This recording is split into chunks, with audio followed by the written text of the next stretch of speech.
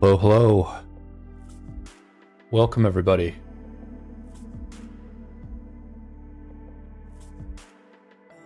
Hope you're all doing well here at 9 UTC. I just woke up. The title of this stream is a little bit clickbaity because I actually got a full night of sleep. But it's a very weird time to be live streaming, and so I'm giving it sort of that insomniac type of vibe. This is the first time I'm really logging into the game today. I haven't used my AP, but I did bring my marches all the way down to this barb keep in Zone 2 because all the ones in Kingsland were taken. But we will kick the stream off, as we often do, with killing a barb keep, getting some free gear, some free materials. I believe we get some gems and maybe like an hour of speed ups, but it's mostly for the materials that we get. We get something like 1 purple when doing this barb keep. And so I'm always a little bit surprised at how few people actually join me for these. Red Dog joined today. Red Dog's a new migrant to the kingdom. Pretty new player. So they came down, but nobody else really joined. All you gotta do is bring 1 march down here and I'll take care of the hard part of clearing all this stuff. And, you know, if you do the barb keep every single time it's available to you over the course of a year, you get about 30 legendary materials. Like if you put in that very diligent grind for an entire year, you get 30 legendary materials. So it's pretty good. It's definitely worth it. If you're someone who spends a lot of time grinding this game, doing the barb keeps whenever it's off cooldown is a very good thing to do. Everybody be sure to throw a like on the video. Or on the stream. I think this is going to be fine doing this at this hour. It is really late here. It's 2 a.m. here in Las Vegas. I do have a neighbor who lives above me now, but they sleep in the other room, and I just don't think they can hear me, quite frankly. I think I'm going to be a little bit aware of not being too loud. But quite frankly, I had very few armaments to open this week, so there's not much chance for a ton of excitement. Although I am gonna transmute a couple of things also. I kind of felt like using a couple transmutation stones yesterday, and then I was like, why don't I just wait till the stream to do it? If I'm gonna do some completely gambly behavior, because I just can't wait any longer, I might as well wait for the stream to do it. So we'll do that. We will play Champions of Olympia later. We'll check in on some KVKs that are happening. And I do have a rant planned that I'm going to do in maybe 15-20 minutes. I'm going to do it early on in the stream because I do feel like people who watch the stream later, this is the kind of content that they would enjoy. It's a little bit too... The rant is a little bit too niche and out there to make into a video, but I feel like the people who watch the live stream tend to be bigger supporters and bigger fans of my content. And so I am going to do a bit of a rant tonight, which is going to be titled Bad Faith Changes Everything.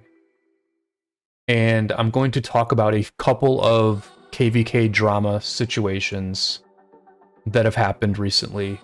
One that you may know about, and one that you probably don't know about. And I'm just going to discuss how bad faith debating played a role in those dramas, and how I think we can learn a bit about the world in general from what happens in Rise of Kingdoms. Because bad faith, engaging in bad faith debates or bad faith tactics during a conversation is a very big issue in the world we live in. And I think if we talk about it in the context of Rise of Kingdoms, which is essentially a non-political or an apolitical situation, I think we can actually explore these issues pretty well and maybe have a bit of a healthy debate, or at least I can give my point of view to a lot of younger people about where I see debate, where I see truth, whether truth is more important than loyalty, whether truth is more important than self-interest, and just where I think we should probably go as a society, even though I have very little hope that we will ever get there. So that's planned as well. We have plenty to do on this live stream. Hopefully we'll get a good chat going. I've never live streamed at this time before. This is basically the dead zone. This is the internet dead zone period right now. 9 UTC. Nobody uploads YouTube videos at this hour. These are the hours when Twitch is the least active. Nobody tweets at these hours. You know, I'm somebody who's always awake at these hours, but Twitter basically dies around this time because like no one wants to tweet because no one is going to read those tweets. So we're in a bit of a dead zone, but hopefully people will show up. Rexo's already in the chat. Rexo, welcome to the stream. Hopefully you're doing well. Thanks for being here. I will share out this stream here in just a moment after we kill this barb keep. I'll share it out to a couple discords, and that will bring a few more people in. But I did want to get this stream in, you know. I try to do a stream every week. I try to do a stream on Friday evenings. But my sleep schedule is just completely messed up right now. So I was asleep when I would normally do a live stream. I went to sleep at 3 in the afternoon and I woke up at around midnight. So that's just where I'm at, you know. I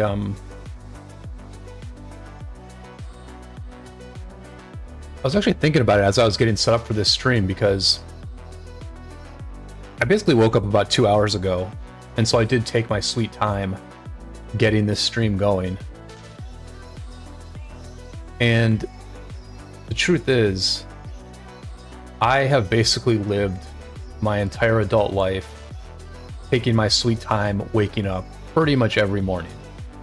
I've not had a real sort of job as an adult. And so I've always just sort of woken up when I wanted to wake up. I've taken as long of a time as I need to get ready, to get started doing work or doing whatever I need to do. And I think that's probably why I don't like, I think that's probably why I don't enjoy war in Rise of Kingdoms quite as much as other people. Because when you're in war, you actually do have to get up and get going really quick, right? You can't just sit around all day and take your sweet time getting online and starting to fight. The longer you wait, the more stuff can happen that's outside of your control. The longer you wait, the less you're helping your team. And so when I'm at war in ROK, I actually do have to be on other people's schedule. I have to be on the schedule of the war. And for me, that's just a little bit out of character, not what I'm used to. I pretty much wake up and very slowly get ready for the day. So that's why we're doing the stream at this hour, basically, is because one, oh, did Red Dog not get rewards here? Oh no, he did. He did. Oh, I guess I did. I guess I killed this thing too quick, and he didn't get rewards because he didn't do enough damage. Oh, my bad.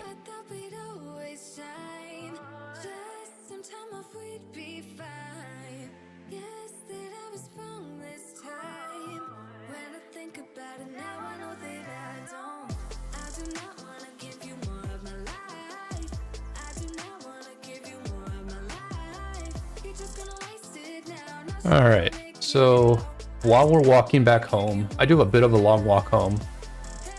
It's like 20 minutes or so. So while we were walking home, let me share this stream out real quick. Wait, is this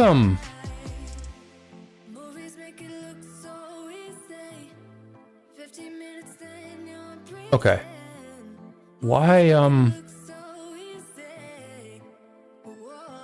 Okay, I'm good. I'm good. I'm good. I'm good. Alright, I'm gonna share this stream out now, and then we're gonna do a very early armament opening on this stream, just because I want to get to some other stuff. All right, so we shared in the official ROK Discord.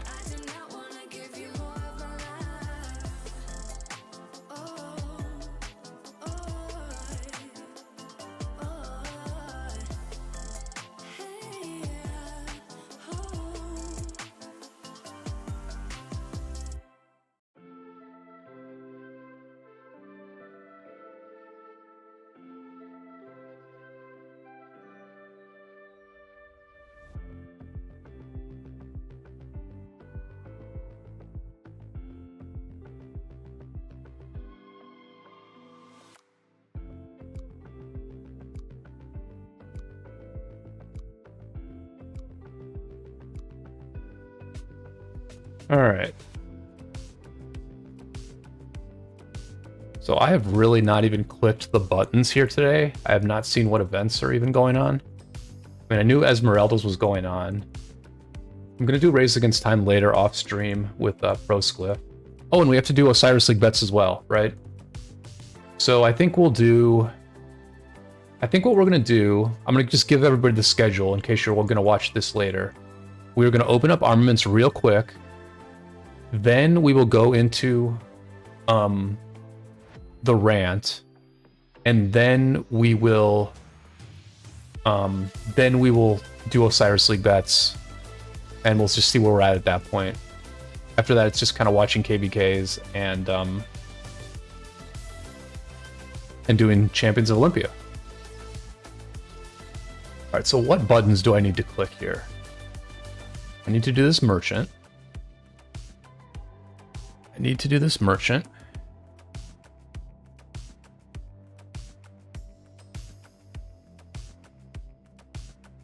Now, this is good though, because I'm streaming at 2 a.m. I'm talking in a pretty loud voice, and I haven't heard my neighbor upstairs stomping around or anything, so I assume they're fast asleep, unaware that I am live streaming on YouTube at 2 in the morning. Does Minamoto always stand this way? I thought he faced the other way.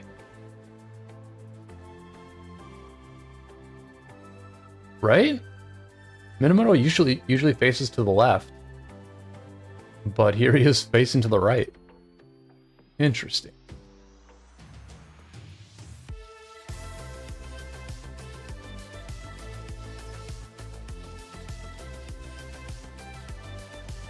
Yesterday when I was doing these dispatch quests, I actually got one of those unskippable quests. This is a pretty good ratio. This is a pretty good ratio of decent armaments here. But yeah, I did get one of those unskippable quests yesterday, and I got a pretty good inscription on it, actually. I'll show it to you in a second.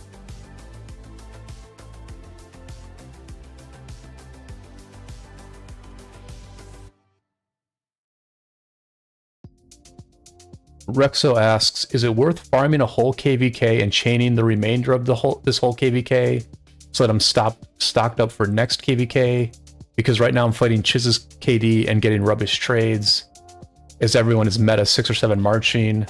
I'm also going to migrate to a better KD as this KD can't hold their weight. You know, Rex, so that's a tough one. Honestly, you're in a pretty intense KVK right now.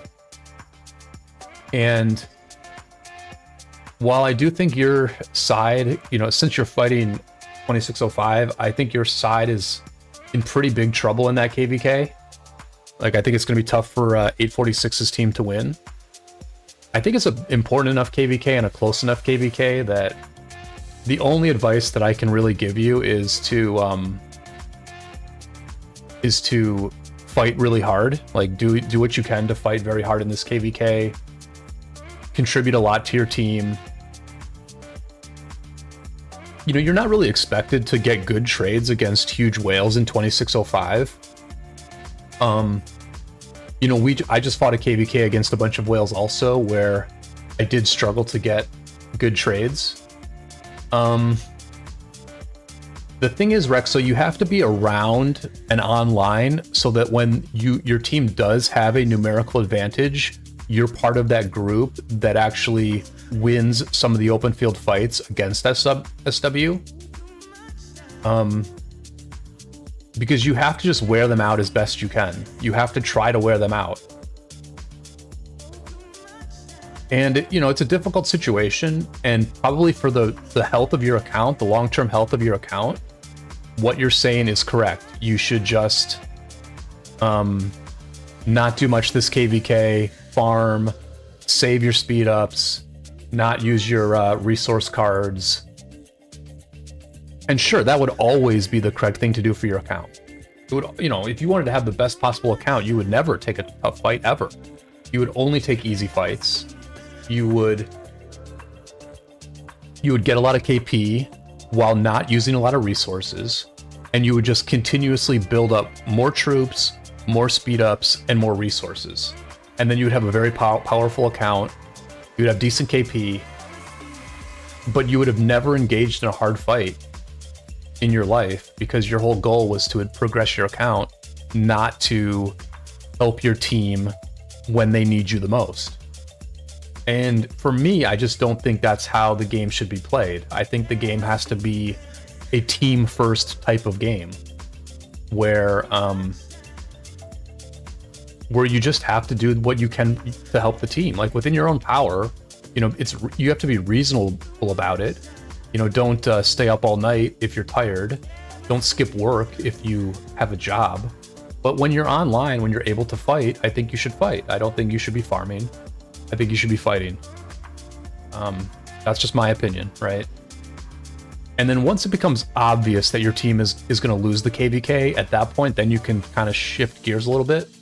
But I don't think it's obvious that your team is going to lose the KVK at this point. And it looks to me like 846 is fighting quite hard still. So I think 846's allies also need to fight quite hard. Zadrobo, welcome to the stream. Glad to have you here. All right, I'm going to open up my armaments real quick.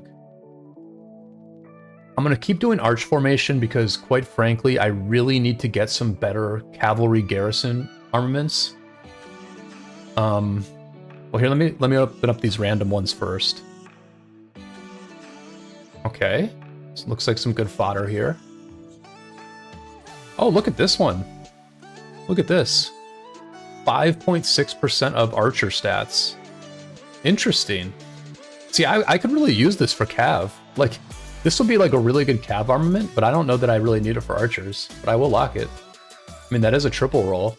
And these are some pretty decent rolls for an epic. No. No. Siege. Oh, this was what I was going to tell you guys. This is what I was going to tell you guys about what I got yesterday. This is what I pulled yesterday.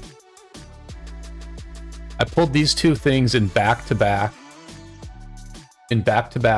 pulls. First I pulled this. This was just on a regular skippable cutscene. And then I got this unskippable cutscene and pulled this, which, I mean, they're both just pure siege. But at least the second one has a nice inscription, the spirited inscription. Which is, I'll show you that one. It is basically... It basically does 5% extra damage when it has over 70% rage. Which I don't have a great... I don't exactly know how to calculate this. And I don't know if this 5% extra damage is going to apply to that first active skill or not. I think that's something that I'm going to have to test. And maybe I should even test it... maybe I should test it tonight, actually. Because I do think I want to re-roll this. But I don't really know exactly how many stats this is worth, right? Like, this 5% extra damage only lasts for maybe, like, 1 or 2 turns. So it's only lasting for maybe, like, I don't know, like, let's say 25% of all turns.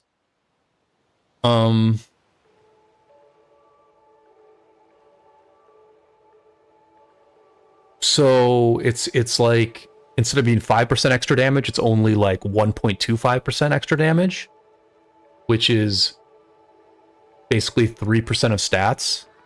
So I mean, a 3% stat armament is okay, but it's not like amazing. I have many armaments that are better than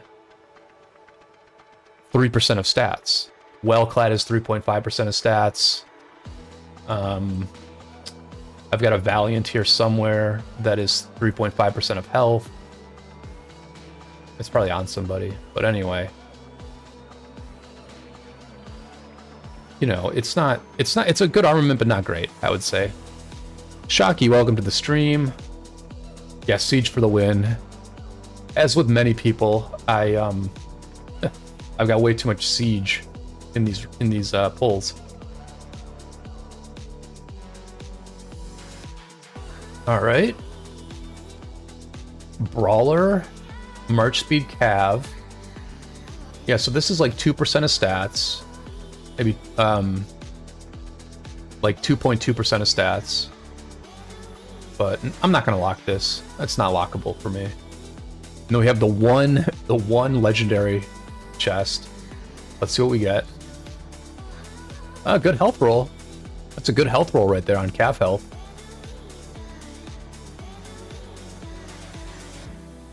Yeah, so let's see, how long do we have to walk back? A few more minutes. All right, let's just do a couple transmutations. And the question is what I do it on. What do I want to roll on? I mean, I know...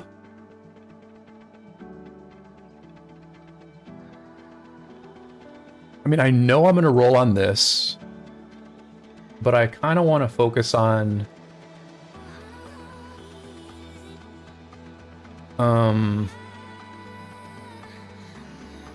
Wait, where's Breaker?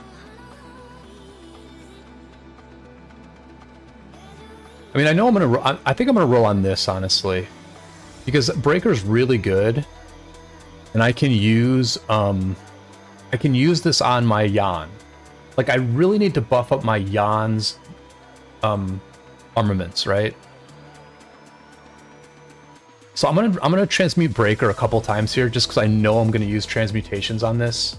I'm locking the Cav attack.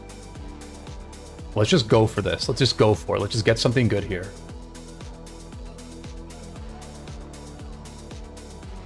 No.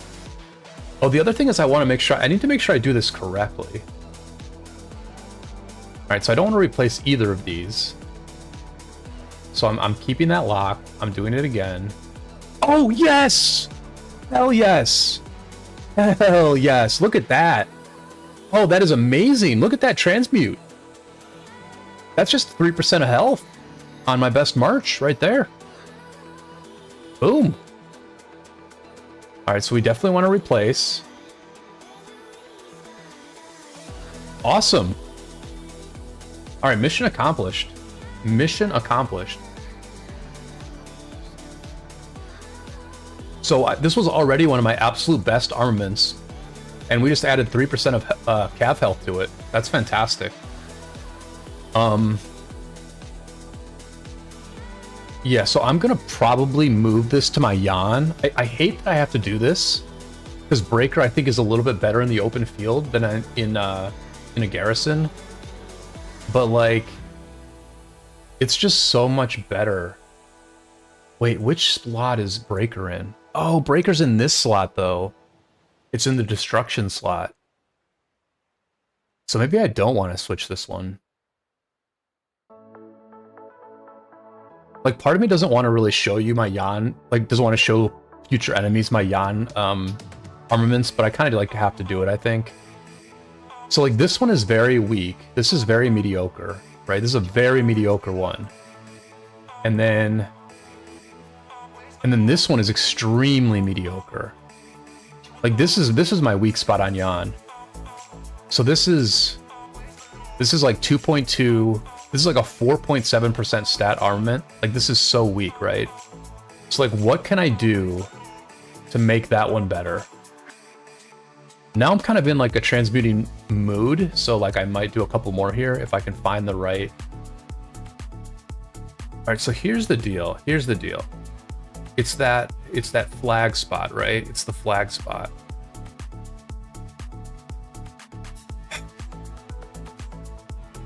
And so here's like a perfect example of where this is literally better than what Yan has. This is 6.3% of stats. But you're kind of zoomed into the top left. Oh, why is that happening?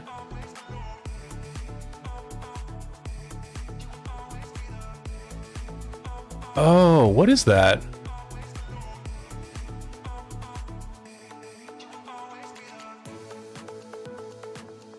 Yeah, why is that happening? Thank you for pointing that out. I have no clue why that's happening. What did I change on my OBS?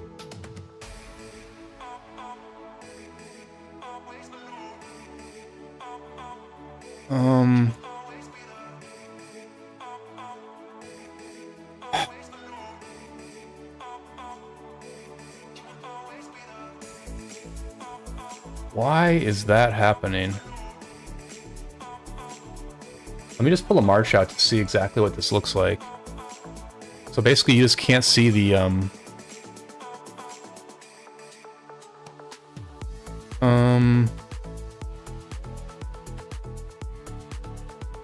okay, I'm figuring it out. It seems that I'm figuring this out a little bit.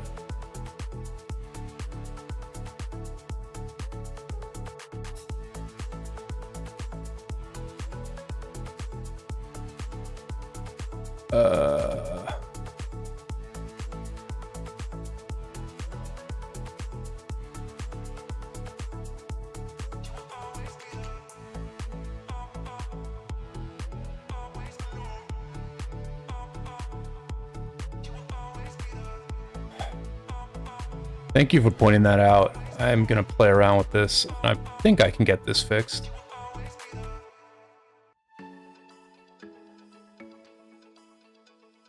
Alright, I have no idea why that happened, but looks like it's fixed. Thank you, Rexo. Appreciate it. Alright, so what I need to do on the armaments is I need to buff up the flag spot somehow. Like, this is already better. Like, I could already put this on Yan, but I just hate to not put this on an open field march since it has the galloping. But there's some other stuff I could roll. And Cohesive basically has to stay on the Nevsky. Like this, I could roll this, right? This is like a perfect example of what I could roll for Yan. And then I have this also, I have two. Yeah, so like this is what I'm actually gonna roll. I'm gonna roll some things without inscriptions. Just because this is sort of obvious, like obvious potential upgrades for Yan.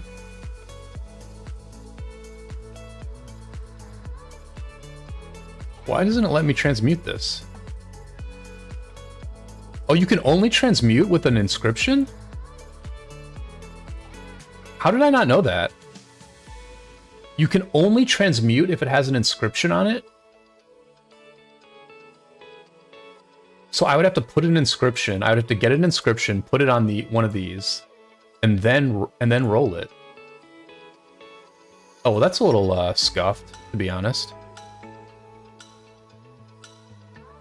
And so here's another example of something I could transmute. Do I want to transmute this?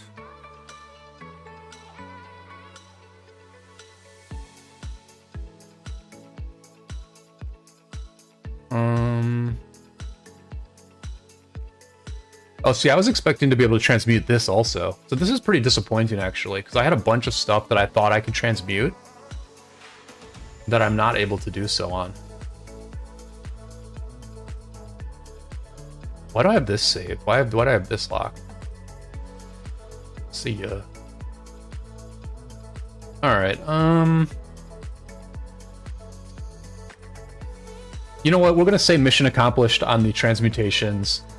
I got my dopamine hit. And, I mean, I already had an amazing armament, and I just made it better. I still have 8 more rolls to try to make this a triple stat. So, yeah, mission accomplished on the armaments. The reason I'm waiting is because, like, honestly, I could get better stuff to roll. Like, I could get a better Yan armament to roll. If I were to do it right now, I guess I would have to roll this well-clad, which is not a bad thing to transmute, but I mean, I might find something better in the next month. I'm just going to go through this real quick because I want to see if I have a Valiant. I could have sworn I had Valiant on something. Could have sworn. Oh, I could roll this. I could roll this once. I'm going to just roll this once.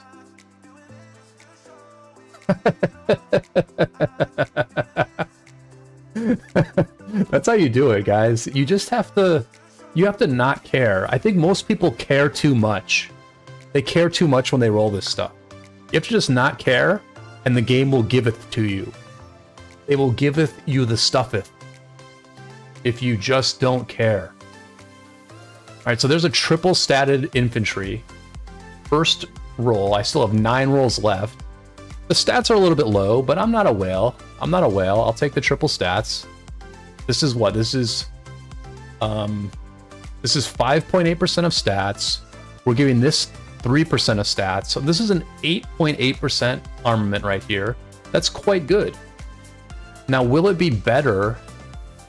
Will it be better than what I currently have on Guan? Well, that's a good question.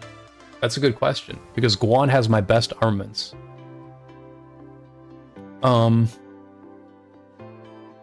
What slot was that? What slot was spirited? Sorry.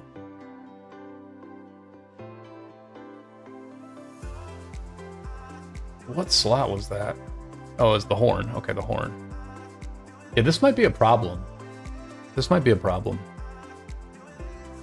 This is the problem, guys. The last time I transmuted something, I transmuted this right here, and it triple statted into infantry already.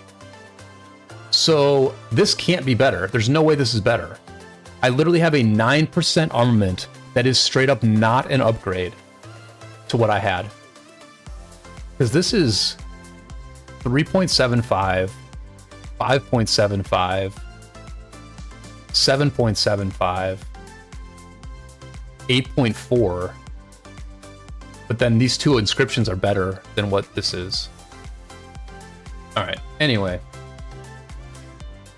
actually, since we're on this subject, I'm just going to go over this subject thoroughly right now, because you know, Chiskel did share some of the armaments for both himself and Yoda on stream the other day, and I thought that was a very interesting reference point for like where everyone is at, because Yoda is obviously at the top level of inscriptions. So this is Yoda's open field archer set, which I'm thinking is going to be good for rallies as well. And this might even be decent for garrison. I'm not seeing anything that's like overtly non-garrison related. I estimated that this was 54% of stats. I estimated that Yoda has 54% of stats on this particular march right here. Very rough estimate, but I think it's in the ballpark of being correct. So again, Yoda has 54% of stats on this particular march. As of now, I have 26.5% of stats on my Yan garrison, and I have 38.5% of stats on my Guan open field. So in an open field fight, Yoda has spent a bunch of money, and he has a 16% advantage in stats versus my Guan. Okay, to me, like, that's fine. Quite frankly, he has a bigger advantage from gear, because he's going to have fully critted iconics, whereas I have no crits on my Guan. And he's also going to get a decent, like, 5 to 10% stat advantage from Crystal Tech. Actually, his Crystal Tech advantage might be about 15% as well. On the other hand, he's going to have a 28% advantage on my Yan. He won't have any advantage gear-wise because I have the optimal set. But he will have a 28% stat advantage on my Yan if he's rallying with archers against my Cav garrison. And I think 28% is a significant advantage, but I don't think it like kills the game, right? I think I could still probably get a good trade if a bunch of other variables like reinforcing were in my favor.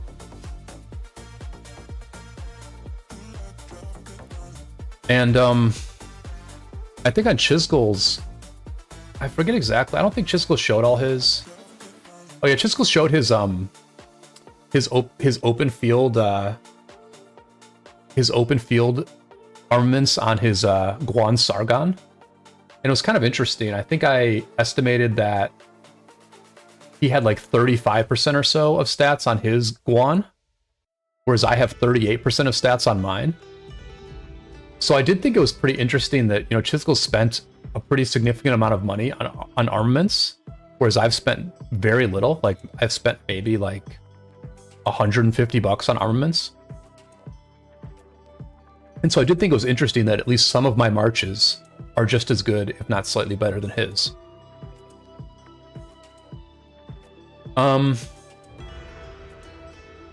But I guess since we're talking about, since I was just talking about Chisgul and his videos, that can lead us into the rant of the day. And the title of the rant is Bad Faith Changes Everything. And so what I want to talk about is I want to talk about some very recent dramas, both in Rise of Kingdoms and in Call of Dragons. And I just think this is an instructive thing for people to think about. I'm probably going to say some things that, well, I'm not gonna set this up or anything. But the first drama that I'm sure you're all very familiar with was the drama in Call of Dragons, where Chisgul's alliance, the Blood Family, they are from the exact same kingdom as the Dragon Family. And these are essentially the two biggest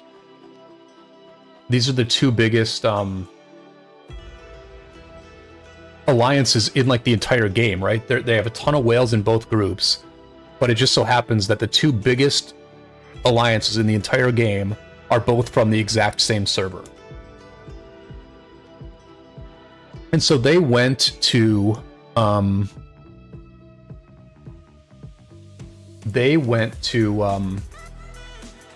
let's see if I can find a good visual for this.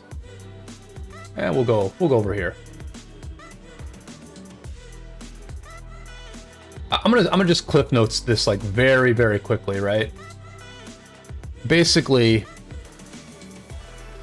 they were dominating the server. Their enemies were sort of confined to this one start zone called Burning Lands. Dragon Family had not gotten any fights at all, and so they asked Blood Family to do a training fight in a different zone. They did that training fight, and as that training fight was happening, this group here in the Burning Lands, they broke out into this other zone.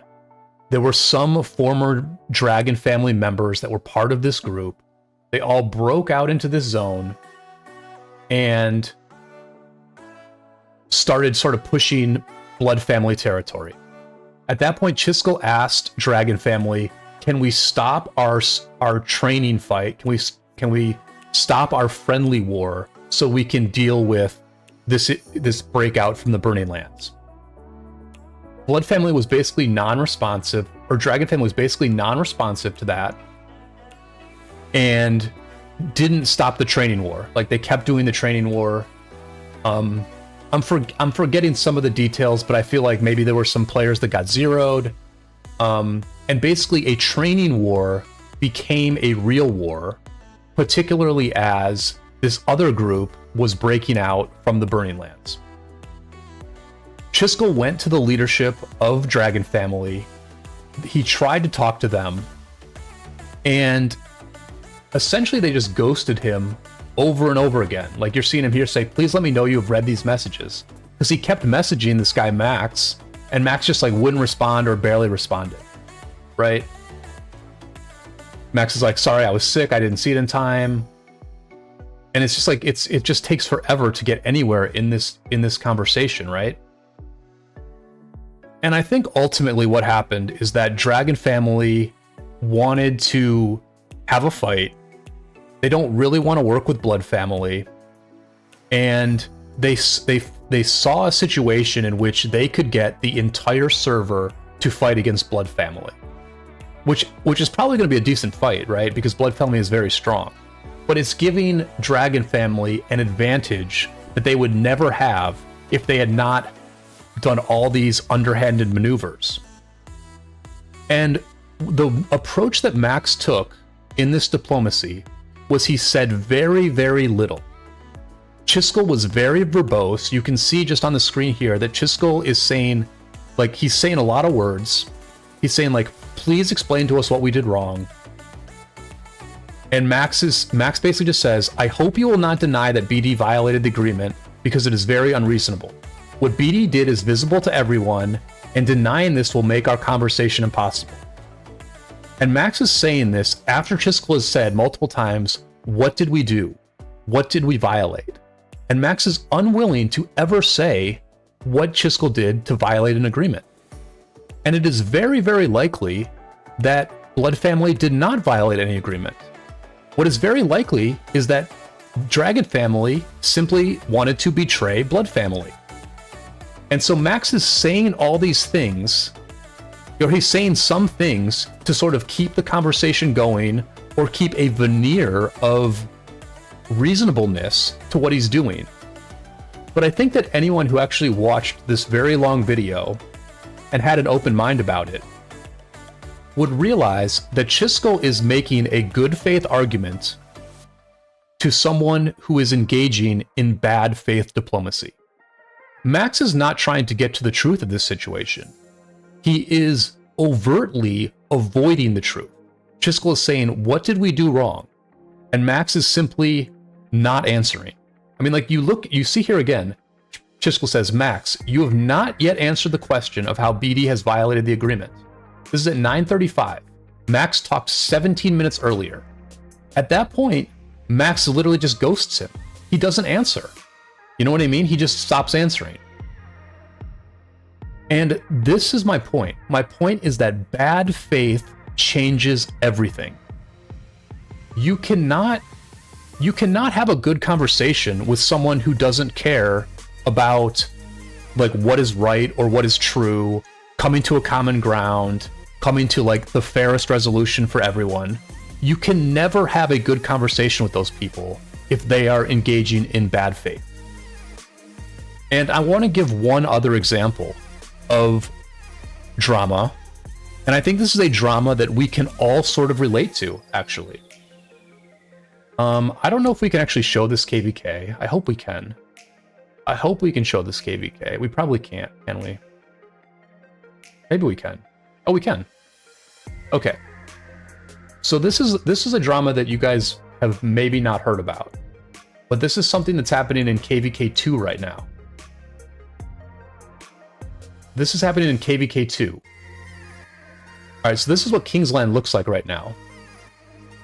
So what do you see here? You see 7 kingdoms sharing Kingsland. You share 7 kingdoms sharing Kingsland. And the one kingdom that is not sharing Kingsland is Kingdom 3102, which does have a YouTuber in it. It's a YouTuber named Young Gooby. I'm going to link to his channel now because I'm not going to be able to tell the entire story here. And he's actually done a quite good job of, you know, sort of documenting everything that's gone on in this drama. But I'm going to give you the very Cliff Note version of what happened here. This was a 3 versus 5 KVK, where the majority of the fighting took place here in Maka. So 3102 was on this 3 side, and they were in Maka. They were fighting a 1 versus 2. 2 more enemies were racing to reach them. They went through Akuri, they went through Sakaka, and they got into Maka via this level 5 pass here, right?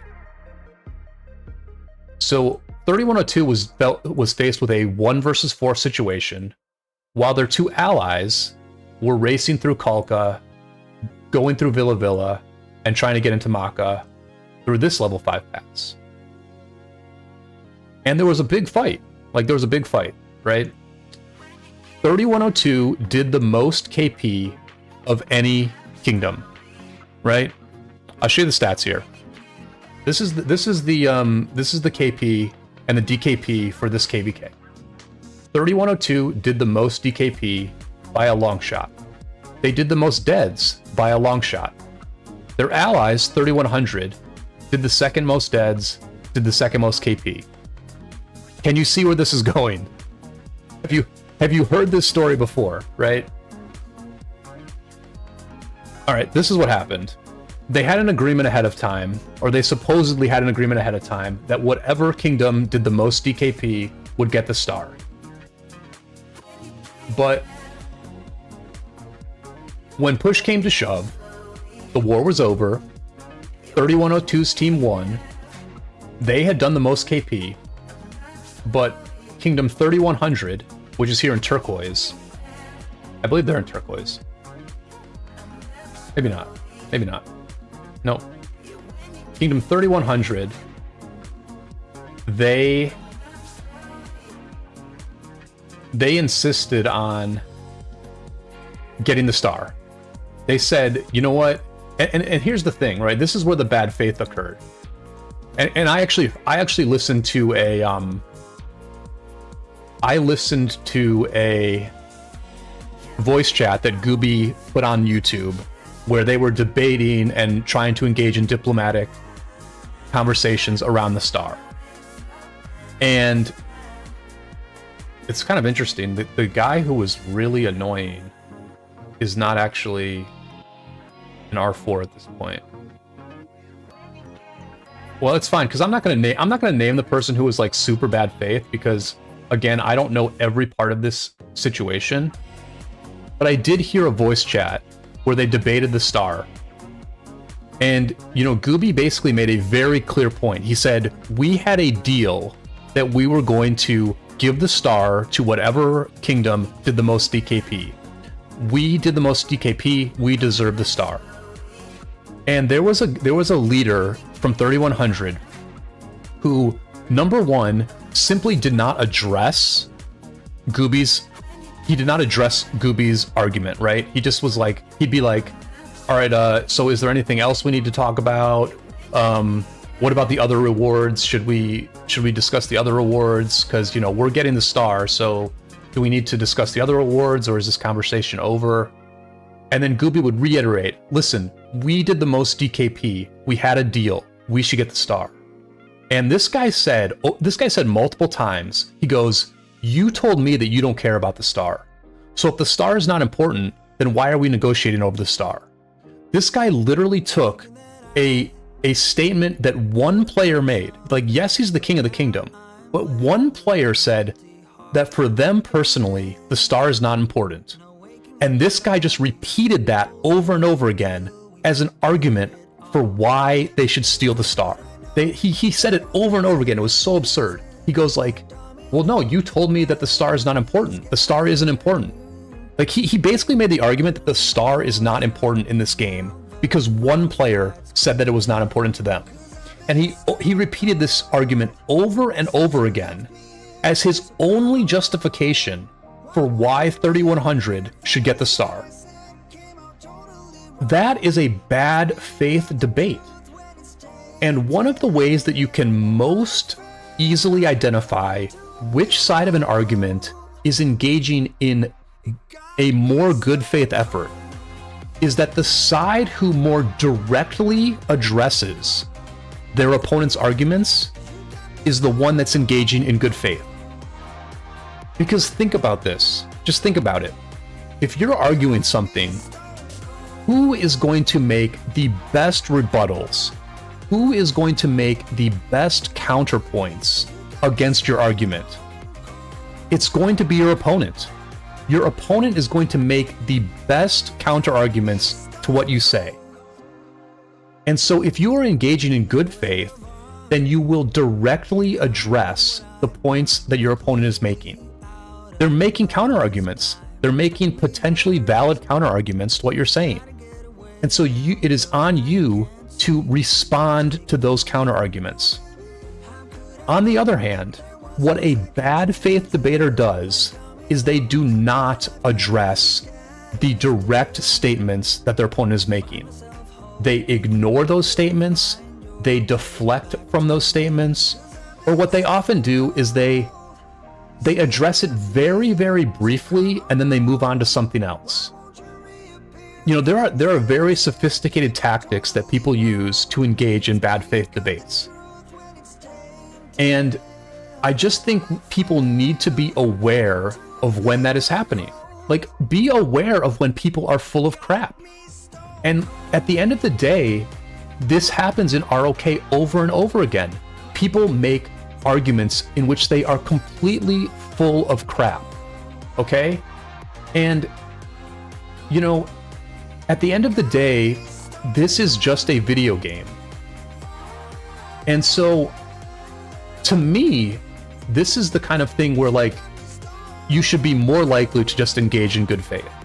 Like, you should be more likely to just be honest in a game than in a situation where, you know, your job is on the line, or, you know, you're trying to close a sale, or, you know, even if you're a politician and it sort of is like a job requirement for you to lie, and it's a job requirement for you to deflect, you know, at least that's like a little bit understandable because you're doing something in your own best interest where, like, it really matters. But, like, in a game like Rise of Kingdoms, I just think it's kind of ridiculous that people would just be completely full of shit when they're trying to argue for their side. And I'm going to be honest, like, I think that probably what happened here is that some of the other kingdoms just really did not like 3102. I think that young Gooby as a YouTuber is like a pretty like brash person, and, you know, probably says a lot of things that piss people off. And my impression listening to that voice chat was that literally like 3100 just did not like 3102, and so they just did not want to give the star to 3102. And it's I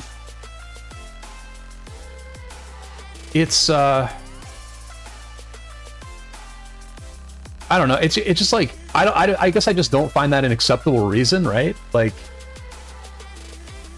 I think people who tell the truth all the time can be very annoying. I think I'm like one of those truth-telling type of people, because, you know, essentially what you have in society is you have a situation where a lot of people think loyalty is more important than truth. Dad Go Where, welcome to the stream. So I think a lot of people think that this is the case, right? That loyalty is more important than truth, and that self-interest is more important than truth. And so I think in a situation like this King's Land here, the leaders of 3100, they like the people in their own kingdom, they dislike their allies, and so to them it probably seems like a natural thing to support the interests of their friends rather than support the interests of these people who really annoy them.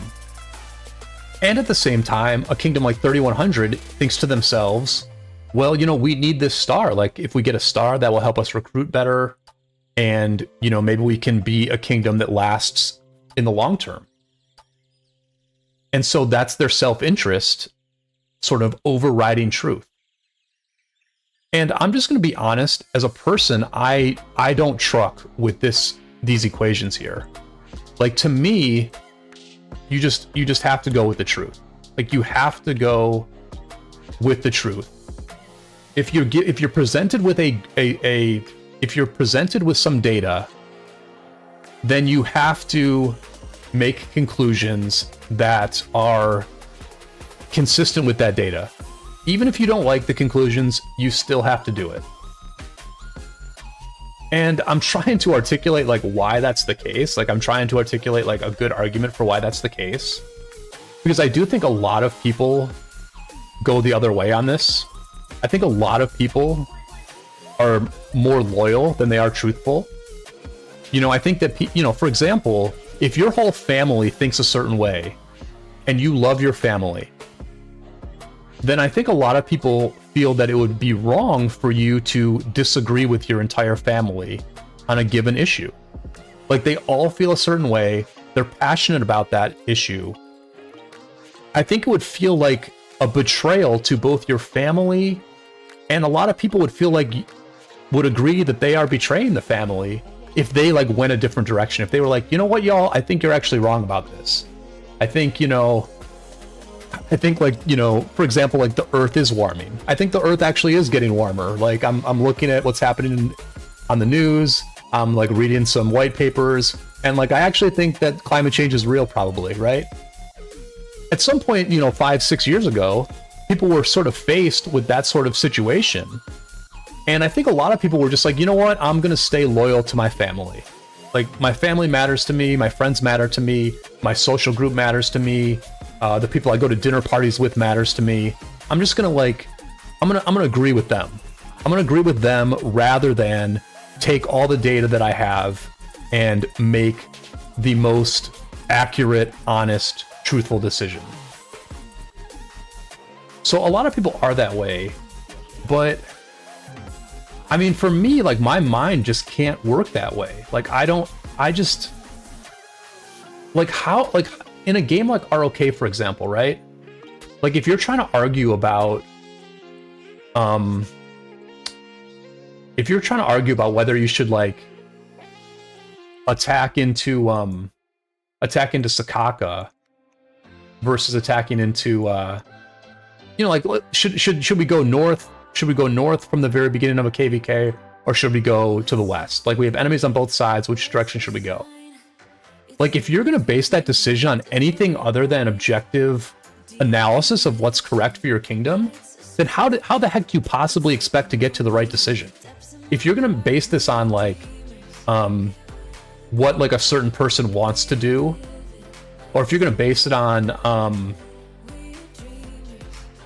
You know, like let's say the majority of your kingdom wants like an easy fight right off the bat. And they're just like they're just like in the mood to have an easy fight where they get a bunch of KP. But you know that for you guys to win this KVK, you have to take on your tough opponent right from the start. If you're just gonna go by what your kingdom wants, and you're gonna like make a decision because you want like the vibes to be better, or like you emotionally want everyone to feel better about things, then you're just gonna make the wrong decision. But if you assess everything and have an honest conversation with the other leaders about what the right thing to do is, and if you are making, and if you have agreed upon metrics for what matters, then guess what? You can have a good conversation, you can deal with complex issues, and you can come to the correct outcome.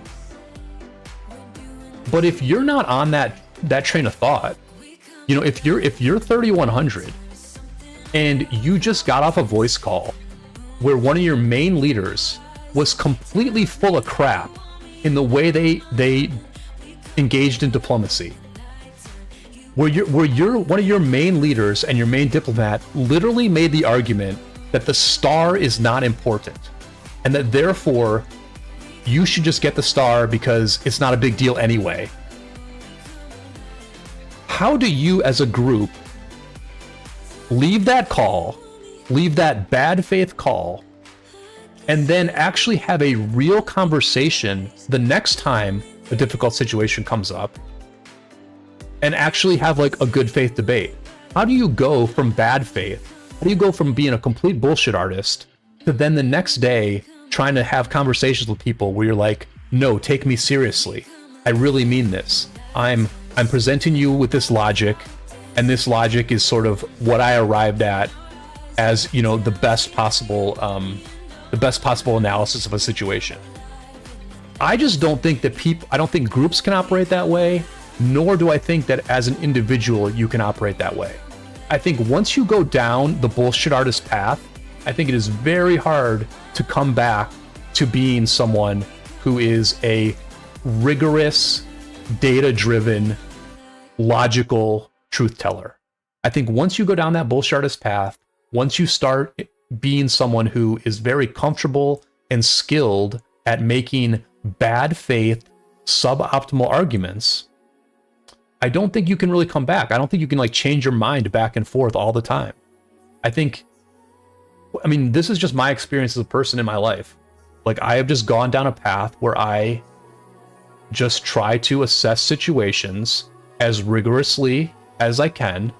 And then once I develop an opinion about something, I share that opinion with others, whether it makes me look good or not, whether it helps my cause or not. I'm going to share what I think is the correct opinion. And so I've done that my whole life. And so my brain has been trained to think in that way. And quite frankly, I think that makes me a better leader in ROK. I think that's one of the things that makes me a good leader in ROK, is that I'm actually an analytical person who can take emotions out of situations and make good analytical decisions. Now, am I a bit robotic? Yes, I'm a bit robotic. Because I'm valuing truth over loyalty, some people will think that I'm an asshole. Some people will think that I sometimes, sabotage our own interests as a group because I decide to tell the truth rather than keep my mouth shut. I mean, certainly you can always keep your mouth shut. Like, you don't have to tell the truth all the time. You can just shut the hell up. But, I just think at the end of the day, for our society to progress in a positive way, we have to have good conversations with one another. We have to have good conversations about complex topics, difficult topics. And if we have enough good conversations, then some people's minds will slowly change, and we will start thinking about things in a better way. I mean, at the end of the day, we are all wrong about certain things. And if we have a good faith conversation with someone who is in the right, then we might change our mind. Like, at the end of the day, if you get enough information about something and you actually think about it and you're like, okay, you know, as I'm processing all this new information I got, maybe I do think differently about this subject. Like, that can happen, right? That can happen. And we only move forward by having those good conversations. And for me, at the end of the day,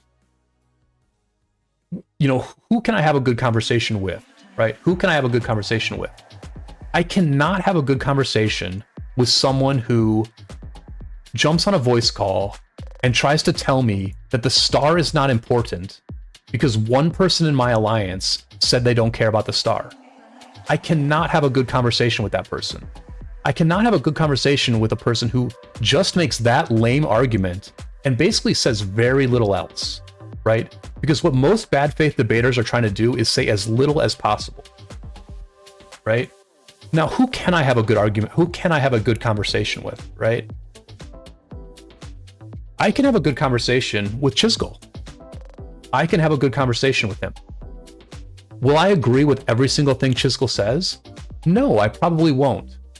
But Chisgul is fully fleshing out his arguments. He literally wrote like a Google Doc where he summarized all his thoughts, you know, about all the things that are going on. And so Chisgul is fully sharing everything he thinks, right? And he is operating on a level where he is basically saying, we can have a long conversation about something, we can cover all of the relevant points, and then given that long conversation, we can sort of arrive at a better outcome. Now, I may not agree with Chisgul in all situations, but what he has done is he has set a precedent for the kind of debate that he is willing to have. He has set a precedent for the level of thoroughness that is going to be needed to flesh out these issues. And so when I get into let's say I disagree with Chisgul about something, he cannot sort of like with a straight face all of a sudden shut down and not have a thorough debate about something.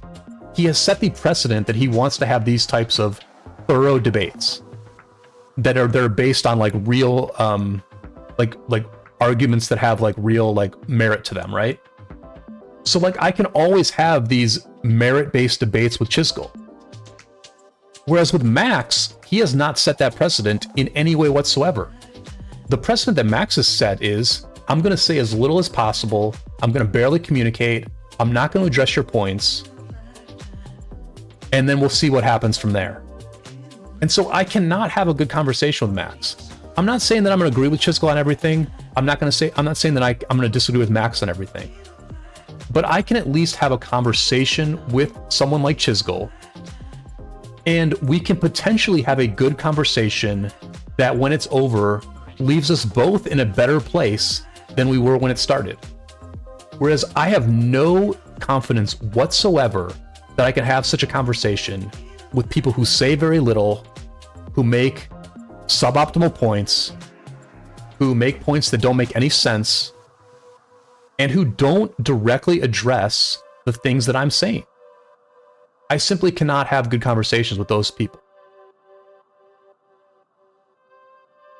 And yeah, that's what I think about that issue, you know? That's what I think about that issue. Madmania, welcome to the stream. Juan, welcome to the stream. I did not look to see how many oh, nice. We have a lot of people watching. I'm glad people kind of hung in with me there for that rant. I'm curious what other people have to say about this issue. I mean, I just think like ROK is like a really good platform to explore these issues because it's like, it's just a game, right? It's just a game, but these things play out. Like these things just play out all the time. And I just think as people, we have to be aware of this because this is where our world is right now. Like I would argue that our world used to be a bit more truthful than it is now, right? Like I feel like when, you know, Tom Brokaw and Peter Jennings were doing the nightly news, that there was some degree of commitment to the truth. I think that when I was in school, the kids that I discussed books with in English class were raised in an environment where, like, it wasn't all about being right. It was about, like, actually exploring issues and debating and having different opinions and, like, going back and forth and, like, learning from each other because we're, like, we disagree about certain things, or, like, our families taught us different things, and so then we have these debates where, like, we kind of flesh these issues out. Like, I grew up at a time where I think it wasn't so acceptable to engage in bad faith, self-interested debates all the time. I think I grew up at a time when it was less acceptable to lie in public. And, you know, I don't know if I'm like a dying breed. I hope I'm not. I know there's a lot of people out there who are like me. I think a complicated intelligence-based game like Rise of Kingdoms does attract, you know, straight shooters to a certain extent. But this game also rewards the same bad faith actions that we see in the real world. I mean, listen, you get rewarded for being a liar in our world today. Like, you can lie about all sorts of different things. You know, you can lie about your resume, you can lie as a salesperson, you can lie to someone you're dating, you can lie to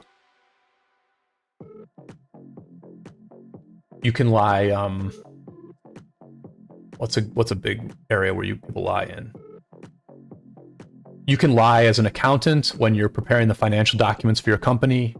You can lie as a CEO when you're doing the quarterly shareholder meeting for your company, and you want to, like, pump up your stock price. Lying pays off all over the place in this world, right? But at the end of the day, like, who do you want to spend your time with? You know what I mean? Like, do you want to spend your time with a bullshit artist where you're, like, never quite sure what you are, like, what your relationship is based on, right? Like you could have two people in a relationship, in, like, a romantic relationship, and if they're both, like, a little bit full of shit, like, they're always like, oh, I love you so much, you're the best, you look amazing, you look beautiful tonight, yada yada yada, and, like, they don't tell each other what the real issues are, what the real problems are. They always have this, like, surface level bullshit going on. Then, like, how do they ever find, like, a common ground in a tough situation, right? Or if you have a friend who, like, you can't say everything to, who you have to sort of, like, be, like, nicer to them than, like, you want to be, or you have to be like, more upbeat with them than you want to be, then, like, why would you want to be friends with that person versus someone who you can just be yourself with, right? At the end of the day, we just want to be ourselves. And I think, you know, honesty and good faith is the way to not only be yourself, but let others around you also be themselves. So, like, yes, you know, lying does get you far in the world, but I feel like as far as your actual relationships and, like, who you're actually spend time with, I think honesty is the best thing in those situations.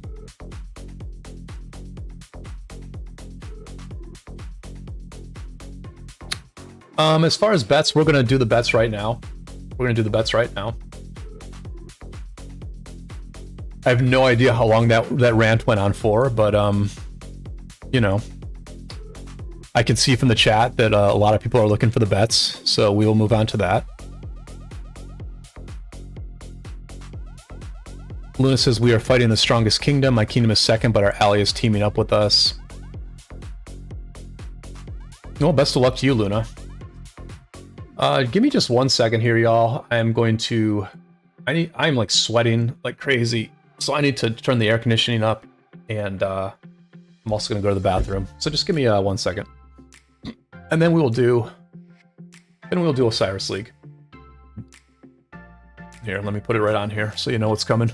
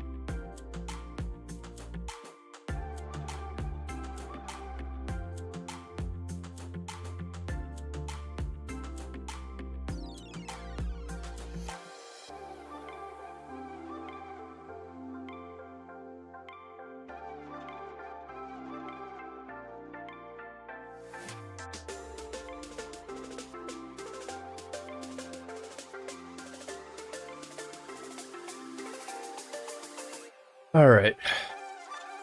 I'm also gonna just share Chiskel's video since I did show it on my screen. I do want to. I'm just gonna link to the video itself so that you know. So that I'm just being fair to everyone whose content I used as part of my own.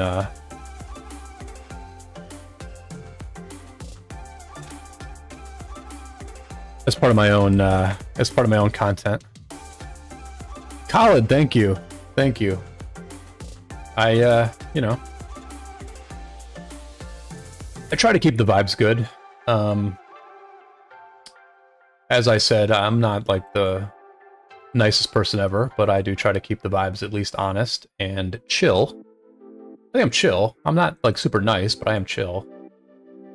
So look, y'all, as far as Osiris League goes, it's getting tough. Right, it is getting tough. It is getting very, very tough. And I'm gonna fire all my Oryx just because. Actually, here's what I'm gonna do. I am going to.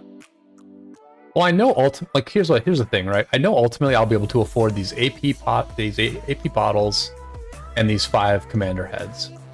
And if disaster strikes and I somehow can't buy out the freaking gold keys or something like that, then who freaking cares, man? Who cares? Apple Scrud, my first KVK finished this reset. We won and grabbed the Zig. Well, congratulations on that. Luna says if you want to search up 3132, that's my kingdom. Let's see who you're going against. I did hear some rumors about 3159 being like a really big kingdom, so I'm guessing that's not who you're fighting, but yeah, oh, that's cool, man. That's cool. Yeah, and by the way, that KVK2 that I was talking about, that was like a big KVK2, right? Those are like Imperium level kingdoms in you know, in that in the sort of non-SOC area, right? Like the kingdom I was talking about that sort of operated in bad faith is like an Imperium kingdom, right? So yeah, anyway. All right, so the bets are kind of tough at this point. They're pretty tough. Okay, so 17-18 versus 1v. I mean, we can make a small underdog bet on 17-18. I think that's fine. I think that's totally fine to bet small on 17-18. Like bet like 5% on 17-18. We're just gonna do this roughly for now, right? We're just doing it roughly for now. Oops. JST against 1188. Now, I heard from some random commenter on one of my videos that some of 1V's players had gone to 1188. So, and I'm not sure how good, I don't know if it was like the leaders of 1V, but like, I'm operating totally in the realm of rumors at this point, but I have just sort of heard that some good players / maybe leaders did leave 1V, and I think maybe they went to 188. I'm really not sure. I'm honestly not sure. But again, I think we can maybe make a small bet on 1188 here. I mean, 1188 and 1718 are basically like two up-and-coming Korean teams.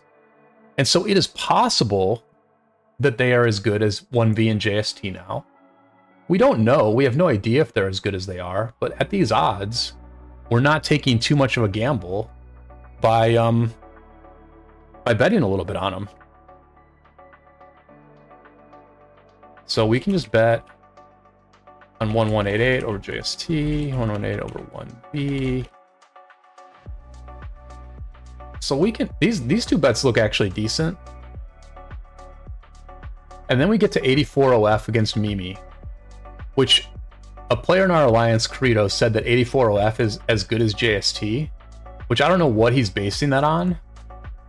But if we look at 84 OF, they had a very nice win against 1158. like a very, very solid win against 1158. And Mimi, I don't think Mimi has been an especially good Osiris League team in the past. These teams are both in KVK right now. I think Mimi is more worn down mentally than 84OF. I think 84OF had a pretty easy fight yesterday from what I saw. So I think we can once again place a pretty decent sized bet on 84OF here to beat Mimi. I'm gonna bet 15%. This is rough. We might change these numbers later, right? If you want to just see the quick and dirty of this, then wait for my video a bit later. But for now, we're gonna bet 15% on 84OF. And then 93T against 93P, I mean, I just can't. I don't know how to bet this one. I mean, the one thing I would look at here is that 93P beat INSL by the same margin that JST beat 93T. Maybe I can't draw anything from that. Anyway, INSL was like not that far away. If INSL had cast their warp skill correctly, this match might have gone differently because they might have captured 93P's obelisk.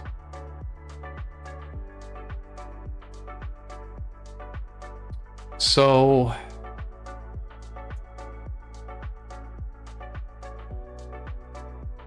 I mean, I might put a small bet on 93T here, like a nice safe type bet on 93T over 93P. I don't know about this one. I mean, everyone says that 93T is the best team in 1093, but at this point, all bets are off, and I'm sure both of these teams are gonna take this match very seriously, right? Because we're playing for the skins at this point. Like, if you win, you get the castle skin, and the castle skin has like a training boost, which is just like freaking amazing. So I'm a little bit nervous about betting on the favorite here, but these odds seem kind of like reasonable, basically. All right, so yeah, I'm realizing now that there's like a bunch of bets that I wish I had researched a bit more. Okay, so the rumor I heard is that Evil Empire is former players from Boobs and from some other group, and I cannot remember what other group that they're from. This is like this group is like a merger of. It's like a merger of Boobs and some other team. And last week they beat the former Osiris League champions GV77. So I mean, the secret's out on one EE8. But the question is, can they beat SV68, which has a lot of former TR players on the roster? I mean, if we look at these scores, right? Evil Empire beat GV77, whereas SV68 barely beat WA49. So I kind of lean Evil Empire here. I'm gonna I want to just look at this kingdom real quick and see if I can just like get a feel for like where these players were from. It is kind of interesting what's happening in ROK right now, where like the Imperium kingdoms are breaking up, like the former Imperiums, like Boobs, which I forget exactly what kingdom they were. Were they 1008 or something? Anyway, those big Imperiums, like those legacy Imperiums, are breaking up, but the players from those kingdoms are, you know, they're still playing. They're just like forming new groups in smaller kingdoms, which I think is pretty interesting. Like, I think we're getting some different configurations of groups at this point, and it'll be interesting to see how those groups play out. There's no way I'm going to be able to tell what group this is, but because I never really knew anything about Boobs in the first place, so I'm not going to recognize any of these names.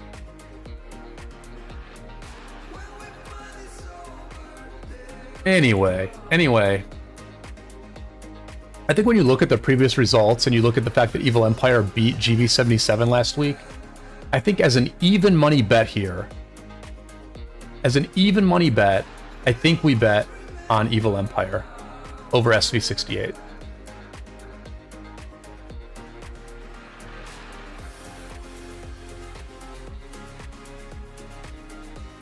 So I said these bets were hard, but I'm betting on every single match apparently. AO77 versus CN21. I just don't know anything about this match. I don't really know where the edge is here, so I'm gonna pass on this one. 60 GT is almost certainly going to beat K244, and this is a safe haven. This bet is going to be a safe haven for any remaining Oryx we have.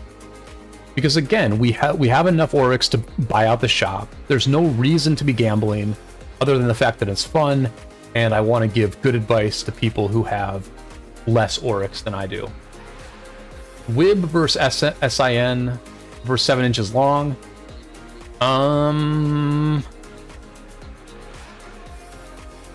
So Wib beat 60MX last week. It was a very nice win for Wib. But Wib is even more worn down this week after like basically a week straight of fighting, right? They've been fighting for a week straight. So as a huge underdog, I think it is fine to put a small bet on SIN 7.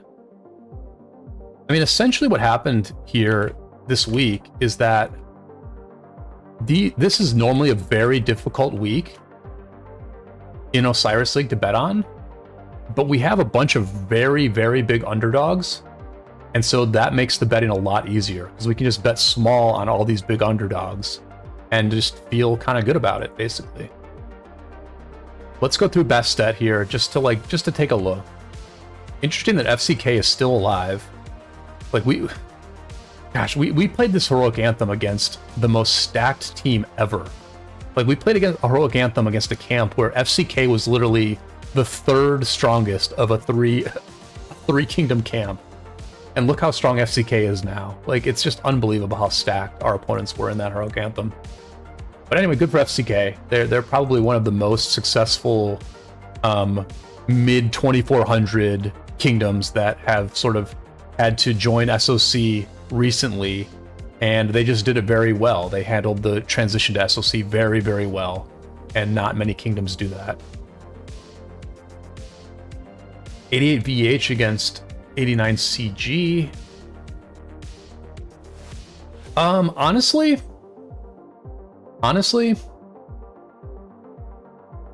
so they lost to FCK in pool play. They barely beat DVL. I guess it's a little bit hard to bet on 88 VH here, but they're such a huge underdog that maybe you just bet on them anyway. I don't know. Maybe we'll bet this one. 89 VC, which is Fuzz team, against 89N. Now see, I heard that 89N was a very good team. Hopper, welcome to the stream.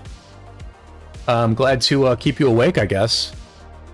Watching my stream is not gonna, may or may not help you fall asleep, but we're glad to have you here.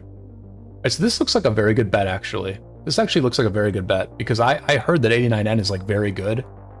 I'm not sure if this is the team that the Blackjack players joined or what, but I just heard through the grapevine that 89N was quite good.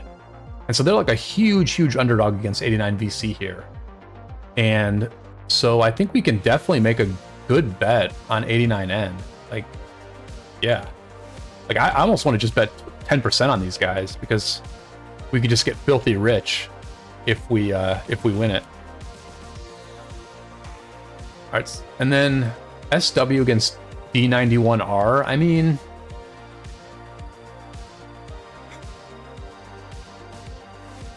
D91R doesn't look that impressive. Like their past results don't look that impressive. Their 1 star does not look that impressive. Their power is not anything special.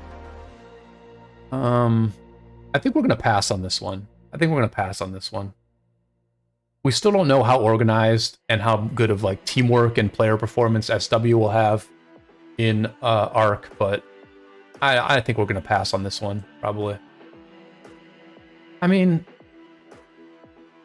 I don't know, maybe this is like a 200 IQ bet on D91R, in the sense that we really have no idea where SW is at. Like, we have no clue if they're like a team that's like, you know, can compete with Fuzz team, or if they're just going to be like less organized than that. We have no idea, right? We have no clue. So in that sense, we could put a bet on D91R, actually.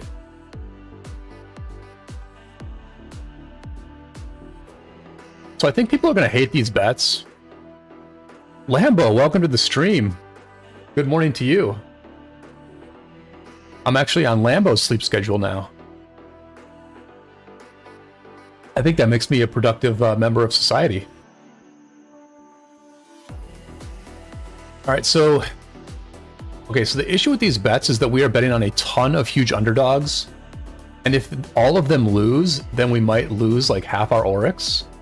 How much have we put in so far? 10%, 25%, 35%, 50%, 55%, 65%, 70%.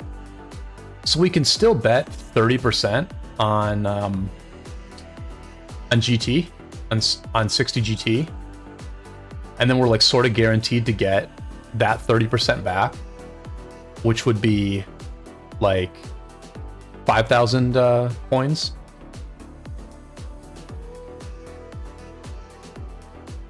Luna says, I need your stream to keep up for the fight. The pass opens 10 p.m. my time.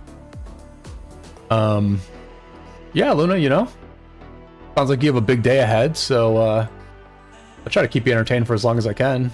Keep you in that Rise of Kingdoms mood. Lambo says, SW has had no hard matches yet. If they get a hard match, it'll be interesting. Otherwise, they have a clear path to the final where either of the 2489 teams can beat them. Yeah, has SW... I've not seen an SW match yet either. They may have been streamed, but I have not watched any of their matches yet. Alright, Rexo. Good luck. Enjoy those bad trades. Sorry I gave you annoying advice to just keep getting the bad trades, but that is my advice.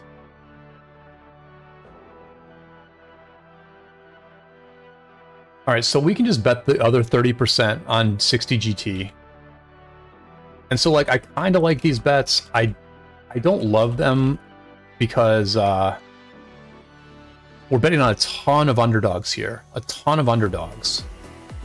And it's always possible that none of them will hit. But I think I like these bets. I think ultimately these are good bets, right? I think these are good bets, actually.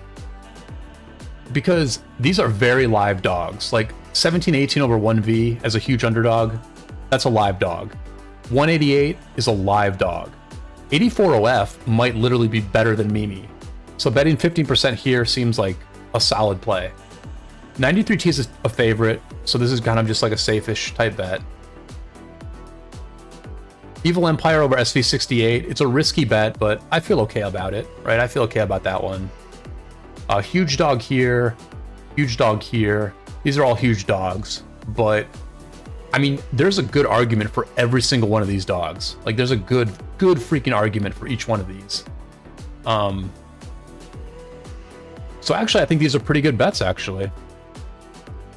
Rexo says, your inspirational speech gave me the motivation to go back in. And so that's interesting. I gave two motivational speeches. One, I gave a motivational speech about being an honest, good faith debater and diplomat in Rise of Kingdoms. It's entirely possible that no one will listen to me on that one. But at least Rexo listened to me on doing what you can for your kingdom, taking the tough fights, and just being that that valuable contributor who is willing to fight when things are looking rough. Because those are Rexo, you are being the most valuable type of player in your kingdom. the most valuable type of player are the ones who take the tough fights and who participate in the tough fights. Those are literally the most valuable players in your kingdom. Because anybody can take the easy ones, but it takes a special breed to take the tough ones.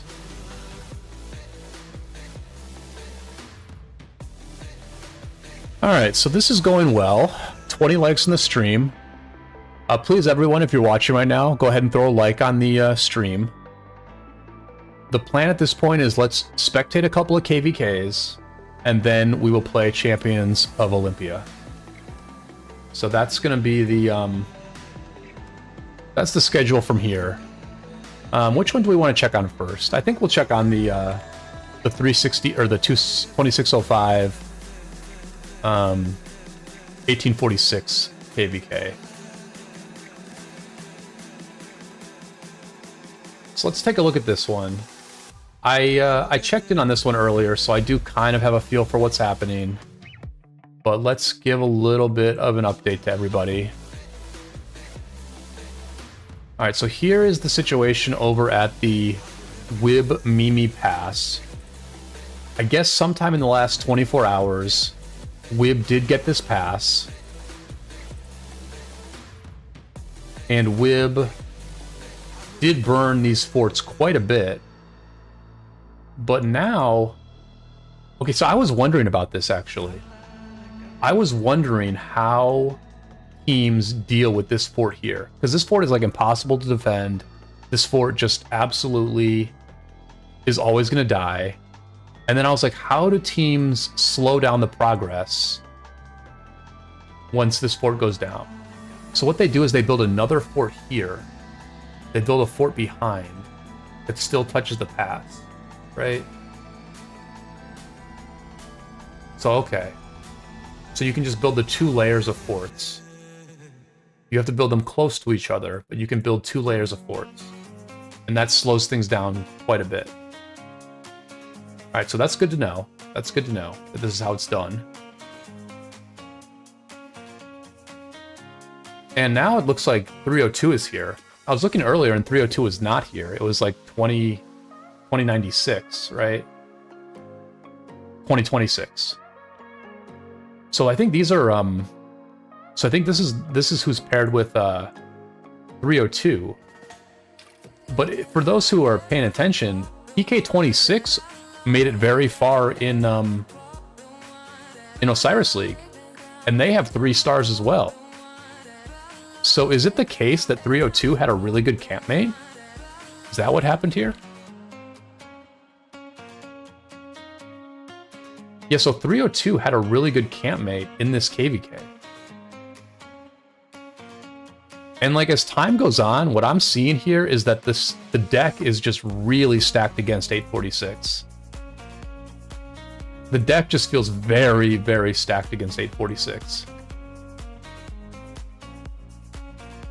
And clearly they do not have 24-hour dominance against Mimi. Because right now, Mimi has the open field. I mean, I think we can say that Mimi has the open field. Because if 846 had the open field, or if the open field was up for debate, then they would not be double rallying right now. There would be like a fight. There would be a fight. Wib would be, interrupting these rallies. They would be sort of like attacking one of the 2 sides and sort of disrupting all their reinforcements. And so because that isn't happening, I think we can say that for some hours of the day, the Mimi side is stronger, right? They're at least open field stronger. So that's interesting, and that's going to slow down how quickly 846 gets into this zone. And this is a little bit reminiscent of the 2100 1228 KVK, where it did take 2100 a bit of time to get through this pass. And what ultimately happened is that, yes, 2100 and 1694 invaded this zone, but they did not get all the way to the Kingsland passes. And so 1228, even though this zone was breached, 1228 kept these passes into Kingsland. And I don't know if that's going to happen here, but I would say so far, this pass battle has gone very well for Mimi. Very well. Basic Films, welcome to the stream. I appreciate all the support on my videos. Thanks for all the nice comments. Signor Don, welcome to the stream. Rolf, welcome to the stream. Rolf, we will be doing Olympia a little bit later if you want to partake. But yeah, I think this has gone really well for Mimi because a lot of times when I've been watching, it's been a single rally on the pass. Sometimes it's a double rally. Sometimes it's a single rally. But I'm guessing that in general, the trades have been good enough for Mimi's side with their Jan Flavius garrison. I have not seen reports, so I really don't know how these reports have been going. But I think Mimi is doing a pretty good job overall of wearing down 846, which is exactly what they need to do. Because at the end of the day, John, welcome to the stream. Glad to have you here. Because at the end of the day, 846 is being worn down right now, and there is a sleeping giant on the other side. You know, however organized... Oh, interesting. So they're back at the pass. So SW got pushed back to the pass at this hour. So this is really interesting, right? This is very interesting. Because we don't know what kind of time zone coverage SW have. We have to assume that they're probably mostly an English-speaking alliance. And so at these Asian times, at least at this moment, they have been pushed back. Although part of what's pushing them back is 846, right? So 846 is building a fort here. Okay, so this is pretty big, right? So they're trying to build a fort here. 846 is trying to build a fort right freaking now. And they're trying to build two forts, actually. They need to fill this one up. But this one, basically this one doesn't, there's no rush to build this one because as long as this one gets built, then SW cannot attack this other fort. But SW can attack this fort. Like, they can attack this fort right freaking now if they're able to get through this pass. Rexo says 846 is carrying us. We always getting pushed by SW when 1846 aren't with us. Yeah, I mean, SW is a bunch of big boys, man. They're a big freaking alliance. They got a bunch of really big whales here. And you just cannot underestimate, you know, the power of having a bunch of big whales. Like, especially in the open field. But this is a pretty big... I think what we're witnessing right now is actually a pretty big moment. Because 846 is trying to get a fort down here. I think there was an SJ32 fort that was burnt down. This fort's going to go very soon. And I'm not sure exactly what the plan is when this fort goes down. I don't see another plan here. So I'm not super familiar with this map, even though I made a video about this map. I don't know if they can build a back fort here anywhere. And I'm not going to spend all my time figuring that out. But this is the first 846 fort that's been on the front line here, if I'm not mistaken. I could be wrong. But anyway, they need to keep... They basically need to keep open field control for the next 2 hours for this fort to be finished, right? Because as soon as SW gets open field control, then they can not only rally this, but this is a very difficult fort to reinforce, right? So if SW has open field, their open field can push all the way up here, and they can essentially block all the rains to this fort. So this is a pure open field war that we are looking at right now between SW and 1846 plus SJ32. This is a pure open field war. If SW can muster enough forces, and you can see that they are kind of mobilizing. I'm going to be honest, I looked at the R4s of SW a couple hours ago, and Yoda was not an R4 a couple hours ago. So Yoda has either logged on in the last hour, or he has been promoted in the last hour. And I mean, one thing I noticed earlier, it's a little bit different with Yoda in the R4 list, but one thing I noticed is I was like looking at the SW R4s. Sorry. I was looking at their R4s and I was like, I don't really know who most of these people are, right? Like, I know Crix has been around for a long time. I think Fatty got some good compliments from G's in terms of his leadership in 254. And maybe these are some very like old school SW members, but these are for the most part not names that I recognize. And let's go through their kill points a little bit. Dead's like a sort of familiar name, but again, like 16 million deads here. Like only 16 million deads. Good KP, but only 16 million deads. 15 million deads on Leroy. Real good stats on Shumi.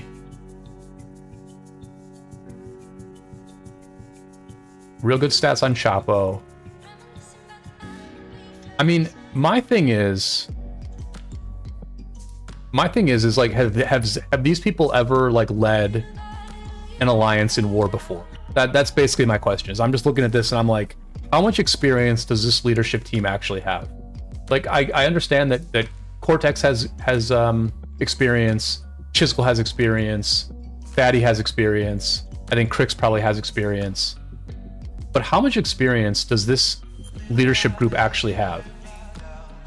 Because at the end of the day, they are mainly fighting against kingdoms that have been through this many, many times, right? Like 846 has been through this many, many times. 960 has been through this many, many times. 1093 has been through this many, many times. Like if you look at the R4 list of like WIB or something, or BID at this point, you're going to see a bunch of people who have been leaders in tough wars many, many times.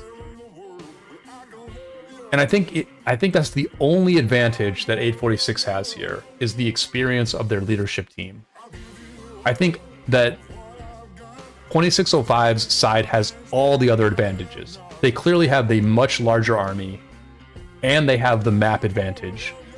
Because at the end of the day, as a reminder, this is interesting. I'm surprised they're not just swarming this thing straight away. Like, when I'm seeing the numbers here on SW, obviously they're waiting for the counter rally, but they're going to swarm this thing down no problem. Xeno in the pass, which is suboptimal. Basic Films, I do have a membership. You know, it's a $5 membership, monthly membership. For now, all you get is the green name and access to the one emoji that I have.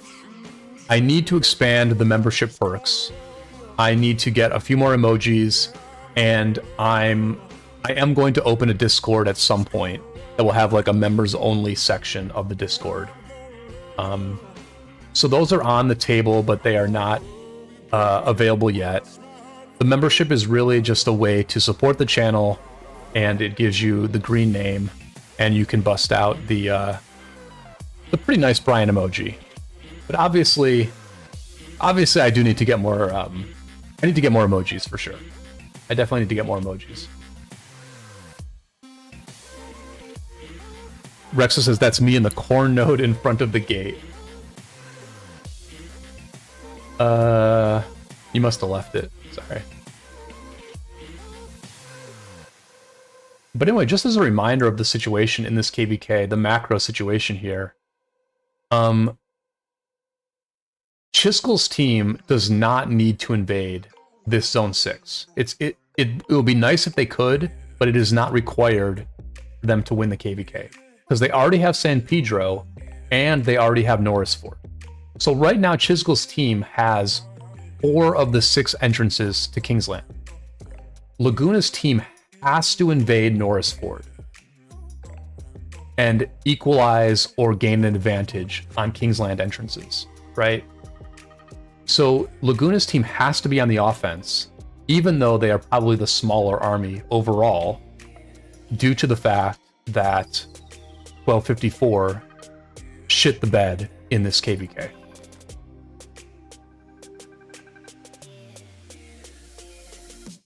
So I think ultimately this is a great first KVK for 2605. It's going to give them a very challenging test. They're going to get to see exactly where they're at. They're going to get to see who their contributors are. They're going to get to see like what they need to fix, but they're probably going to also win. And so morale is going to stay up, and they're going to get those hunter inscriptions, which they actually need, because I think 1254 does have the hunter inscription, right? Because they won that easy KVK.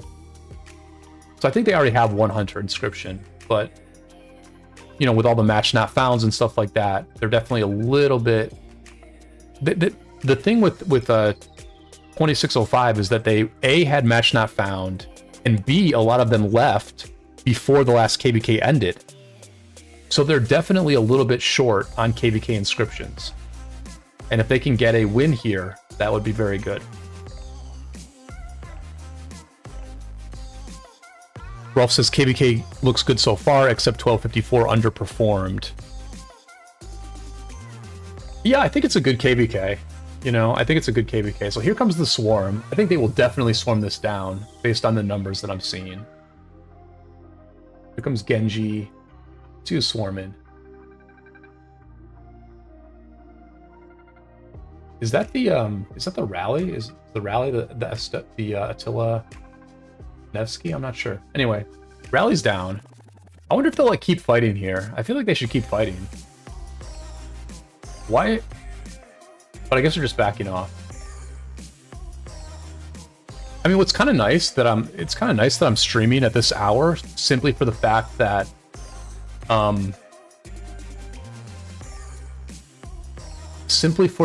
that we are showing what Asian time looks like in this KVK.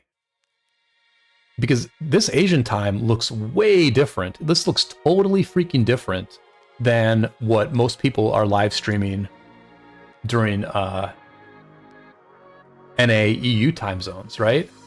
Like in this time zone, SW is being pushed back on this side, but Mimi is pushing Wib back on the other side.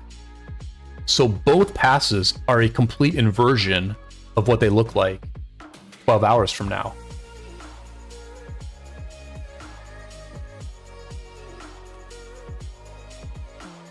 Rolf says it was an Attila Zug counter rally.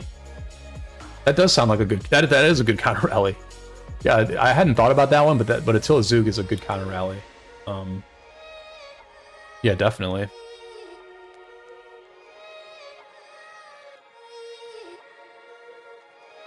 I'm a little surprised we haven't seen more Zugs in general on these past rallies. Because the thing that Zug can do as a rally is that it punishes the swarmers pretty well. And it also punishes anyone who is like not swarming but fighting in the open field nearby. And it also punishes, like, I'm sure there's a few people when these counter rallies hit, there's a few people who are trying to throw reinforcing marches into the counter rally. And oftentimes those marches are like very weak marches that are like on a farm, or they're just like these random marches that don't have gear. And a Zug rally will absolutely wreck a weak march trying to reinforce. Like they will literally one-shot them. Like if I was playing in a KVK where I sent like a Guan with no equipment to reinforce a counter rally, And the Zug rally straight up one-shot that march. One turn with skill damage, that march got nuked and was a sad-faced back to my city, right? But we haven't seen a lot of Zug rallies so far. Which is, you know... I don't know, if I was a little bit... If I was more awake, I would remember what rallies we've really been seeing. I guess we've been seeing a ton of Henry, right? So we've been seeing like Henry Nevsky, Henry Tariq. We've been seeing Attila Henry. We've been seeing Henry Nebu. We saw a lot of Henry Nebu. That was the most interesting thing that I've seen, is a lot of Henry Nebu, which is basically for the counterattack, right? It's the counterattack on the Nebu is why they're doing that. Because Nebu gives 30% counterattack, right? But I guess I didn't really understand why they were focusing on... Okay, so they were trying to just keep the rally up, basically, right? But the rallies were going down anyway. Like, whenever they were using that Henry Nebu, the counter rally plus swarm would kill that rally anyway. And so, yes, you get a good report on the anti-swarm, but I would almost just want to get a better trade on the actual pass, you know? I don't know, there's like just a lot of reports that need to be seen to assess what's happening here. And unfortunately, I don't have access to those reports. I mean, maybe I should be messaging somebody about reports. Maybe I'll give it a try next time. But like, there's like... The one I really wonder about is the reports on the swarms. Like, when they swarm these rallies, what do those reports look like? I'm guessing it's going to be probably like a 2.5 to 3 to 1 trade in the advantage of the rally. And I just wonder if like swarming these rallies down over and over again, if that's actually going to make have a meaningful effect on the speed ups and resources of the teams that are swarming. So like, is Mimi's open field being hurt by all the hospital healing they're gonna have to do because of these counter rallies or these swarms they do all day?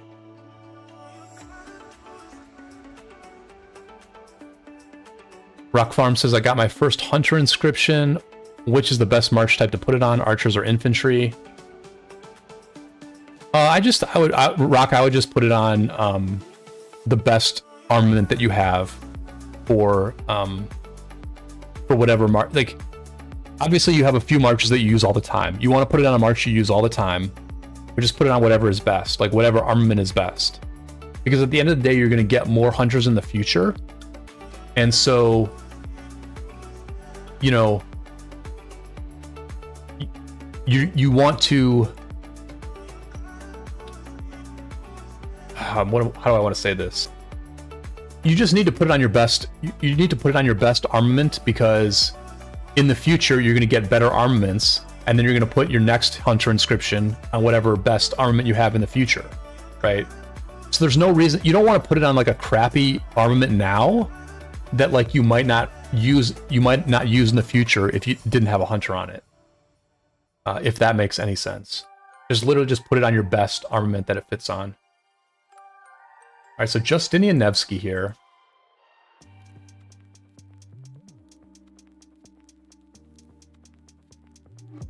Yeah, I think Justinian Nevsky might be like roughly as good as like Henry Nevsky, in all honesty. Obviously, Henry has better anti-swarm than Justinian does. But like, this rally is going to get swarmed down. Like, they know this rally is going to get swarmed down. So to me, you just focus on getting a good trade against the pass. And it's a Xeno Hera in the pass, which is like a really bad garrison. Like, Xeno Hera is not good. Xeno Hera is not a good garrison. They would be better off with Flavius Scipio in this pass right now. They would literally be better off with Flavius Scipio. Like, have like 2 or 3 people get their Flavius Scipios ready, swap those garrisons in and out as they get low, There's no way that Xeno Hera is going to do better than Flavius Scipio. There's no freaking way.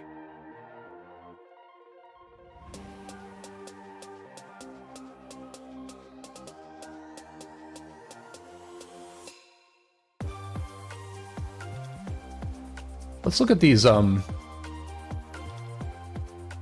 I mean, Xeno generally does well on white damage, because I think her first skill is like a damage boost, right? Let me make sure I'm saying this right.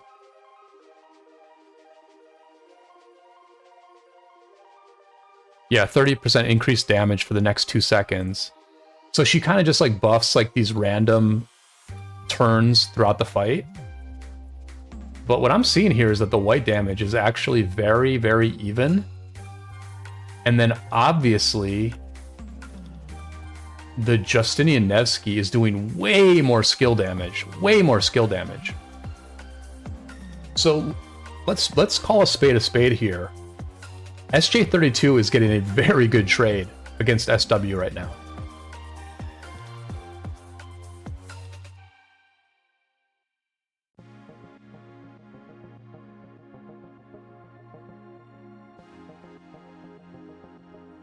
So let's see how this rally goes.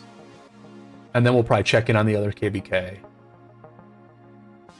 I mean, this is pretty interesting.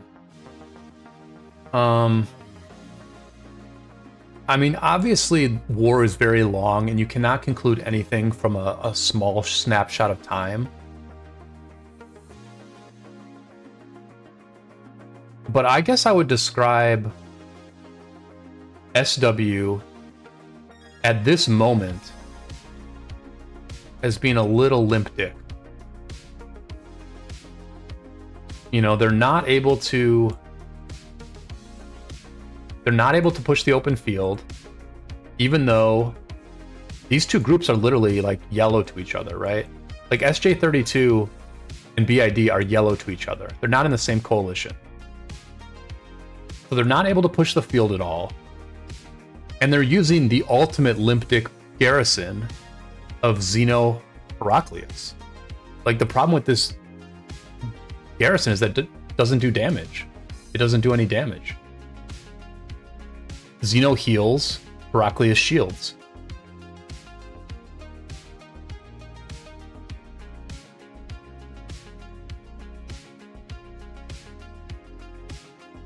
So here comes the counter rally. I assume it's going to be Attila Zug again, or what was it? I already forget what counter rally they did last time. Was it Attila Henry or something?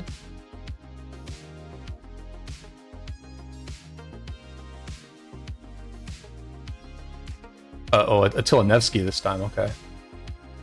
Yeah, so this is getting swarmed. They know this is going to get swarmed down. They know it will get swarmed down.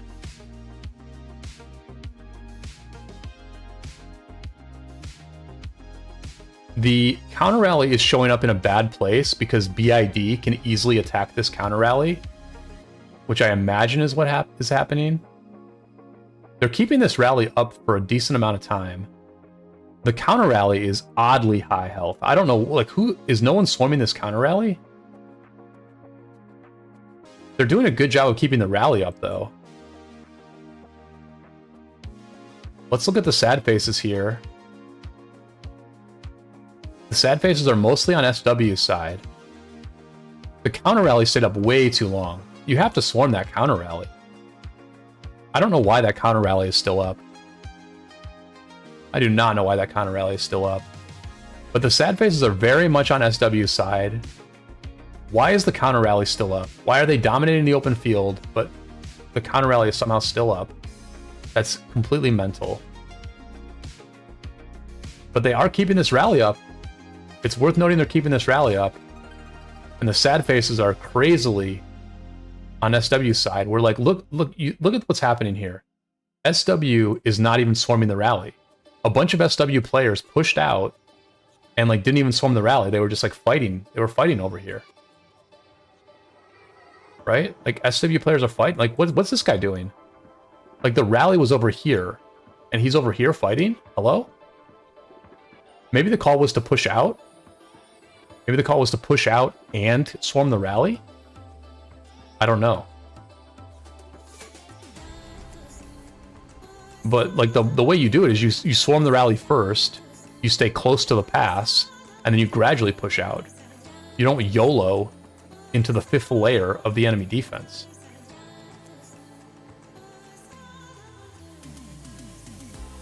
So some interesting open field movements happening here. This fight is still going on, it looks like.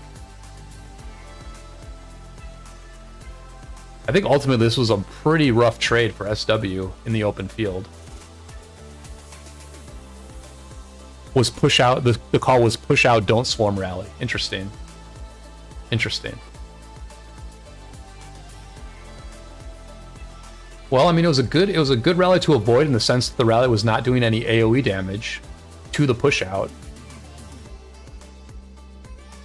Yeah, I mean, I think I mean, that is kind of what I said, right? Is like you can clear this SJ32 side. Like it's very clearable, given the size of SW's ball, given the strength of their players. So they gave it a shot. Like I would push out again, like right now, man. I would literally like, I would push out again, like right freaking now. Oh, they're doing it. Yeah, they're doing it. They want to. Forza wants to. They should just poke. Like Forza should just poke at these guys.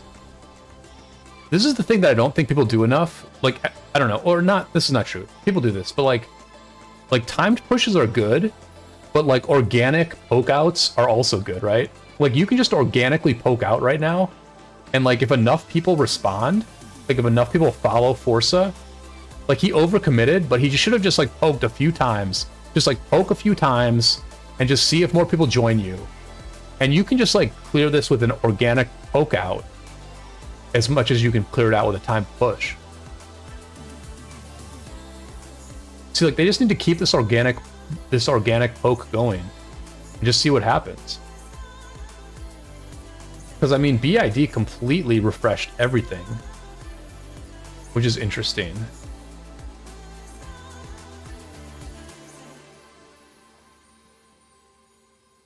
Rexo says I traded good, but my second March got destroyed.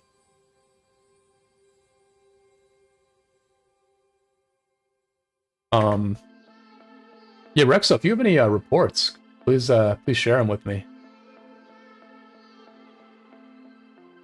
Just to give us a little context about what's going on here.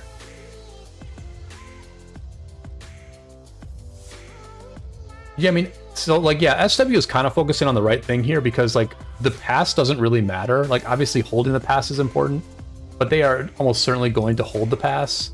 What SW needs to do is they need to somehow take control of this open field.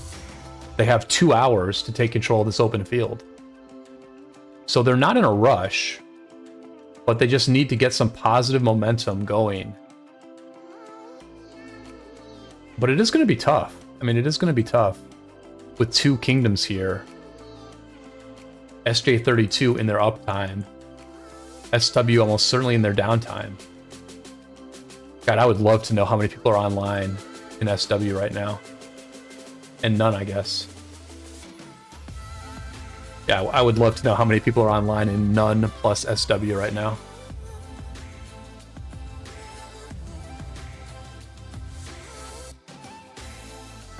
I mean, their numbers are decent. Their numbers are decent for it being the middle of the night in the United States. People in Europe are starting to wake up. Oh, Rexo, that would be awesome. Yeah, jump in the rally for content.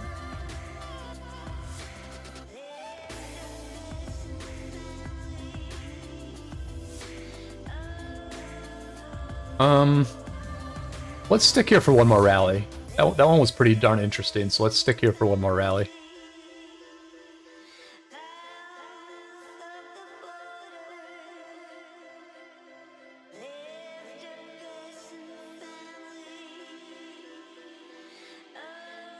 Senior Don says it's 1 p.m. in Europe. Is it?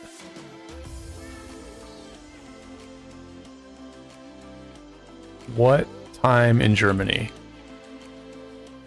You're right.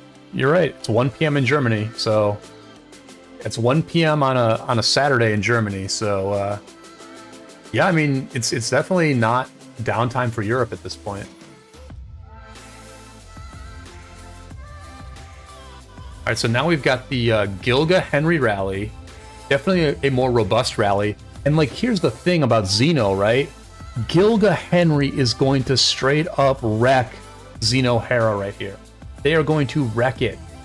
Wreck it. Like, what is up with this SW garrison?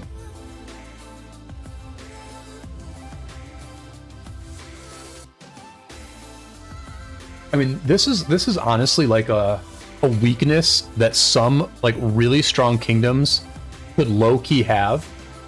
Like, I'm not gonna name names, but we had an ally recently that was like incredibly good, but they kind of didn't have quite as many garrisons as you would expect.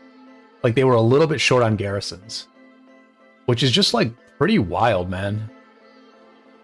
It's pretty wild that you can be this like extremely strong kingdom, like super organized, super smart, really good territory building. Like, you have all the pieces, but then you're like a little bit short on how many garrisons you need to have.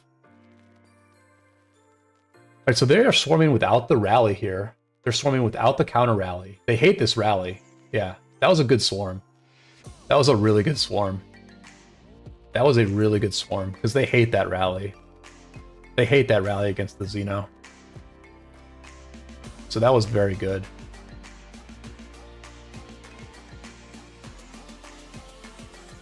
And BID should not have let that happen, right?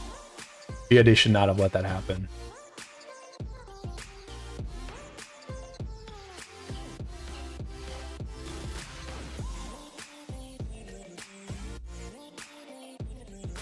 But I mean, this is going fine for BID because they are getting this fort built. Like, as of now, they're getting this fort built. Okay, now look at this. So this is a very big deal. I'm inclined to keep this stream going for like way longer than I expected, just because I feel like we have captured a pretty important moment in this war, where now both sides are building new forts that SW can rally. Like, SW can rally these forts. They can destroy these forts by simply hitting them with their swords. And it is a forever tenuous situation for 1846 and 2332, because all SW has to do is they just have to get open field control for like 15-20 minutes. If they have open field control on this side of the pass for 15 minutes, they can kill at least one, if not both of these forts. They can set rallies, they can swarm plus rally these forts. So I think what's happening at this moment is that both sides are mobilizing their players. I think Discord pings have gone out and both sides are saying, we need people online, this is important, we need bodies. And the one thing that's worth noting is that 1846 can always teleport more people over here, right? Because I assume they're still fighting over here.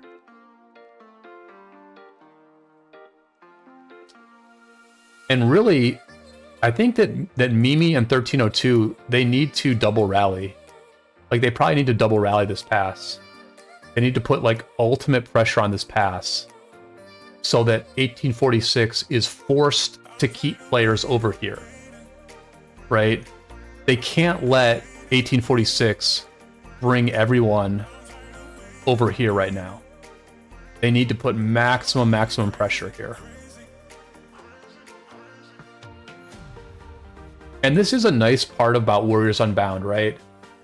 The endless pass battles are a little bit annoying. I'm not gonna lie. I think this is the weakest part about Warriors Unbound, is that one, these pass battles take so long, and that two, whichever side gets the pass, like randomly lucks out into getting the pass first, is like a huge advantage. I think that's pretty janky. But what's nice is that there are multiple relevant fronts right? Even before Kingsland, there are multiple relevant fronts, and you have to make decisions about how to allocate your troops. Like 846 has some very difficult decisions at this moment about how they're going to allocate all their troops. They want to have just enough troops on both sides to accomplish their objectives, which their objectives are get this fort up, and then on the other side, they don't want to lose that pass. Like, they absolutely do not want to lose that pass. It took them, what, 2 days to get that pass. They definitely don't want to lose it. All right, so Rexa's going to be in the next rally, so we'll get some reports, which is awesome. All right, I did not eat enough before this stream, especially if this stream's going to go on for a long time. What can I get? I can get some clementines.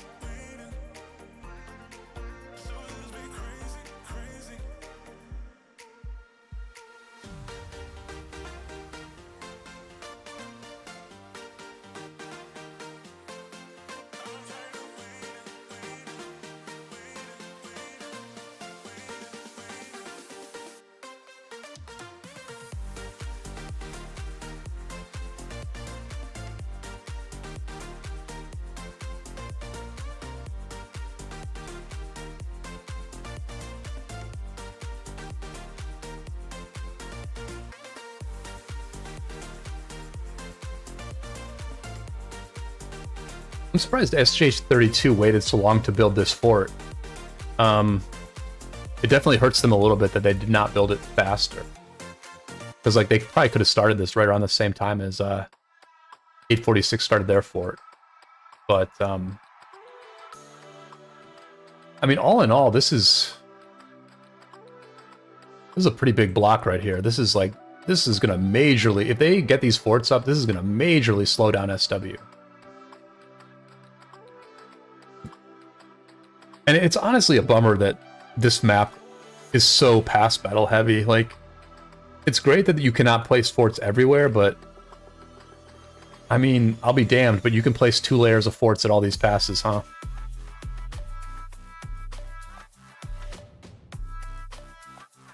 SW launched a rally on SJK fort, but they will probably cancel it. Yeah, they can't do nothing for that fort right now.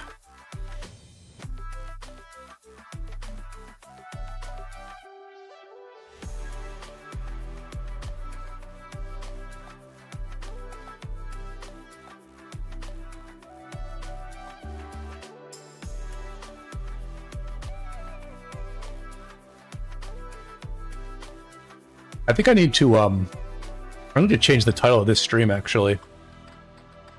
Let's see,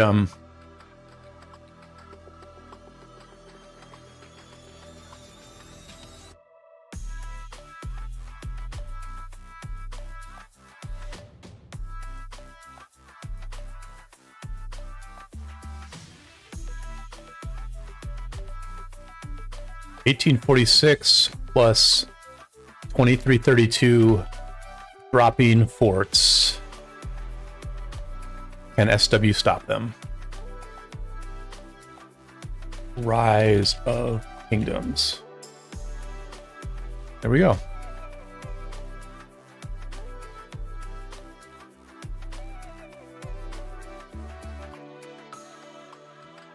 All right, Henry Nevsky rally. A classic Warriors Unbound rally. Rexo, good job. Hopefully your one troop doesn't die before the rally's over.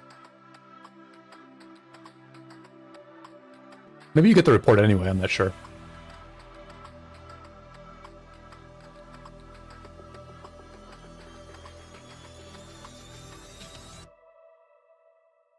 I'm just blown away by this garrison. I'm blown away by a Xeno Hera garrison.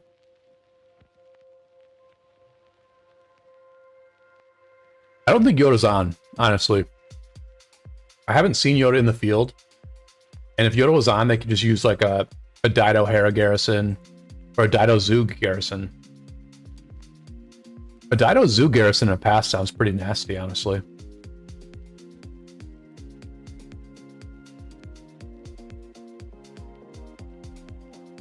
Unknown Tomato says, Man, I thought forts weren't supposed to be an issue in this mode of KVK. Same. I am kind of bummed. I'm kind of bummed that it looks like on all the relevant passes, you can literally drop multiple forts. And actually, apparently, Unknown Tomato on this pass down here, there's like a bug. There's like a bug where you can kind of like glitch it and like put like kind of a blocking flag that makes it so like the fort can't even get rallied. I'm not explaining it exactly right, but in the 2100 KVK, 2100's opponents basically used like their time zone dominance to like basically never lose a fort, because they would just like they would put up a new flag that they could defend, and then they would delete the one fort and like build another fort. Like they would delete a fort and then build another fort in the exact same spot. And because they had time zone dominance at that time, they would always get that fort built. And then so then they all of a sudden had a new fort, a new full health fort in the place that their burning fort used to be. So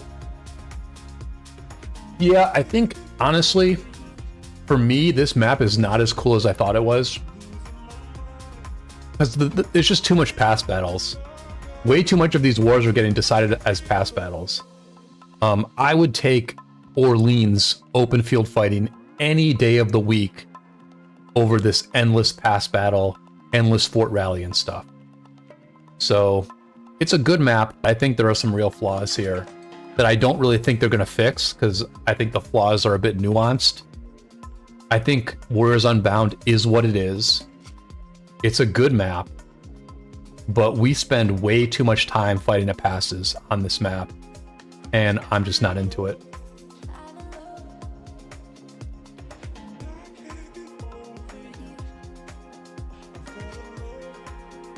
I know people don't like how dominant open field is in Orleans, but gosh, like the Orleans flow is really good, right? It's an open field fight, and it doesn't take forever, right? Like you can actually swarm flags, you can swarm forts.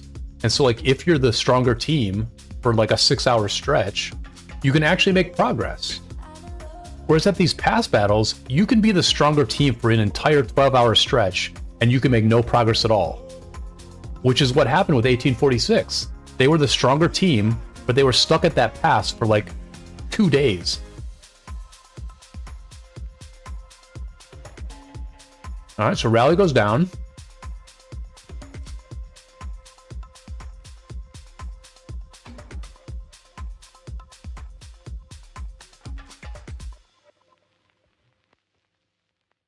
Rexo, is this you? This looks like the most recent rally report here. Let's take a look. I think this is going to be a big win for the... I think this is going to be a huge win for Henry. Really good reinforcements. I think this is going to be a huge win for Henry. Yeah, pretty strong. Pretty strong win for Henry there.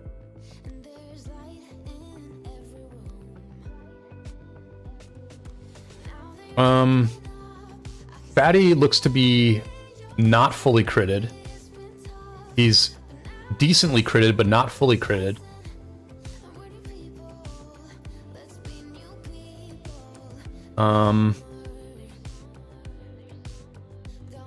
Here's the stats.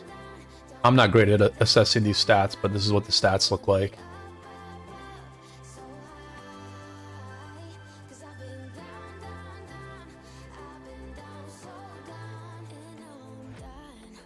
So, you know what they are setting up here.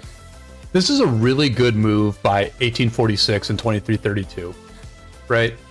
Because what they're setting up here is the opportunity to do this for the next couple nights, right? Get SW on their downtime, rally their pass, get some good trades. Now, on a different night, SW might have a better garrison here. Like I said, Flavius Scipio has got to be better than Zeno Hera here. And surely they have plenty of Flavius Scipios on their roster. But by putting more forts here and freezing SW at this pass for an extra day or two, they're able to do this, what they're doing right now, for an extra night or two. And they're able to wear down SW a little bit, you know? It's the best they can do. It's the best they can do. And I mean, this is just going to be an extremely long war, right?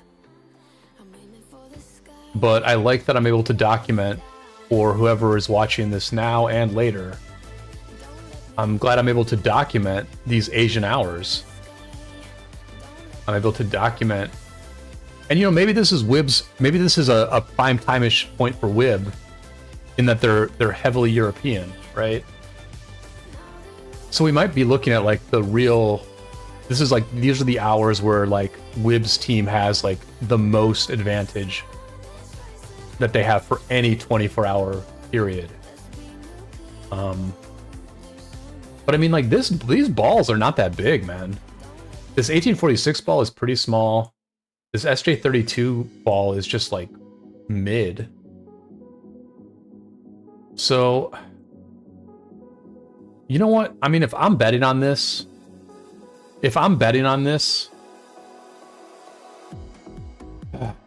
oh, shout out to Damia.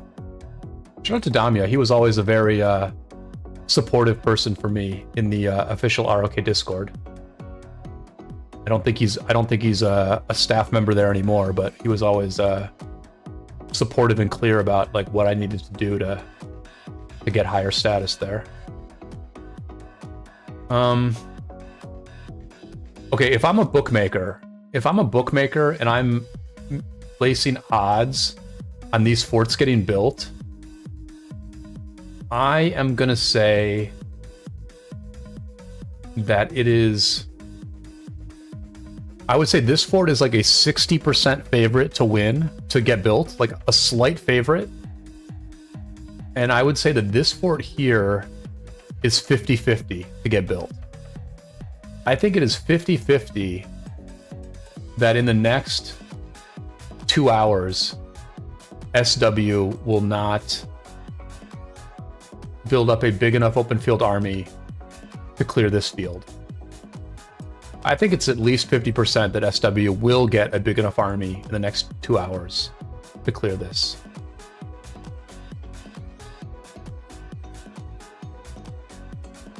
Rexa says 2 potential fort rallies coming up. I'll try to put a troop in there and send a report. Yeah, thank you, Rex. So that report was great. That's like really useful context for everybody watching this to get a feel for what kind of trades are happening. Another rally coming in. I'm assuming this is going to be Henry Nevsky once again.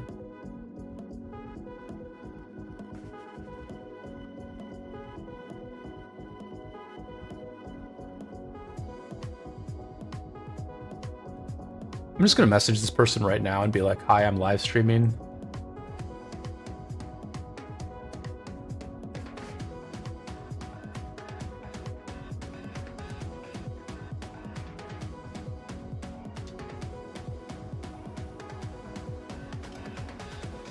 Just going to message him now just so I don't lose the... Alright,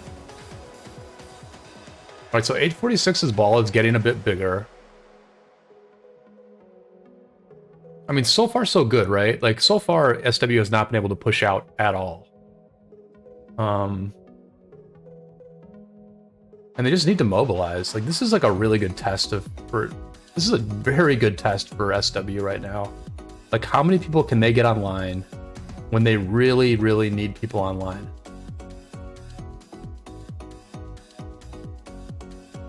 Because you don't want these forts to go up. Like, you really do not want these forts to go up.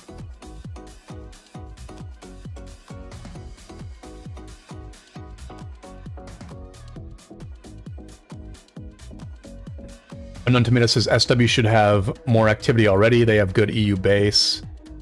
Yeah, Luna, I don't think I'm going to be able to stream your KVK. I wish you the best of luck, but I think we're going to probably stick with this one since a lot of people are interested in this war. Everybody throw a like on the stream if you've not done so already. We've got 33 people watching, which is awesome. That's definitely a high number for me. So I do appreciate everybody hanging out, and do throw a like on there so we can get even more people on this live stream.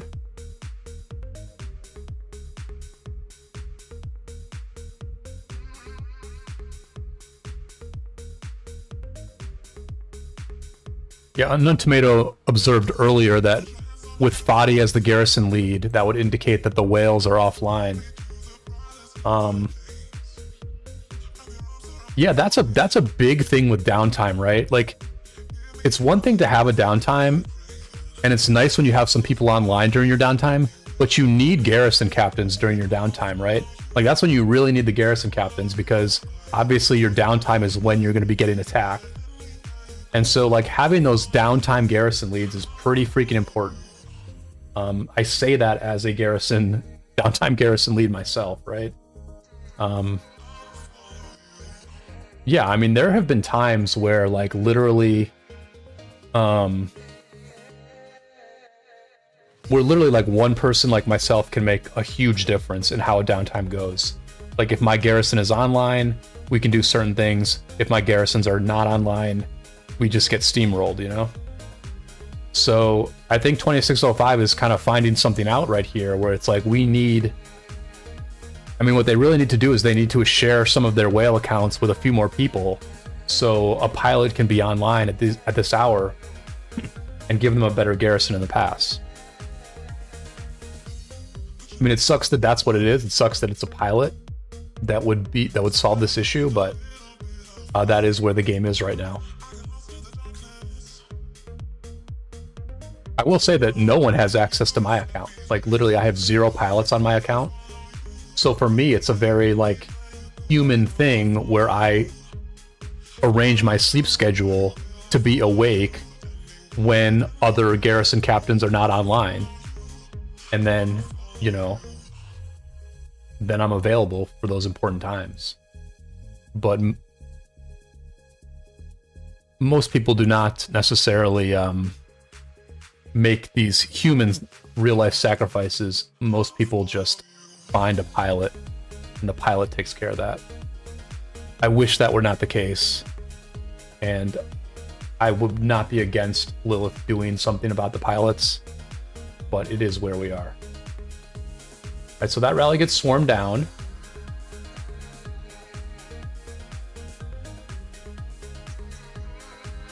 Happy, thank you for subscribing. Appreciate it. Welcome to the community.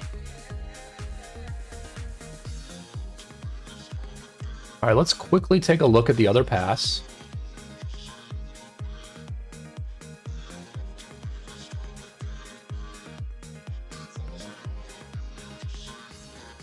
Rally coming in on the pass.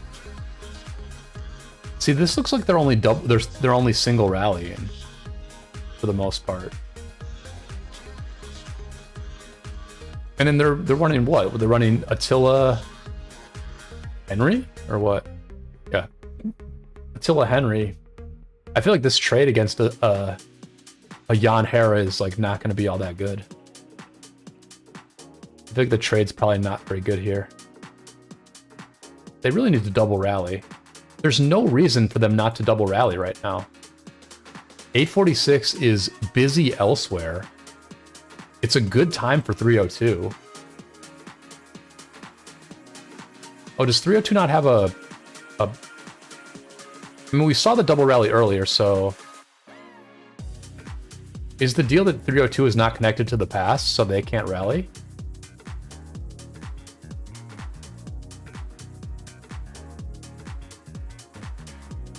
I think maybe that's the issue.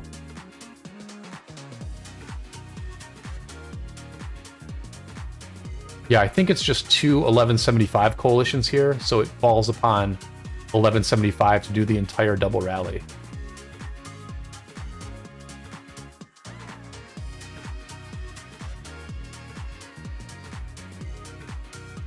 Ricardo Bruggen says, do you think they will get it? What I think is going to happen is I think 846 is going to hold this pass. I think they're going to hold this pass, no problem. And on this side, I think it is 50-50 that these forts get built. The more I watch it, the more confident I am that these forts will get built. If I had to bet on it, I would certainly bet on this fort getting built in the next 90 minutes. But it's just a very tenuous situation. Like, the moment SW has a stronger open field than this group here, the moment they have a stronger open field, this whole thing is over, right? Now, obviously, the cities here are kind of close. Oh, they're building 2 forts now. Okay. They're building 2 forts. They replaced this fort. They're doing the tactic that I described a few moments ago, which is they replaced this fort that was almost dead, and they're putting a different fort in the exact same spot.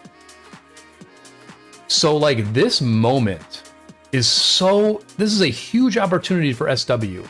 If SW can take the open field, they can destroy this fort, and they can destroy this fort. They can destroy them both. Like, they can rally this fort now, right? This is touching the pass. So this fort is not even blocking this fort. So this is a huge moment. This is a huge moment where if SW can take over the field, they can literally break into this zone. At this moment, they can break into this zone. They just have to take over the field. And it's just a question of, can they do it? Can they do it? Here's Peace. Peace is shown up now, so Peace is online. Peace, they gave Peace the R4. Ward Eddie Chat is online as well. So you're seeing SW mobilize. Their players are waking up. Their players have heard the bat signal and they are responding. And this is a very high risk play by SJ32. Deleting that, I mean, I guess it was the right thing to do. Deleting that fort was the right thing to do because it was going to go down anyway, and they did not have like a backup plan for it. But if they had gotten this fort up faster, that would be a big deal, right? They could have built this other fort at the same time that 1846 did. And this extra 30 minutes, the extra 30 minutes on this fort right here could come back to haunt SJ32. Because I think Jordan C's online as well, right? Jordan C's online as well. So we're just waiting for Chisgall to show up. Hopefully he doesn't live stream. Hopefully I have the monopoly on this pretty big operation that's happening. But we're seeing a lot of the luminaries from SW log in and bring their marches to this pass. I can guarantee you that SW has some sort of a timed push planned. If I were SJ32, I would stop rallying. There is no reason to rally at this point. Let's assess the situation for what it is. SW is mobilizing. There is a big, juicy target on the line. You rallying the pass is just a distraction to both sides. This is about holding the open field. I mean, they're getting good trades, so like you might as well do it, I guess. But you don't want to distract your own players. You want your players to be very, very focused on what they need to do, which is that they need to bring as many marches as possible to the open field. They need to be ready to empty their hospitals over and over again. They need to hold this field. They have to hold this field for the next 2 hours. They have to hold this field for the next 2 hours. And that is a big, big ask at 11:40 UTC as more and more SW players are logging in.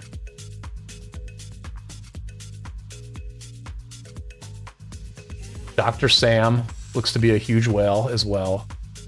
I mean, there are just so many big whales in SW. Kaywin, have I seen Yoda yet? Okay, Yoda, I've not seen Yoda in the field. I've not seen Yoda in the field. A couple hours ago, when I looked at SW's R4 list, they Yoda was not as an R4. Okay, so Yoda's not an R4 again. So yeah, I think Yoda might be offline, in all honesty. I think Yoda might be offline. Because he was an R4, but then he was demoted back, so I think he might be offline. But it looks like the garrison has gotten better, at least.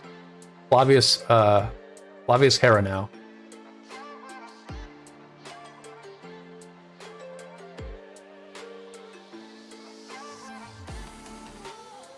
Very interesting, though. Very, very interesting situation here. You know, both sides have been clamoring for some open field fights. The downside to this war so far is that it has mostly been a pass battle where neither team has been able to do much open field fighting. But in the next 2 hours, we are going to have arguably the most important open field fights of this war so far.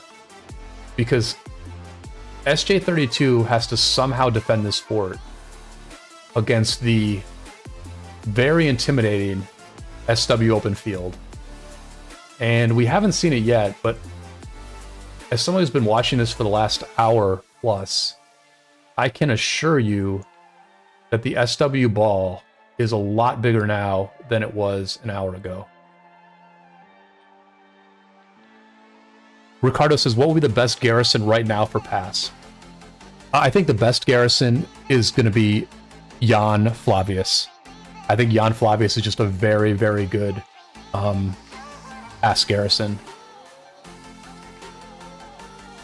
I am curious how well Flavius Scipio does in a pass. I don't know why people never run Flavius Scipio in a pass anymore. But yeah, I think Jan Flavius is the best. I think the interesting question is, what is better, Jan Hera or Jan Jadwiga, right? Because Jadwiga is worse against Swarm, but you're not getting swarmed here. And you're dealing with a lot of like skill damage rallies. And Jadwiga has a bit of skill damage reduction. I mean, it's only 10%, but that's something, right? And they do, and Jadwiga does 5% more damage to archers. So I do kind of think that, like, against archers, I think Jan Jadwiga is actually better than Jan Hera in a pass against like a single archer rally. But I think Jan Flavius is just going to be like ultra solid and will do well against both one rally and two rallies. Pasta Man, thank you for the like. Appreciate it. Yeah, Tomato, I agree. I agree with that. Ricardo says, is Nebu good? I think Nebu is okay. I'm surprised at how often we have seen Nebu in rallies in this war.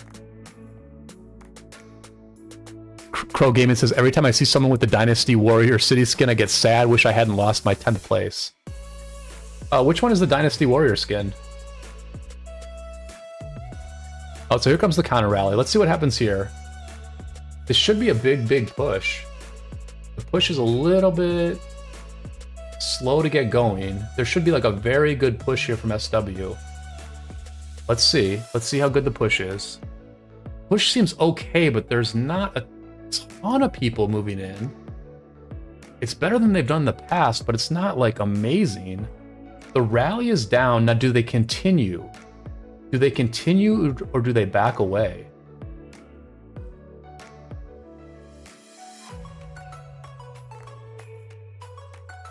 Yeah, this is like a really interesting decision tree for SW here, which is like, do you wait for like one incredibly good timed push, or do you try to do a bunch of gradual timed pushes? I think you have enough time that I kind of think you do like a timed push in maybe like 10 minutes, like a really serious timed push in like 10 minutes. You try to get everybody ready to do that, and then you just see how it goes, right? But I guess they just don't have enough people yet. I guess they just don't have enough people. I mean, the SJ32 ball has gotten bigger. The 1846 ball is about as big as it has typically been. You know, it's really like, you see that 1846, I think they really have their eyes on the prize here, where like I'm not entirely sure why this person is refreshing right now, but it's just because like a few of their marches are, actually I have no idea why this person is refreshing. Let's be real. I have no idea why Eternity is refreshing. All their marches are full. They should 100% not be going back to their city right now. Yeah, they should definitely not be going back to their city. Because you don't know when SW is going to push. SW could push at any time. I don't really understand why 1846 is refreshing so often with all these like full health marches. Like why is this guy refreshing? Like, okay, fine, refresh the Nevsky, but leave the full health Huo at the pass, leave the full health Quan at the pass, leave the full health Buduk at the pass, leave the full health Herald at the pass. Why do you have to refresh every march?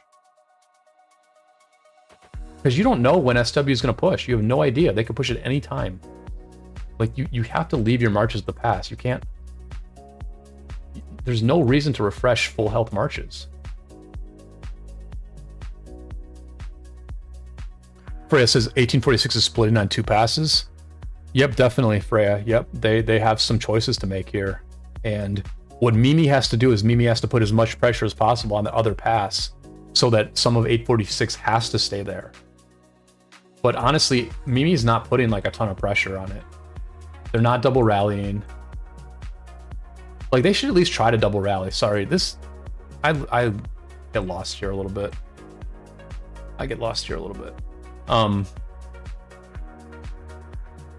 Like, they have to double rally. Like, an Attila Henry rally is just not putting that much pressure on this pass. It's just not. It's getting a bad trade. And, like... They probably aren't even swarming this thing, right? Like, I bet you they're not even counter-rallying and swarming this. They're just, like, chilling. Maybe they are, but... You have to split off and take the risk of doing a counter-rally. Like, at this... Or doing a double rally. Like, at this point, it is important enough that Mimi has to be willing to take bad trades right now. Take bad trades and risk your open field being wiped in order to pressure that pass and freeze 1846 over there. Like, Mimi has to be doing everything right now to give SW the best possible chance to break in and kill these forts. Like, it's just too good of an opportunity. Like, this is like almost like a KVK winning... You know, the KVK to some extent is on the line here, right? If SW breaks into this zone, that is really, really, really bad news for 1846, right? If SW breaks into this zone, that is really bad news for 1846. And SW is literally one open field win away from breaking into the zone. So Mimi has to be doing everything. Not single rallying with Attila Henry. Come on. Dynasty Warriors, the 8% defense to all troops. All right, I'm intrigued. I'm intrigued. Let me look real quick. Let me see if I can find it real quick.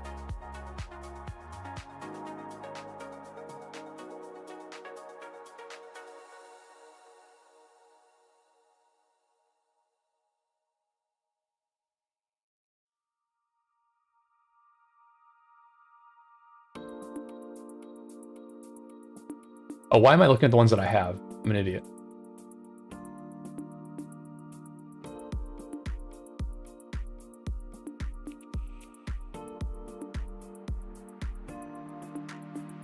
All right, we're looking for the Dynasty Warrior castle skin that makes Crow Gaming jealous.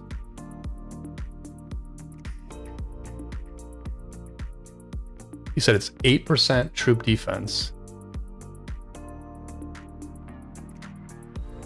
I love this one. Mayan Mystery is great, and Milk Abbey is also great.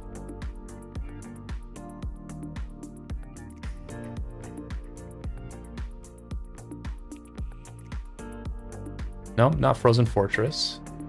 Although Frozen Fortress is a... Oh, no, that's...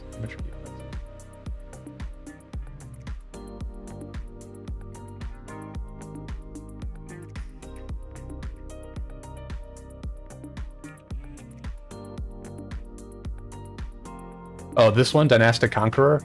Oh, okay. I see this one a lot, yeah. I didn't realize this one was so good. Okay. Yeah. Dynastic Conqueror. Gotcha.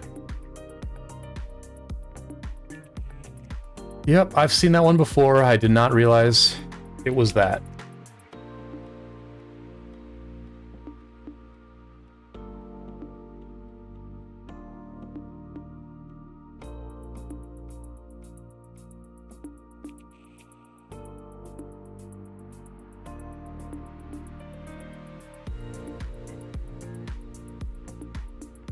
There's War Daddy Chad.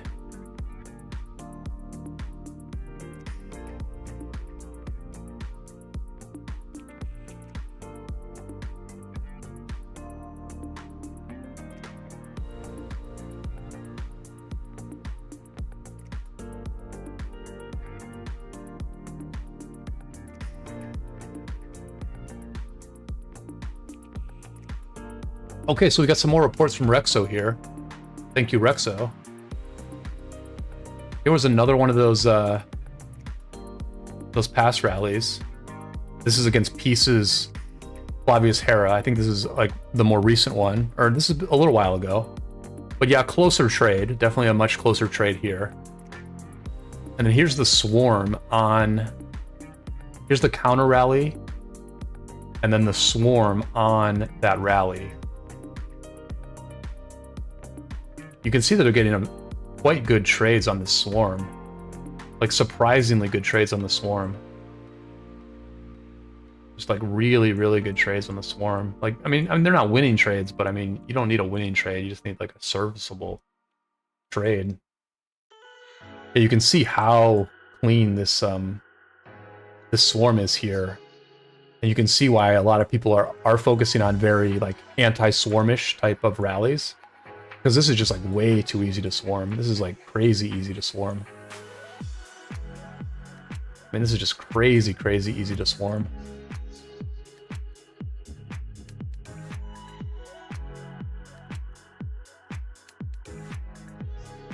It's amazing how many people swarm this thing. Like, this is absolutely incredible. It just goes on and on. I just want to see how many people are actually swarming this. Yeah. Alright, so another rally on the pass here.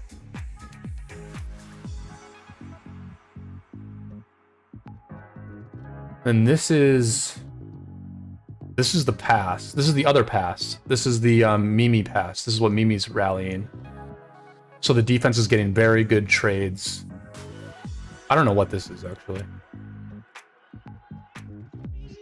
This is like a city or something? What is this?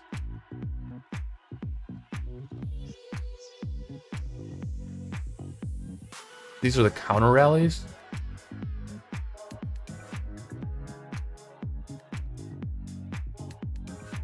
I'm too stupid to know what those screenshots are, Rexo. Pro Gaming says, yeah, I went to sleep, was in 9th place barely, woke up 10th, was with a big lead, went to work, meant to recheck score before reset, and did not, then bam, was like 11th or 12th place. I was so mad.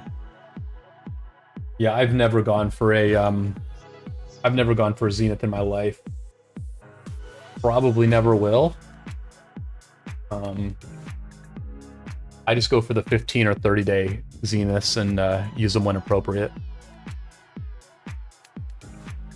So like in our last war, I had a 15% cav defense skin. And it was like a really good war. I did a lot of garrisoning.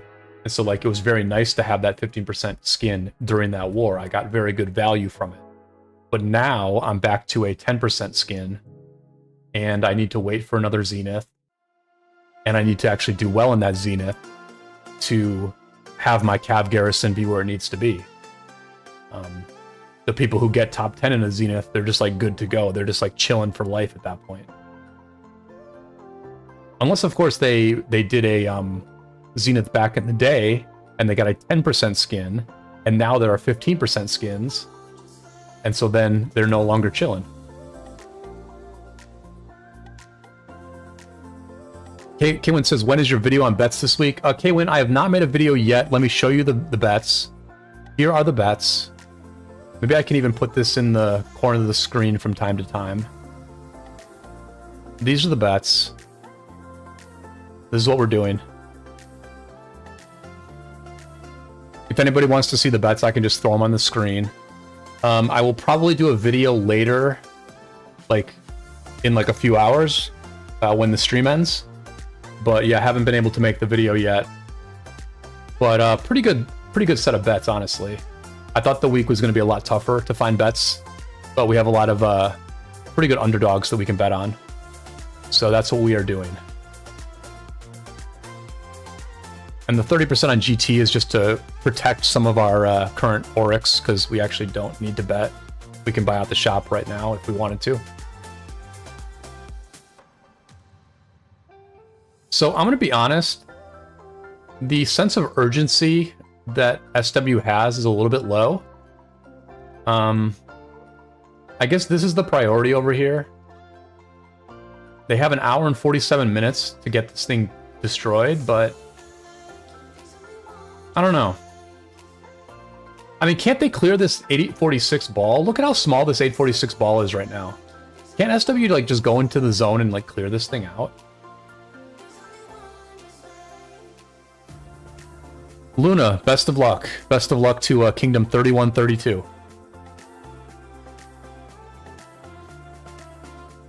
And thank you for the sub. Okay, so it looks like SW is pushing out here. Is that right? Yeah, it looks like SW is pushing out. Oh, they're going for the fort. See, I don't like this. This is silly. This is very silly. You have to clear the field first. You can't run past the field and attempt to swarm this fort down. You have to clear the field. Clear the field. This is a loss. This is a loss for SW that did not have to happen. I mean, maybe they're going to prove me wrong, but I doubt it. I really doubt it. They literally ran past the open field to swarm down this fort. And that's just not going to work. Okay, so they do have a rally on it. Okay, so they're rallying it, which is what they're doing. They need to swarm this rally. Oh my gosh, this is going to go down. I stand corrected. This fort's going down, I think. This rally did not get swarmed soon enough. This rally had to get swarmed very, very quickly. It looks like they can hold, though. It looks like they can hold. Yeah, this is just too easy of a defense, man. And now you have to like reform this entire ball. You just took like a huge loss. You just took. Oh no, they got it. Did they got it? No, they didn't. Yeah, you just took like a huge loss. If you're SW, you just took a huge loss that you did not need to take. You did not need to take this huge loss, because when you take a loss like this, less players show up for the next push. I would have tried to get like a nice little win at the pass. I mean, look at what I was saying right when this happened. The moment that they sprinted out to rally this fort down, what was I saying? I was saying, look at how small the 846 ball is. Why don't you just push out and clear the 846 ball? My thing was, let's get a small win. Like, look at how many people they had. Look at how many sad faces SW had. Look at how many freaking marches they sent out. They sent out like 100 freaking marches there. We saw at least 100 freaking sad faces there. All they had to do was send those 100 marches to clear the 846 ball, right? Then they're standing on this side of the pass. Then they clear SJ32. Then they easily kill this fort. Instead, they just did a huge attack, a huge 100+ march attack that got freaking wrecked. And that just hurts morale. That just hurts morale. You know what I mean? Like they spent like a half hour building up that ball, and then they just threw that ball into something that did not work. Zonkers agrees with me. Zonkers says, yeah, they should clear the field, then go to fort. I mean, the moment that happened, that 846 ball was extremely small at the pass. And they could have just cleared that ball. That's actually a similar YOLO play as they did against 365 during the 254 did against 365 during like that circle fight. Like if you remember, you know, 254 was losing, and they did this sort of like surprise YOLO attack on the circle that like didn't even come all that close to winning, but like it was like a little bit surprising at least. And like, I just hate those YOLO attacks, man. I do not like YOLO attacks. I like steady, solid progress. Sean estimates that was 200 plus marches. It might have been well over 100. It might have been well over 100. You know what I mean? Like, just clear the field. Just clear the field. Unknown Tomato says SW are so arrogant on LKC, so maybe that's showing in the field. That was an amateur move. Yeah, two times. I didn't see what 2 times said, but he said the same thing. That's so old 1254 like. Yeah, it reminded me of the circle attack that 254 did on 365.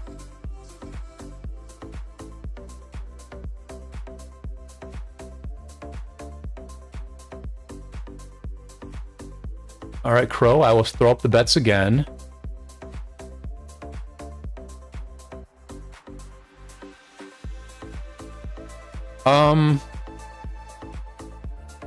Yeah, I mean, Crow, if you want to message me a screenshot on Discord, you can do that. You can find me in the official ROK Discord.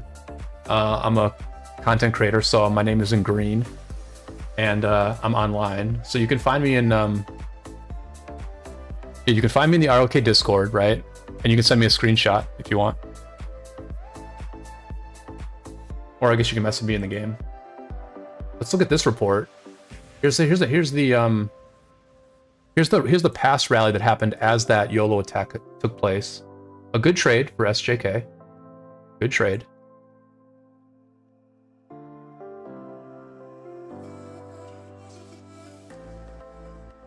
Unknown Tomato says strange, it's like the last throw of the dice move. Yeah, I'm not trying to be too hard on him because it's just one decision and everything.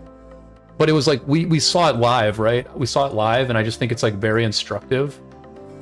That was just like, I think not the right call. I think you have to clear, you have to do things real. Like, I don't think fluky things really work in ROK very often. I think like, if you're the stronger team, then you can accomplish things. But if you're not the stronger team, then you can't accomplish things. And so if SW was the stronger team at that moment, then they simply could have cleared the field, right? And if they're not the stronger team, then they're not going to get that fort down. I mean, it came kind of close. I'm not going to lie, it came kind of close. But I would like to see them reset and try to clear this field. And the thing is, like, you need to be flexible, right? Like, flexibility is an amazing thing. Because if you, like, rewind to that exact moment, if you rewind to the moment that YOLO attack happened, we were looking at the past, and the 846 ball was, like, oddly low at that moment. Maybe some of them were already shifting over. Maybe I kind of caught that a little late. But, like, man, if they had just attacked 846's ball at that moment, I think they might have cleared it. Bob says SW destroyed 846 fort like that yesterday. Oh, that's interesting. That is interesting. Yeah, I mean, it came close to going down.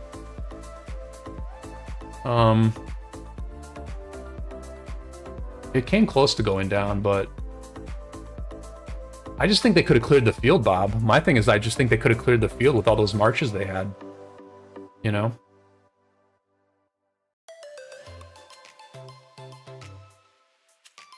Like, it's just not easy to fight in two separate coalitions. Like, you have to remember that these two groups are in separate coalitions. So you just attack the, you attack whatever coalition has less numbers. You just attack into that coalition. Which I think is 846. It's not an easy fight. I'm not saying it's an easy clear. I'm not saying it's an easy clear, but I don't know. For me as a leader, I would always just go for the obvious thing. I'd be like, listen, if we can clear them, we win. If we can't clear them, then we don't deserve to destroy their fort. Is sort of like the way I think about it. And maybe I miss some opportunities for like a high risk, high reward play. But you know what I avoid? I avoid a disastrous fight that hurts morale, right? Because like, yeah, maybe they could have pushed in, maybe they lose a close fight, but like they don't get wrecked. Like they would not have gotten wrecked in a straight up open field fight there. I think they probably would have won because like Sean said, they had like 150 plus marches.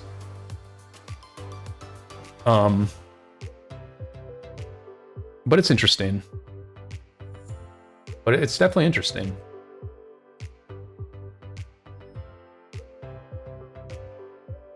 I mean, I don't think you'll ever see me telling my players to like run past the enemy. I don't know that I've ever done that in my life. I'm just like, ignore the enemy marches right in front of you, run past them and go to such and such a target. I mean, maybe on a flag that's being built that we're close to, but other than that, it just like it's not something that I personally do. So here's the Xeno Hera in the garrison again. Getting a quite bad trade here against the Henry Nevsky.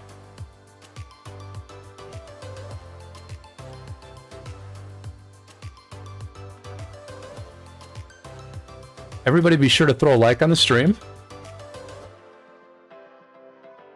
Looks like a few other YouTubers are waking up and getting involved in some of this, but you know, we're right here on the front lines, giving you the play-by-play of the very important operation that's happening right now, in which SJ-32 and 1842 attempt to build new forts on the front line of this pass.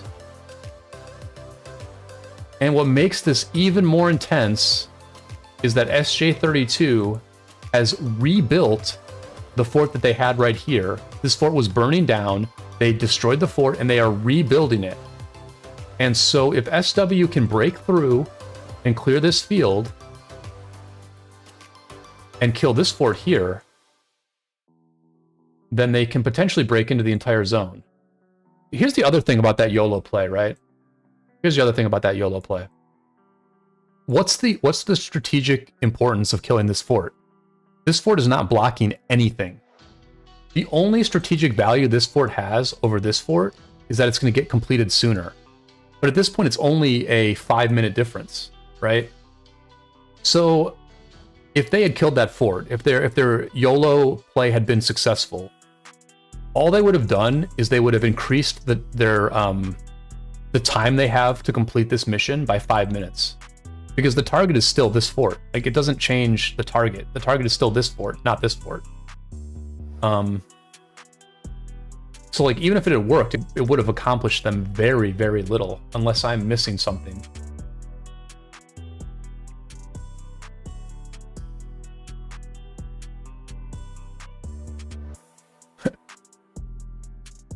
Soren says commit was there, can't argue that. Yeah, they definitely committed.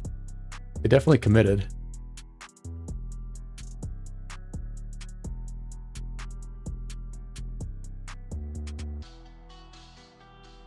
All right, well, I'm streaming. I've run out of space on my hard drive, so I'm no longer recording. Luckily, Google has plenty of hard drive space, so they are still recording this live stream.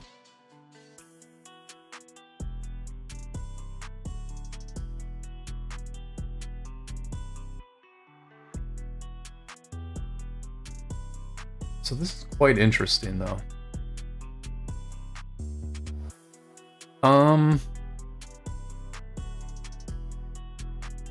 I mean, what we need to see is we need to see a new SW ball, like, forming, like, a really great-looking ball like they had before. We just need to see that forming again.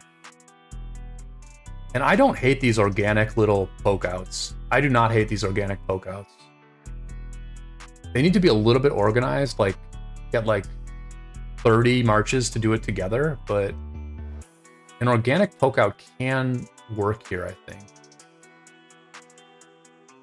I don't, they just need to form up. They just need to form up, set a time, and try to clear this field. You need to give yourself like at least two, but ideally 3 really honest, straightforward, give it everything you got attempts to clear this open field. You know what I mean? You just need to have everybody gather up, bring all their marches, and you need to try to clear this field in a very straightforward way. I mean, that's what we want to see as an audience, right? We want to see the real open field fight. Give us the good stuff. Give us a straightforward, us versus them open field fight for real stakes. Stumpy says you're recording on an SSD or a regular hard drive. I'm recording on a regular hard drive. I just need to move some more of my videos to an external hard drive. Yeah. It's actually a bummer that I'm not recording, because I think I would have liked to turn that YOLO play into a video. And I don't know that I got it recorded, unfortunately. So that's kind of a bummer, actually.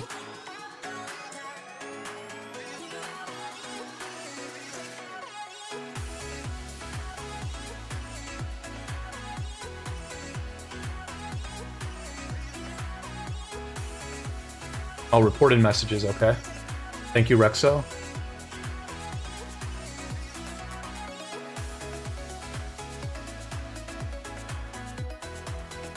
I'm trying to set up a race against time with a pro split here, but I'm streaming longer than I expected.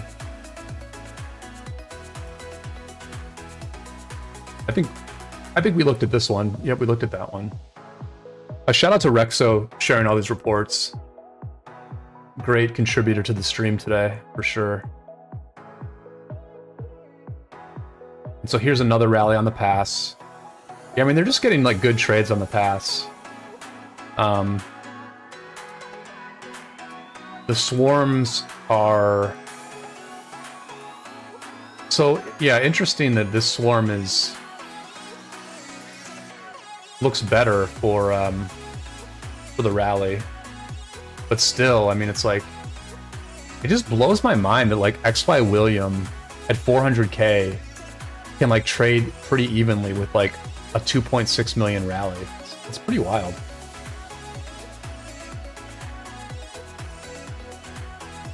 Yeah, like, look how... I don't know, look how kind of light the 846 ball is right now. Like, 846 is over-refreshing. They are over-refreshing, right?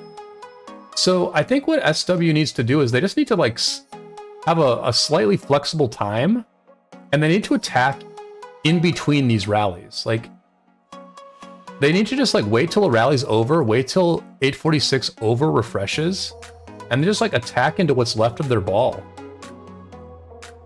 You know what I mean?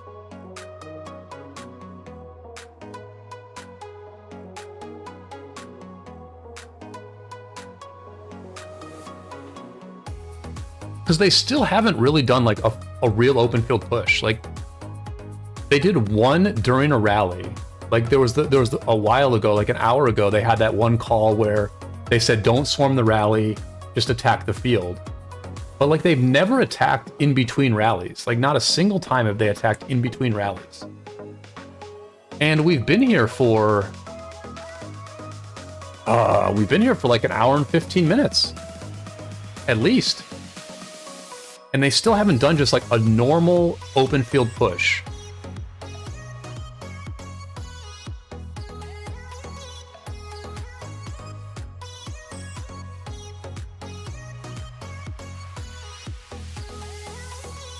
Jordan C coming back to the front line. Who's this Lazar person? I don't know this person. But just pretty much a normal player. Dotto, welcome to the stream. What is up? What is up indeed?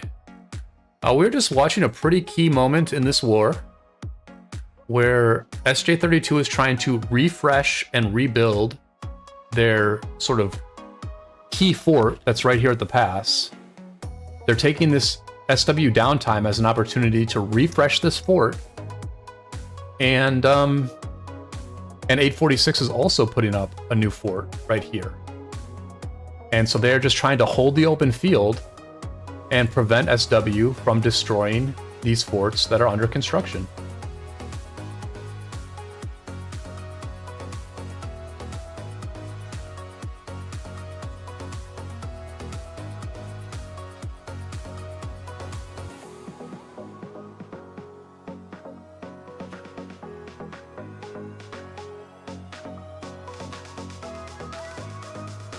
I mean, Zonkers, I think it's tough, right? It's tough to like send.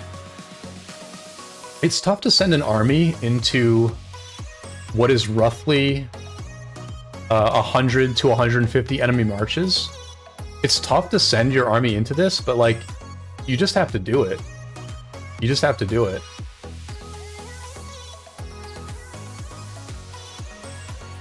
I mean, part of I think what's happening, right, is that like Peace is actually the garrison captain, and they need to coordinate the garrison captain. Like, at least 2 people need to be coordinating the garrison swapping. But like those same people, like someone else needs to take charge of the open field, right? Like let the garrison people do their thing and have someone else be in charge of the open field and like set a time and push out. Which I'm sure 846, oh, so like 846's ball is getting bigger for sure, right? Their ball is definitely getting bigger. They're forming up over here now.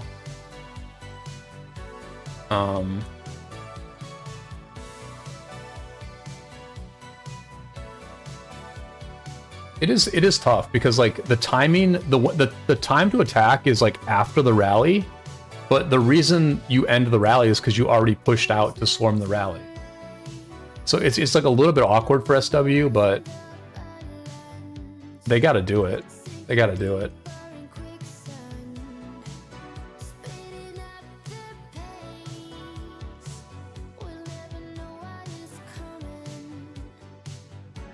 Dotto, thank you for the subscription.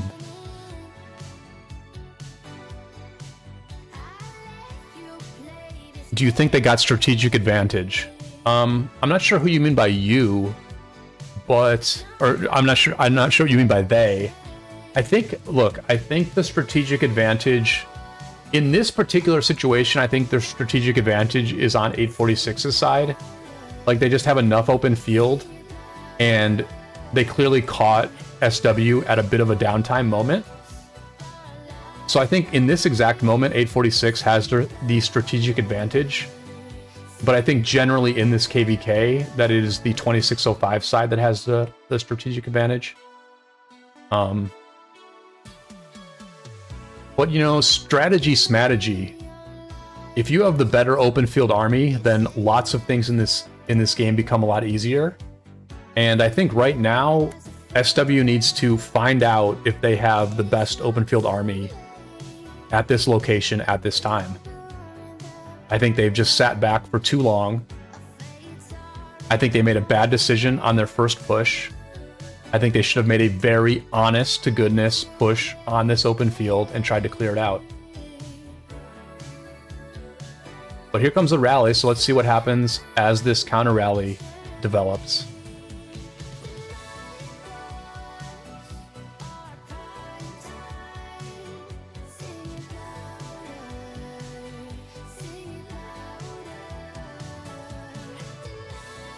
It's a little slow. Like, the reaction is a little bit slow. I feel like they should be pushing out with the rally a bit more.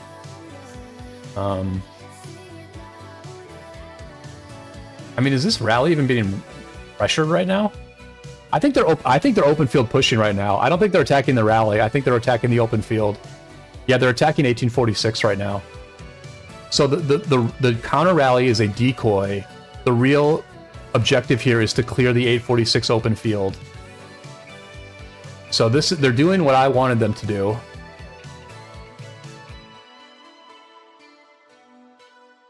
I mean, they're going for it. It's just like they need all these marches that are standing at the pass, like they just need them all. Like, why are people just going in now is my kind of thing. Like, they should have all been going in at the same time. But they're seeing what they've got here, right? They're seeing what they've got. Let's see if we can just, like, pay attention to a march. Let's look at this Boudica. Let's see how long this Boudica YSG stays up. The sad faces are kind of even, but they looks like SW's push is not working here. It's a little bit close, though. It's... Oh, so now the Boudica's backing up. They're getting a bit overwhelmed. See, like, people are just now pushing in, right? Like, why is Amathla pushing in now? They should have been pushing in, like, 2.5 minutes ago. Now they're just backing up already? Hello? What? You didn't do anything there. You didn't do anything.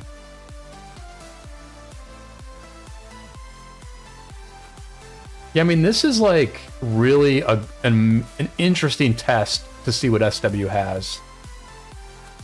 Because this is a hard fight to go into, right? You don't want to be the first person to go in on this fight, but, like, basically a lot of people need to agree that they're going to collectively be the first person in, and they're probably going to get wrecked.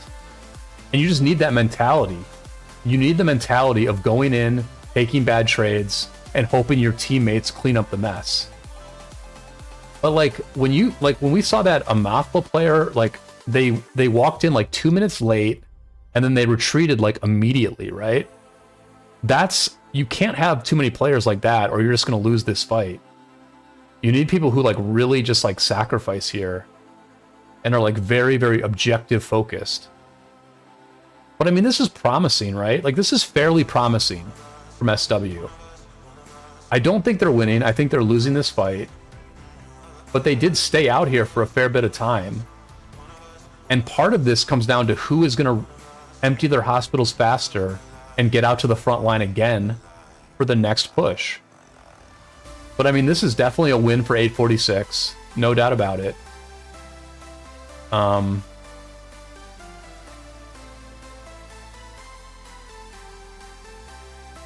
Darius is going in first hurts, but gains you respect. Well, I don't even think you get respect for it. I don't think anyone friggin' notices. I don't think anyone even notices who goes in first. I think you get no kill points, you get bad trades, and you get no respect. But you have to do it anyway. Because it's literally, like, the correct thing to do from a team-based perspective. So, I mean, here's the thing, right? Like, they went in with way less people than they did the first time around. If they went in with all the people they had the first time around, this might have been a different story. I don't know. There goes Laguna. Laguna's, Huo just got killed. Udero got killed. This is a nice win for 846. This is a very, very big win for 846. SJ32 did a nice job helping out there. Yeah, that's a big win. That's a big win for 846. It was a pretty good push. I mean, they had decent numbers. I don't know what I would estimate there, but I would estimate, I don't know, 80 or 90 marches pushed out there. I mean, it's not bad. I've seen a couple Huos. Are they running like 3 cav or? Well, I mean, Huo is good for a 2 cav lineup, so. All right, so Wulin is over here now, right? Wulin was over on the other side fighting Mimi, but now Wulin has come over to this fight. Let's, as this fight gets cleaned up, let's take a look at the other pass just to see what's happening over there. Very, very important win. Very important open field win for 846 right there. Very, very important win. It's gonna take SW a while to reconvene after that. They really should be attacking fast. There should be an urgency to SW to try to attack again, but it's hard to mobilize like 20 to 30 people to immediately empty their hospitals and get ready for another very tough open field fight. Let's quickly check at the other pass and what's happening there. Okay, so they're counter rallying this this baby rally. So I mean, there's still like plenty of 846 over here. Now the counter rally died, the rally stayed up. So this is what I'm saying, right? Like, there's not that much pressure on Mimi over here. There's not that much pressure. And so, like, I think they have to try to double rally here. And, I mean, if anything, I don't really understand why 302 is not connected to this pass. Like, I don't understand why 302 is not connected here. Unless this is 302. But I don't think it is. Yeah, I don't know why 302 is not connected to this pass. Like, the thing about this, like, the thing about everything that's happening is that 302 is just chilling, man. 302 is just freaking chilling. Like, here they are. This is where 302 is. It's PK 26. You know, there's some 302 players here. And they're just chilling, man. They're chilling. This is like a huge army that's just sitting in reserve. They're just waiting in reserve. They're like, right now 302 is like the Knights of the Vale in the Battle of the Bastards, where like there's these very, very big fights happening, and they're just the army that's like waiting on the outside to swoop in at the end and clean the whole thing up.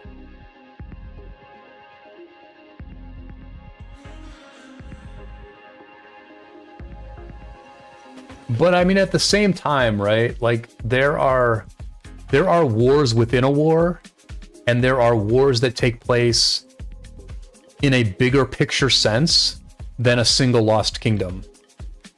And,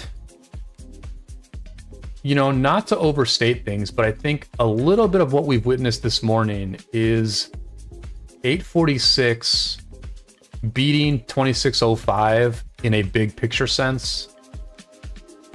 Because not that 846 has done all that much, but they have out-executed 2605 during this live stream.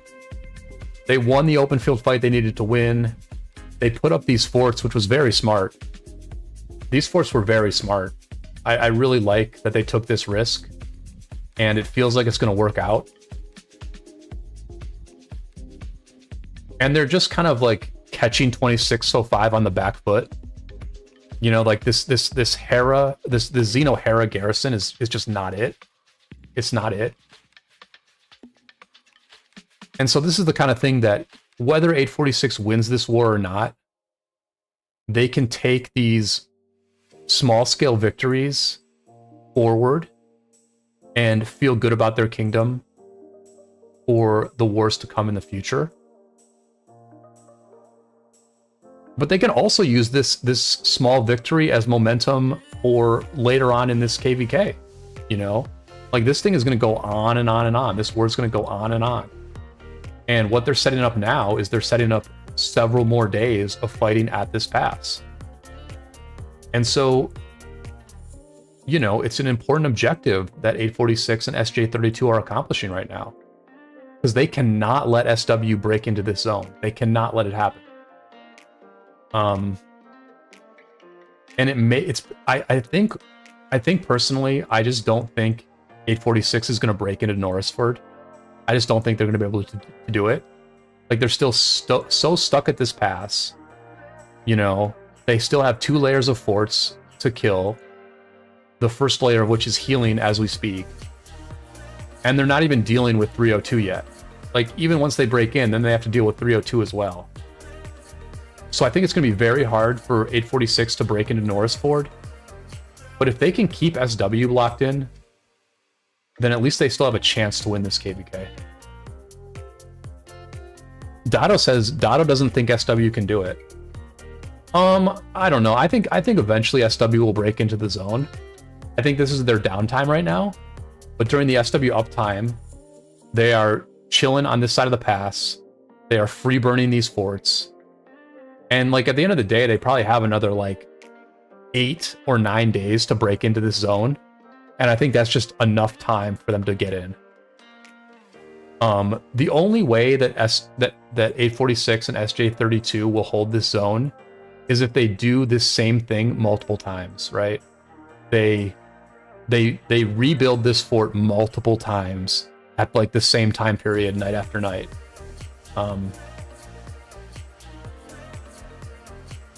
And I mean, this is war. Like the one of the main things, one of the key factors in war that people do not talk about very often is time zone coverage as a 24-hour clock. Like at the end of the day, after a few days of war, you just realize that there are certain hours where you have the edge, and there are certain hours where your enemy has the edge. And wars, in many ways, wars simply come down to which side controls more hours of the day. If you control 16 hours of the day, you are generally going to win that war. It's not a for sure thing, because it sort of depends on like how much you control it by, but it is about that 24-hour clock. And so yes, 846 might be winning at this pass right now, but there are other hours of the day where SW is winning at this pass.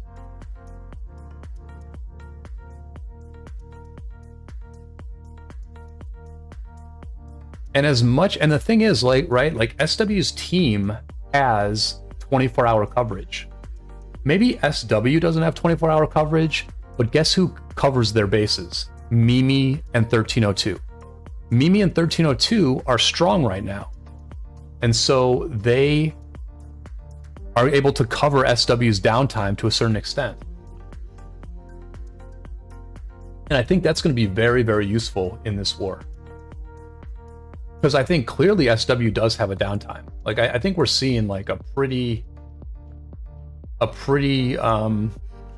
mid performance from SW at this moment. So they clearly do have a downtime.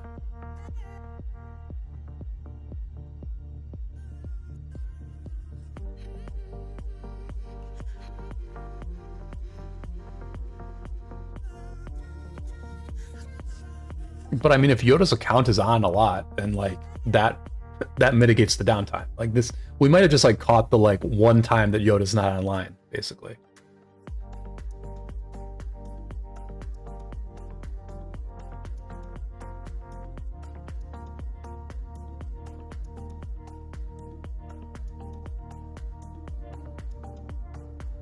All right, I'm going to leave this here for a moment, and I'm going to find something else to eat.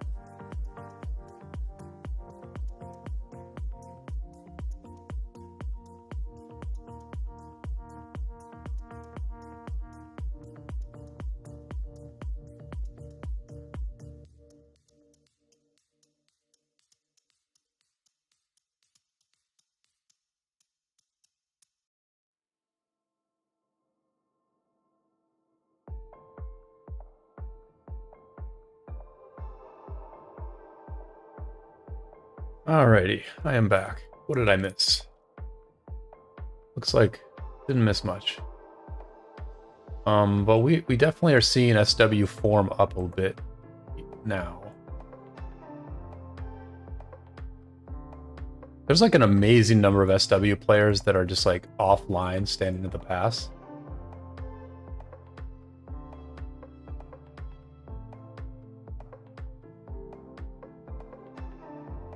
$45 people online, that is very close to being an all-time high for us. Looks like we got up to 58 a bit earlier. So I thank everyone for tuning in and hitting these all-time high viewership numbers. Be sure to throw a like on the stream to support my content, and subscribe to the channel if you've not done so already. It's always nice to get some subs on one of these streams. And I will probably stream for at least another hour. We're going to at least see these forts through to the end. So this fort is, yeah, this fort's an hour away. So well, I'll definitely keep streaming until this fort gets built. That'll probably be a very good stopping point. Here, let me tell my my teammate.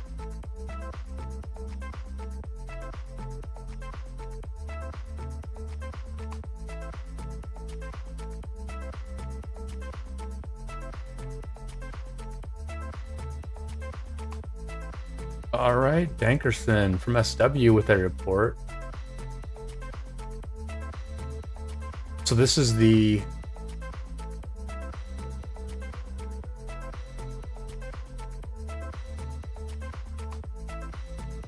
What was this on? Was this on the fort?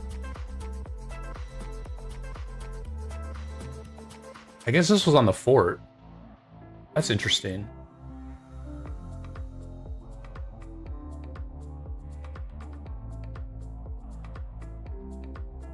Let me thank this person real quick. Was this on the fort?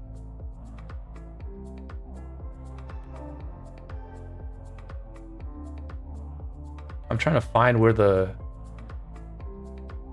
attack onto the fort was. Okay, so this was the fort. This was the fort rally. This was the fort rally. So pretty like fairish type of trade on the rally, but I mean really this is about the battle summary, I guess. Not a lot of rains here. Not a lot of rains. Laguna 605 reinforced it. Yeah, so I mean, you know, pretty about what you would expect for this fort rally. I mean, they went for it. They definitely went for it.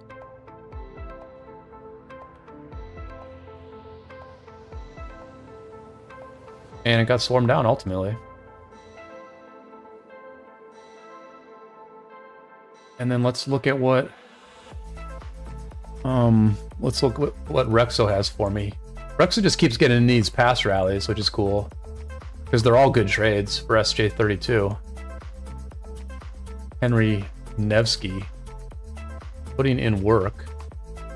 They're doing really good on the reinforcements, like really good reinforcements from SJ32.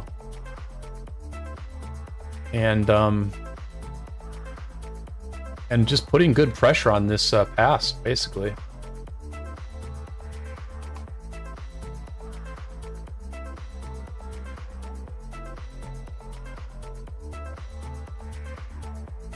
Dado did make an interesting point earlier. He says, I think they are divided into two groups who control gate over time with different time zones.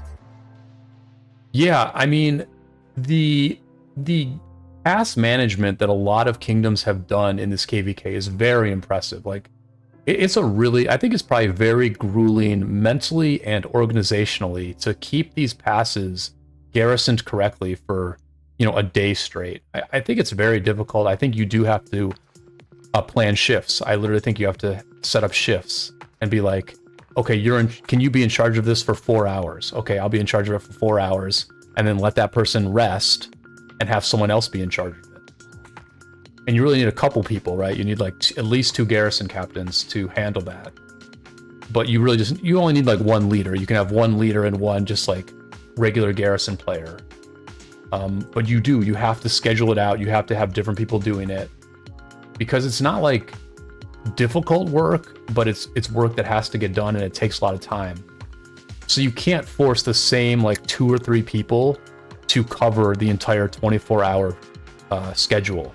You need like a bunch of different people stepping up, carrying the weight, and keeping things organized, and keeping the garrison in place, right? I'm amazed we haven't seen really too many like mistakes, right? We haven't seen like the garrison get pulled hardly at all.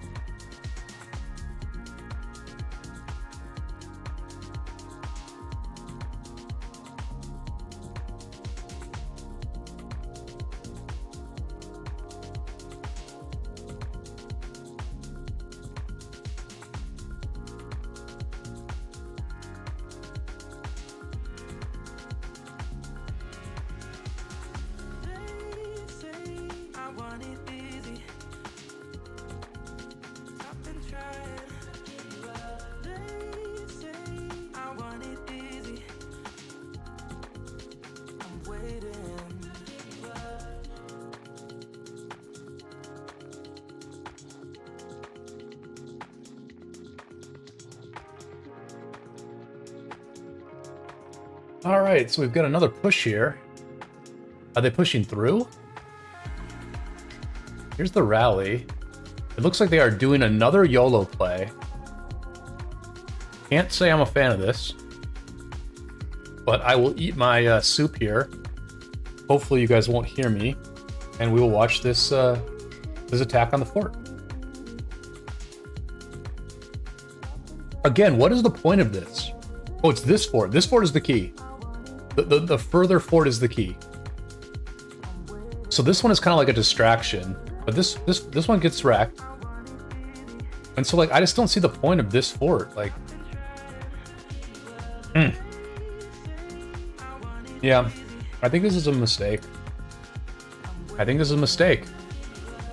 Like, you're just getting wrecked. You're getting absolutely wrecked.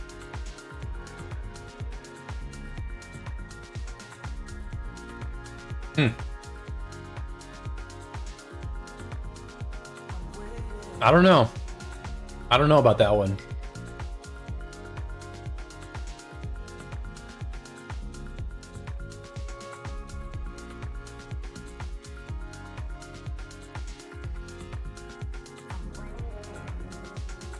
I mean, this is just so demoralizing. That's my thing. My thing is this is just so demoralizing.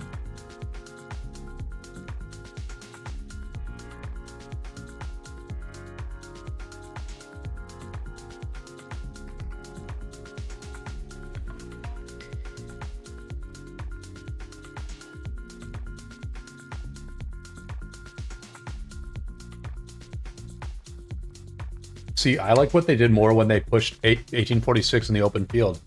I know that didn't work either, but like, I think that has a higher chance of working than these plays. But I mean, they still have a little bit of time. They can still reform. This is what happens. This is basically what happens, right? Like, when SJ32 wins a fight like that, all their players stay online, all their players refresh their troops, all their players empty their hospitals, all their players come back out because they want to do it again. They just had a lot of fun. That was like very, very fun for SJ32. That was not fun for SW. Therefore, some of SW's players might log off now. Nobody from SJ32 is logging off after that fight. They're having the time of their life right now. And when you do that a couple times, they've done that a couple times now, you're just increasing the numbers on the enemy side, and you're losing numbers on your side. And it's just a morale thing. I'm not saying it's like a technical thing or a mechanical thing or a numbers thing. It's a morale thing. And I think morale has to be managed during war. I think morale is actually a pretty important thing to manage during war. And it's not, I'm not talking about the morale of like socializing with people. I'm not talking about the morale of like telling jokes in Alliance chat or like having good vibes on voice. I'm talking about the morale that rises and falls based on what happens in the field. And like, it's just real. Like, I've just seen it too many times where like, when you start winning, more and more people start showing up. And when you start losing, more and more people start disappearing. And you just have to manage that morale. And I think morale is not being managed well by SW right now.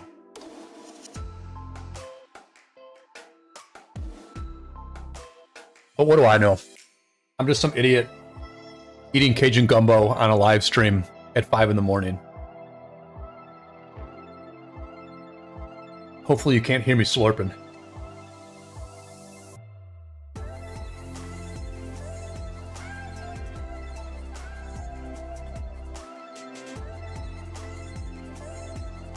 We are getting reports that Makode is in the house.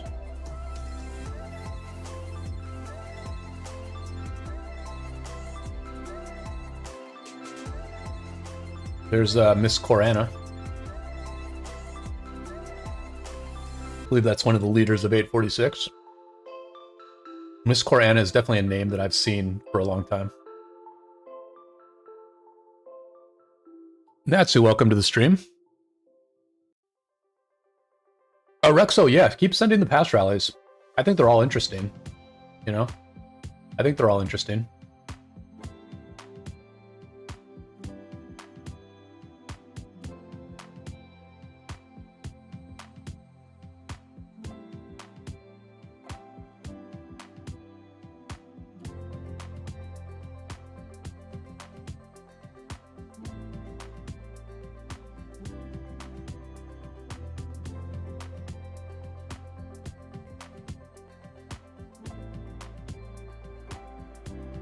But these are really good learning experiences for SW.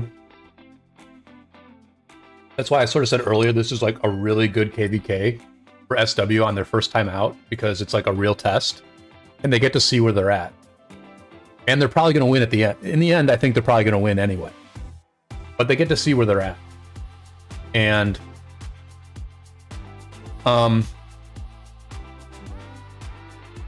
if I were SW, or if I were a consultant working with SW, what I would say is that, you know, sometimes drastic changes do need to get made after war.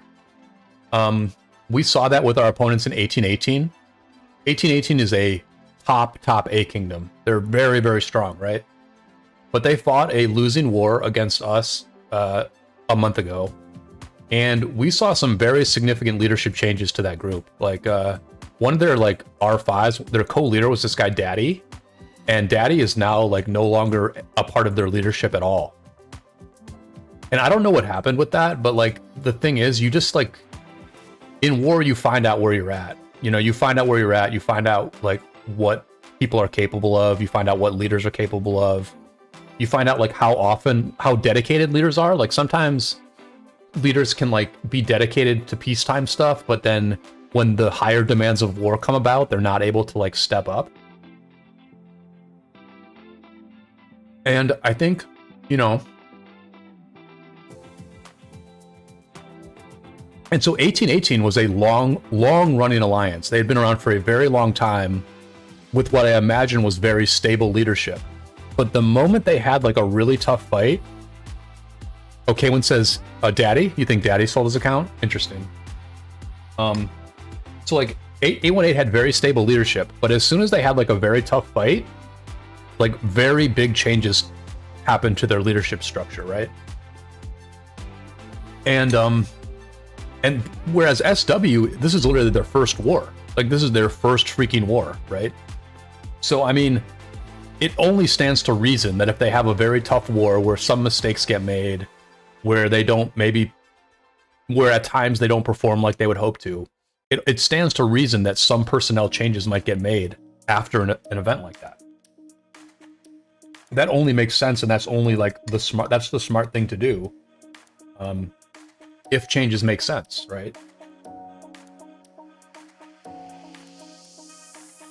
I mean, I think what happened with 1818, and I don't know this, I'm really like speculating to try to make a point, but I think like with 1818, this guy Min Fook, he was a leader, but I think he outperformed during this tough war. You know, it was like an 8-day war, and I think Min Fook probably was online much more often than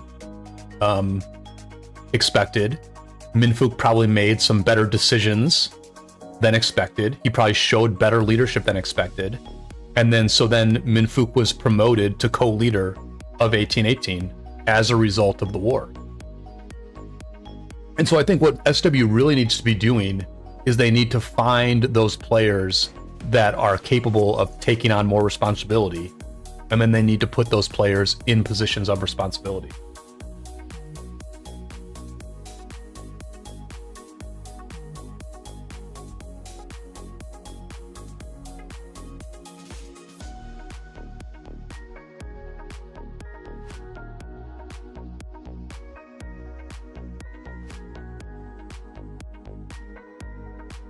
That just says, to be honest, I think most of 1818 stars are from HA and Nile, etc.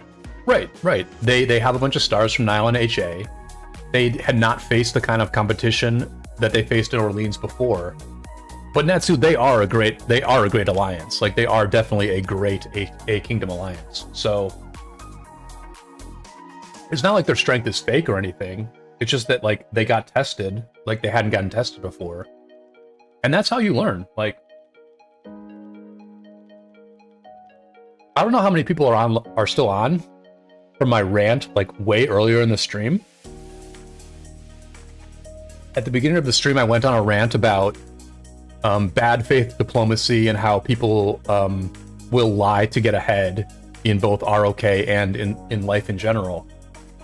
And as that rant went on, at one point I was saying, like, you have to be able to have conversations with people where you take in a new information and sometimes you change your mind about things, right?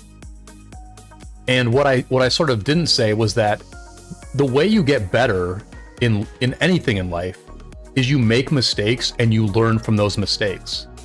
And so in a conversation, that means you need to be willing to admit that you're wrong. You need to listen to what the other person is saying, and you need to take in that information. And so then maybe you learn and get better. And that's how it is in Rise of Kingdoms also, right? Like, you're not going to really get better by winning over and over again.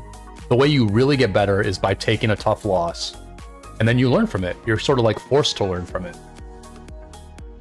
You're forced to address your shortcomings, and that's how you get better.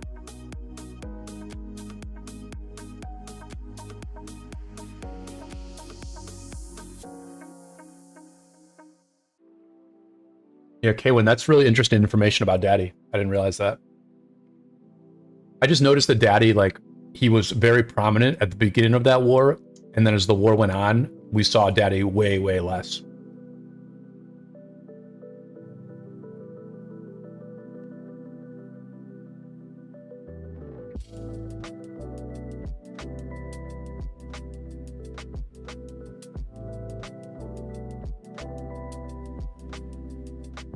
I'm a little curious if this rally is going to stay up here, actually. It kind of looks like it might.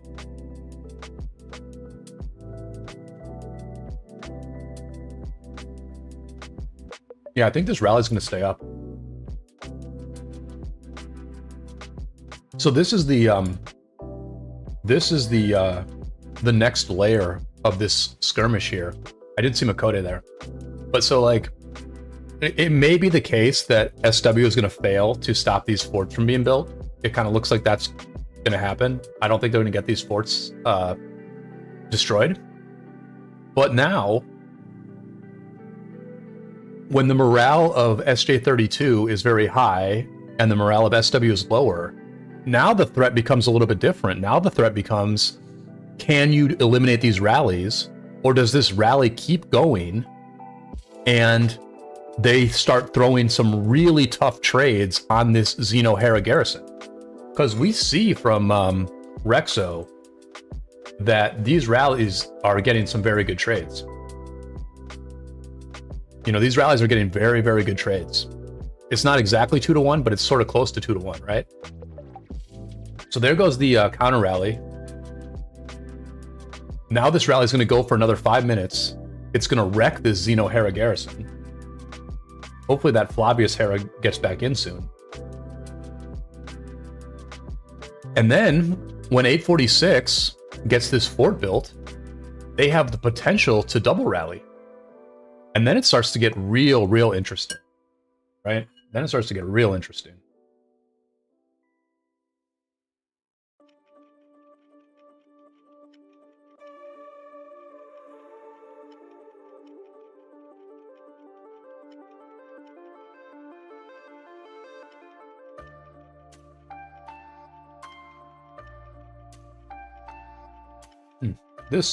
This Cajun gumbo hit the freaking spot. Hopefully you guys couldn't hear me too much, but man, was that tasty. Little andouille sausage, little chicken, little rice, little spicy broth. Chef's kiss.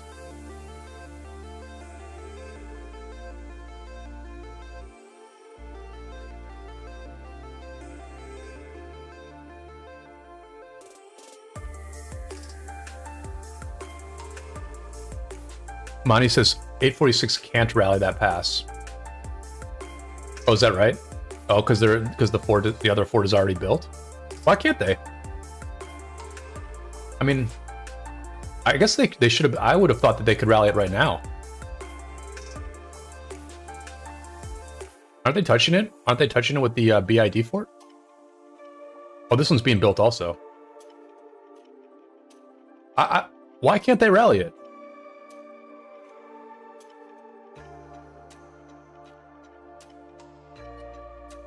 It looks to me like they're touching.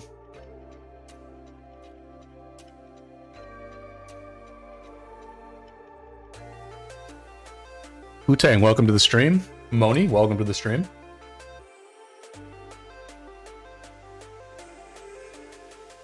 It's attackable only by 2 camps. Oh. Oh, and maybe that's why 302 can't rally it either.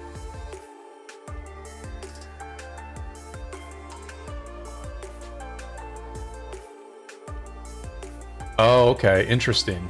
Interesting. Thank you, Moni. That's good info. So the rally just went down. Looks like the rally just went down. We missed that.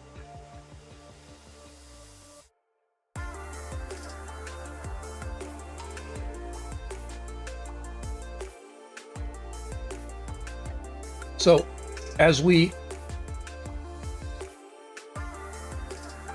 view a situation at this pass where maybe just maybe SW is going to stay locked in, only in the sense that what if they can do this every single night? Like, what if they can refresh this fort every night?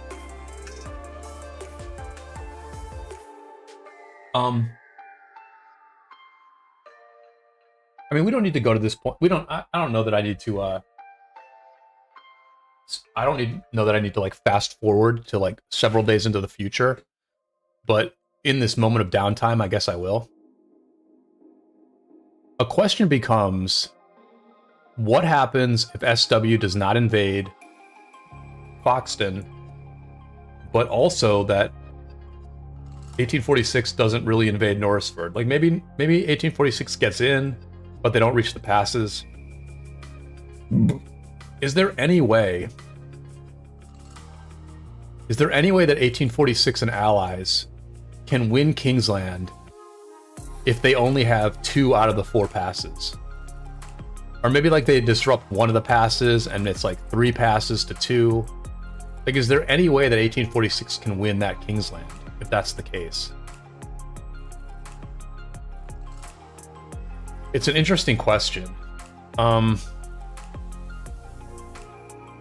think my concern is just that, like, if anything, I think that the 2605 side has better, like, 24-hour coverage, right? Because, like, SW can handle the North American time period, whereas I don't know that anyone can really handle the North American time period on the 846 side. Obviously, SJ32 can't. SJ32 is an Asian kingdom. And 1846, I believe, is more European than North American. And so I just think in like a long, like multi-day Kingsland fight, I just think that there's too many weapons on the SW, Mimi, 1302, PK26 side. I just think there's like too much time zone coverage there for 846 to win a Kingsland fight. I don't know. I mean, I don't think that this really played into 846's strength, honestly. I think this is more of a brute force type of fight, right? Where like you're at these passes and you're just like wearing each other down quite a bit. Like you're just trying to wear the enemy down quite a bit. And I don't think that really plays into 846's strengths. I think 846's strengths is out-executing their enemy. And the place that you really out-execute people is in Kingsland. Like, to be fair, you can either out-execute people in Kingsland, or in these start zones, or in one of these zones when you both enter at the same time, right? When like people on both sides enter the zone at the same time, then we could maybe have a fight where like one side can out-execute the other. But that's just not the way this one played out. This one is becoming more of a brute force war, and I just don't think that favors 846 at all. Yeah, past fights are kind of boring. Yep. I would much rather see 2605 and 846 fight in an open zone. Like, I would much rather watch that. Because guess what? If the best garrison that SW has right now is a Xeno Hera, then what garrison are they going to have in their third or fourth flag that they have to defend at a given time in an open zone?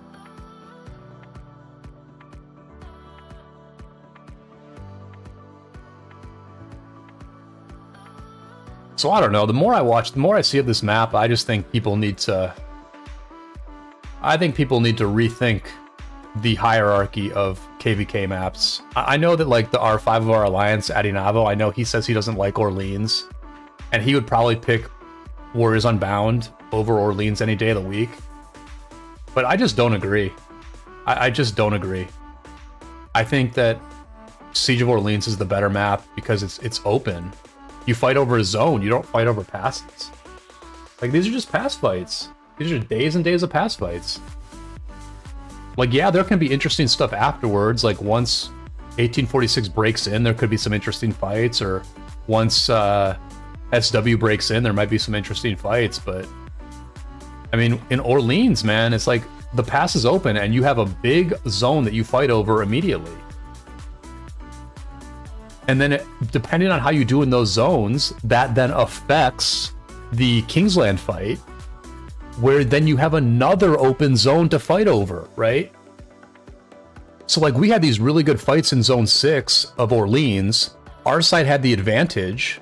We won 3 of the 4 entrances into Kingsland, and so that gave us a really nice advantage in Kingsland.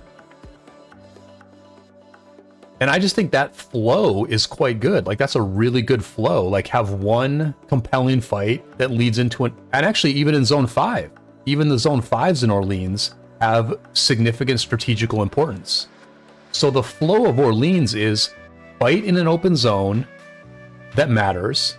Then you fight in a second zone that also matters. And then you go into Kingsland, and all that relevant open field, wide open zone fighting that took place in 2 previous zones then informs what happens in Kingsland. And like, yeah, the auxiliary skills are overpowered. Yeah, you can swarm down anything. Yeah, open field is way too important. But at least the flow of the map is top notch. Whereas in Warriors Unbound, like, yeah, the relics are super cool. They make the meta very cool. But the flow is terrible. The flow of this map is terrible. The pass fighting for a week straight? Give me a break. Get out of here. I retract my video that said, "Is Warriors Unbound the best KVK map?" I don't even believe that anymore.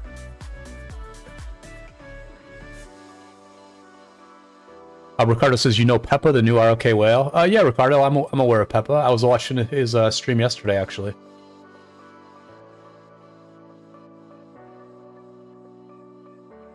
Yep. Peppa's got a 600 million power account in 2010, which is in the KVK with 1484 and stuff. We were actually going to watch both of these KVKs today. I was going to do like a 15-minute update on both, but I got kind of I got hooked in on this one, you know? I got hooked in on this one.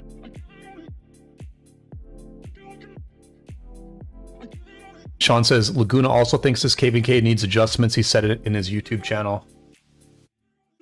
Yeah, it does. The problem is the adjustments are so, like, nuanced that I don't know that Lilith is going to, like, get the right message about it.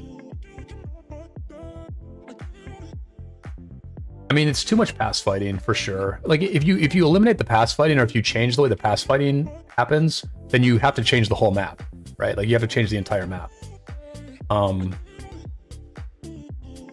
Which I think they should just do, right? Like, let 3 kingdoms enter each Zone 6 at the same time. Let 3 kingdoms, at least 3 kingdoms, 3 to 4 kingdoms enter each Zone 6 at the same time. So you can't enter every zone. The number of zones you can enter is slightly determined by whether you win the Zone 5 fights.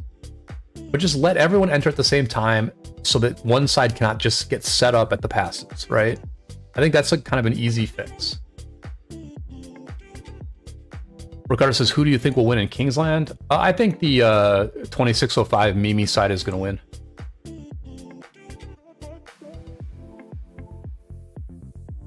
Here comes War Daddy Chad with the counter rally. See, I want to see some of these swarms coming out before the rally. People always wait for the rally to go in first, but I wish the open field would come in first. And actually, no one's even going in. Look at this. No one's going in. Look at this. They cast a king skill and nobody even went in. Now Sigma Megan Fox is going in. I mean, literally the only person who went in is Sigma Megan Fox. Who's on that Sigma grind set, so it's understandable why they went in. But I guess they're going to get this thing down anyway.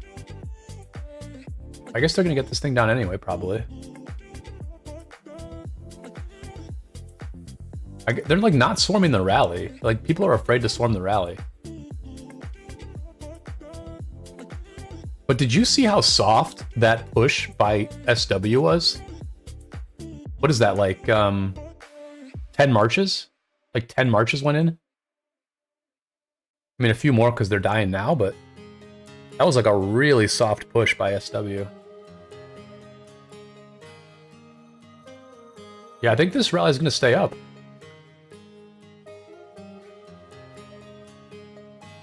Yeah, that's a painful rally to swarm, but you just got to do it. You got to do it.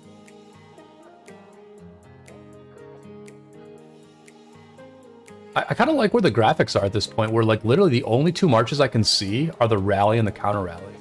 Like the only 2 portraits I can see are the rally, the counter rally, and the garrison. Like that's pretty strong. That's pretty strong graphically. The counter rally is still up. Nobody wants to swarm this War Daddy Chad Attila Takeda. But it is going down, and this rally is going to stay up, I think. I think this rally is going to stay up.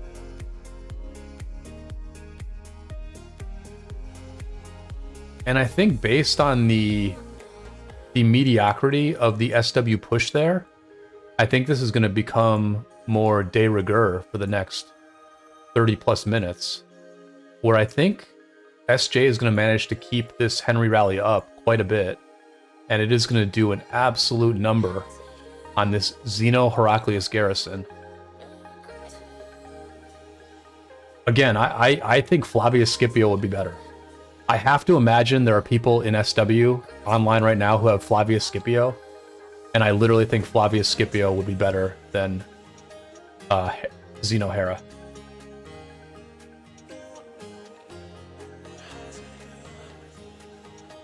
John says not a lot happening in the 2489 KVK.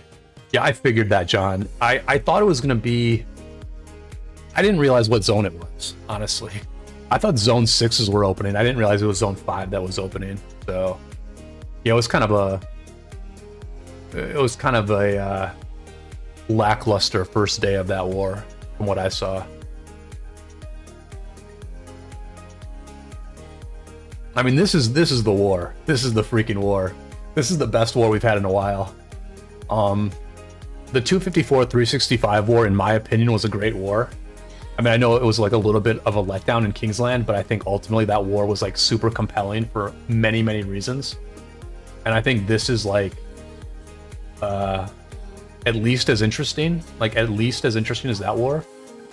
And I don't know what other wars have been great. I mean, I think our war was great. I think the 770 versus 1818 war was a great war, but I know that's a little bit lower profile, so maybe like people are not paying like a ton of attention to it. But I mean, this has everything you need other than open field fighting. This war has everything except like flag fights.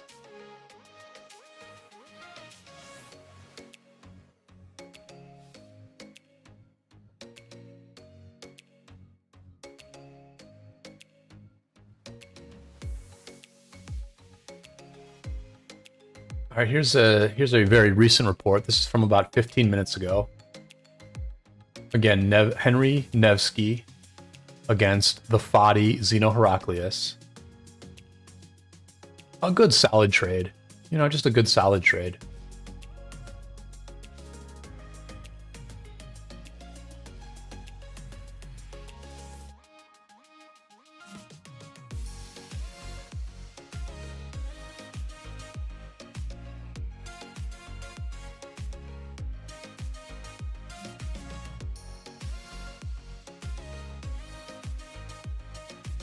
You know, one thing I heard Chisgel say on his stream when these passes opened, I guess it was like a couple days ago, is I think he was looking at the Mimi pass and he noticed that there was like a Jan Flavius garrison in the pass, and he was like, "Oh, that's interesting. That seems like a really good garrison, you know, Jan Flavius."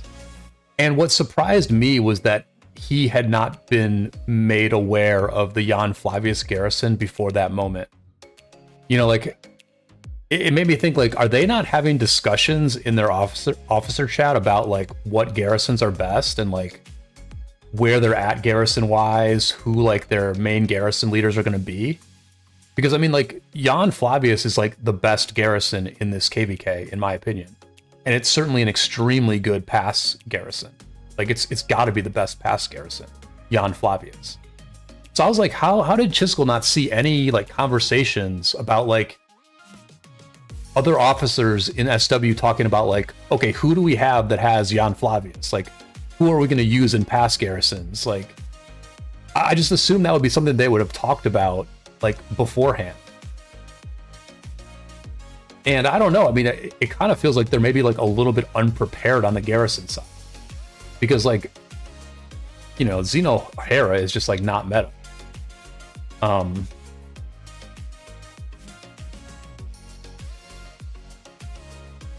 So, I mean, I guess they're learning on the job, basically.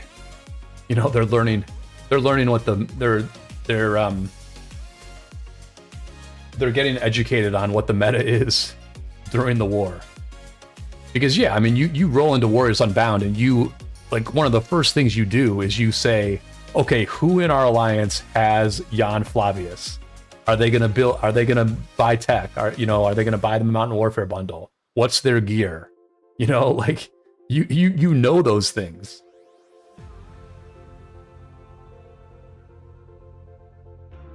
Ricardo, yes, I am a garrison leader. Yep, I'm a garrison leader.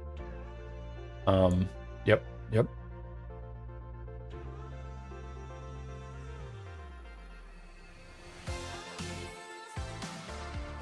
Ooh, what song is this? I'm digging this song.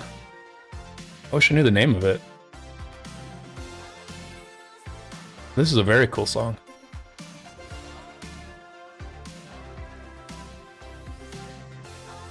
Sean says it is not about preparedness, it's about lack of experience. I don't know. I think pretty much everybody we're looking at on the screen now has been through you know, multiple KVKs in the last 12 months. So I mean, yeah, Warriors Unbound is a little bit different, right? You know, where like the relics do change what the meta garrison is, but like, I don't know. I feel like you talk about those combinations with the other leaders in your group. What garrison am I using most of the time? Ricardo, I mean, the main one I'm using is Jan Hera. I mean, Jan Hera is the main thing I'm leaning on now. I would throw Jan Jadwiga into passes some of the time. And then in Warriors Unbound, I would use Jan Flavius quite a bit. I built Flavius because I used to be an infantry garrison as well as a cav garrison, but now we've had a bunch of you know, new players join our alliance, and so we have a bunch of infantry garrisons now. We have I went from being like the number 2 infantry garrison to where I'm now like the number 6 infantry garrison.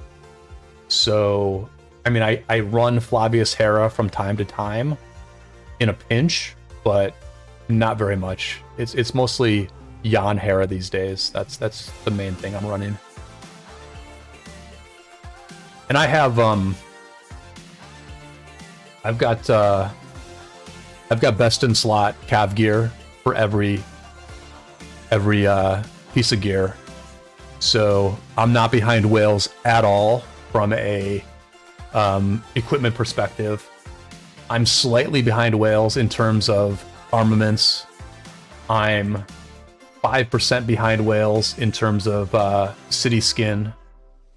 I'm up to date with whales in terms of VIP 17 all damage. And I mean, I just don't really lose a lot. I don't really lose a lot against whales for the most part. I can show you some reports from a recent KVK. So I was taking double rallies, Ricardo, on one of the last days of our war with Jan Hera. I just took double rallies profitably with this combo against a couple of meta garrisons. And I just kind of did that over and over again. Let me see what else I can show you with my Jan Hera. Yeah, I mean, it's just like a very good garrison, right? It's good against counter.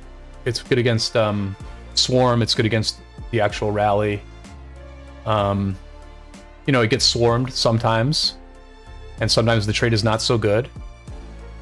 But, you know, Ricardo, if you're interested in garrison play, I'm going to have a bunch of videos coming out over the next couple weeks about my Jan Hera and how it did in Siege of Orleans against huge whales like Arvix. One of my next videos, maybe 1 or 2 videos from now, it's going to be a video in which Arvix swarms my Jan Hera garrison. And you can see how my Jan Hera garrison does against Arvix, as well as various other whales and various meta whale rallies, right? Let's see, what can I show you?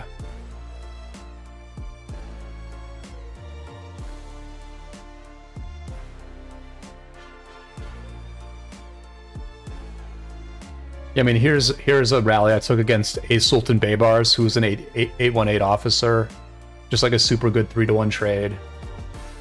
3-to-1 trade. Here's me against Cigar King's Tariq Bakal, right?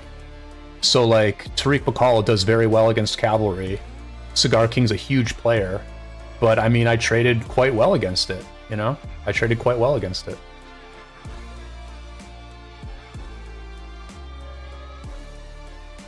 So for the level of spending that I do, which is I'm not a high spender, but I'm I'm a low to medium spender. Garrison just works out very, very well for me because I don't need to be like, you know, cutting edge in every category. I just need to be like very good in categories. And then the natural advantage that defense has, that will allow me to get very good trades as a garrison commander. And I also think that as a leader, it's very good to be a garrison captain. Because then you can build a flag whenever you want. Whenever you want to go on the offense by building some flags, you can literally just do it immediately, because you can just throw your own garrison in the flag. So you can like set the tempo pretty well as a garrison captain. I basically think you can set the tempo just as well as a garrison captain as you can as a rally. I think it's basically exactly the same, right? Like to go forward, to burn the enemy, you do need a rally leader there to like get that rally going. But, you know, the decision to defend, for example, the decision to say, hey, at this moment, we're going to start defending. They're not going to burn any more of our flags. We're going to defend at this exact moment. You can make that decision as a garrison captain. And that is part of tempo. That is just as big a part of tempo as burning the enemy flags.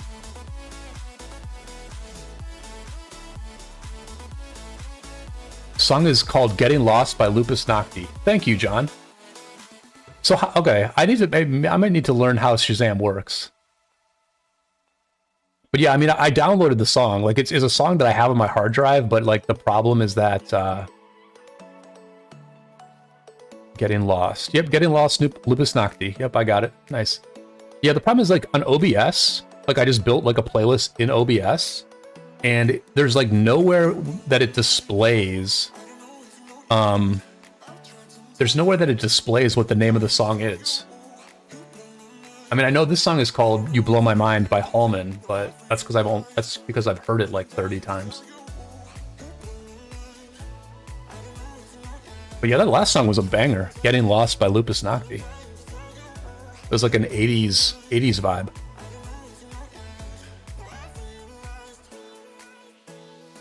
Zero, can I show the equipment on Zizka?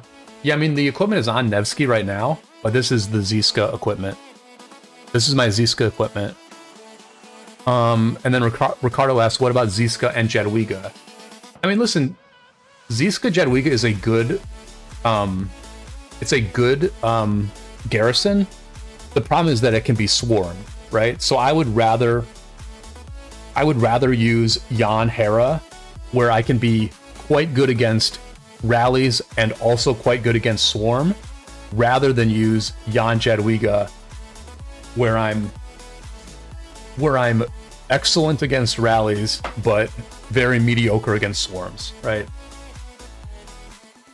I think if we're talking about a pass, I think that against archers, Jan Jadwiga is better than Jan Hera. I think that against infantry, it might be Jan Hera that's better. And I think against double rallies, Jan Hera is better. But I think like in a situation like this, where there's no swarm, there's no double rally, and it's an archer rally hitting, I actually think Jan Jadwiga is going to be like the best cavalry garrison behind Jan Flavius.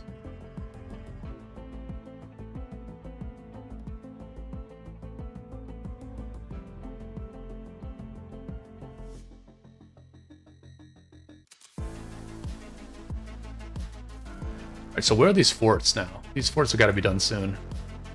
18 minutes. I definitely appreciate everybody hanging out. The stream has been going for quite a while. I think I've been on for about 4.5 hours. So my plan is I'm going to end the stream after this fort gets built. I think that's a pretty good stopping point. The 1846 fort is done. It is officially done. Both of their forts are officially done. So they're back to square one, right? What has happened here is that SW dominated the field and burnt these forts for the last couple of days. But in this SW downtime, 1846 timed it quite well, and they destroyed the fort that was low on health, and they replaced it with a brand new fort. And so they're back to square one over here. You know, everything that SW accomplished has been neutralized. And I think this is another problem with Warriors Unbound. You know, I think there's another problem with it, is that you can just refresh your forts and rebuild them as long as you control the field for like 3 hours. Like, all you got to do is have like dominance for 3 hours a day, and then you can rebuild these forts. So like, yes, they've made some changes to forts in Warriors Unbound, but then they made the whole war take place at the pass, and so the old problems with forts still remain. Seth, welcome to the stream. Bomber's asking, how is the Mimi side going? Mimi is just doing like a single rally here. Last we checked. Maybe they're double rallying now? Doesn't look like it. Yeah, it's just a single rally here, and 846 is dealing with it pretty well. But Mimi is healing. I mean, Mimi is doing... See, Mimi's not doing the exact same thing as 846's side did, right? They're not refreshing. They're not refreshing these forts. They're letting these forts die, it looks like. Like, the time to refresh these forts was in the last 3 hours. If they wanted to replace these forts, they should have done it in the last 3 hours. But it looks like that's not going to happen. And so my guess is that later today, this fort is going to die, and this fort might die as well. We'll see, but I mean, I think you're just seeing, like, from a technical perspective, how 846 played this a little bit better because they refreshed their forts. They replaced their forts. Whereas all Mimi did was heal their forts. Xander asks, what about Jan Nevsky in pass? Jan Nevsky is fine in the pass as well. The reason I like Jan Jadwiga more is because inevitably someone is going to probably throw the wrong troop type in a pass. And when you have the wrong troop type with Nevsky, it hurts. It hurts the efficiency of that march. Whereas if you throw the wrong troop type in with Jan Jadwiga, it's really not a big deal. But yeah, Jan Nevsky in a pass is very good. It's very good. As long as you keep it pure cav, it's very good. I think if you keep it pure cav, I think that Jan Nevsky is going to be better in a pass than Jan Jadwiga. I just sort of go for the reliability of Jadwiga and like just having one less thing to worry about kind of thing. But yeah, Jan Nevsky is still a very good, very, very good pass garrison.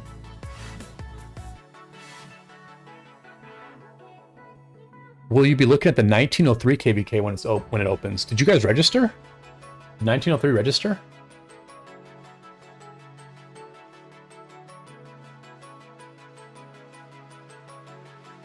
I mean, Bomber, like, I mean, kind of. I might. I mean, I think 1903 is like an interesting kingdom, right? Like, a lot of trash was talked back and forth between us, but like, I generally do pay attention to memorable kingdoms that I have fought in the past, right? I just tend to follow their progress for a long time. I always kind of see what like 2064 is doing. I pay attention to what 2425 is doing. Let's see who else. I'm interested in like 1682, and how they're doing. Yeah, so I'm sure that I will follow 1903's progress in the future. I'm sure I will.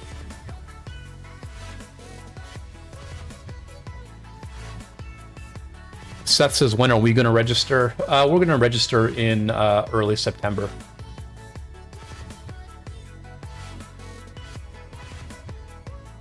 Yeah, 2 weeks. Yeah, Bomber, we might be registering around the same time. So, I mean, if you all want that matchup, we will.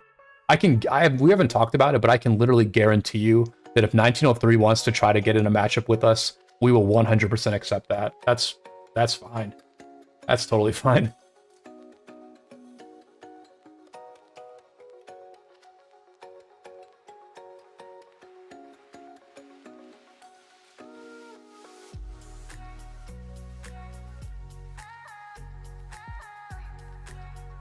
And we're smaller. We've gotten a bit smaller. We've downsized a bit, so, you know, We're like a mid-A at this point.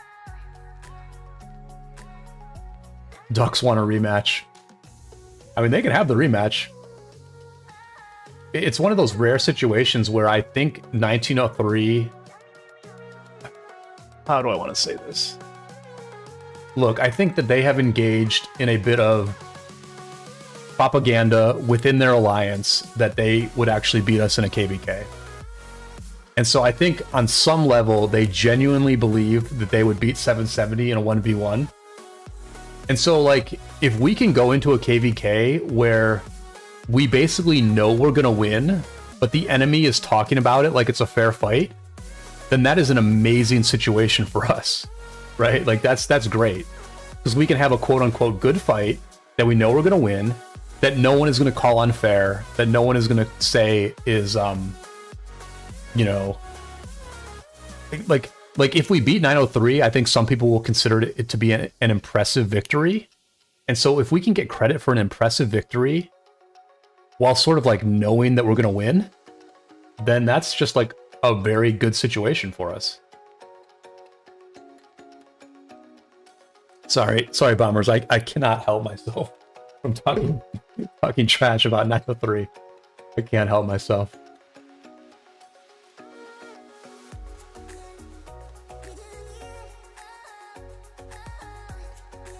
I mean, to be fair to 903, according to ROK, they did do more kills in the last KVK than 770 did.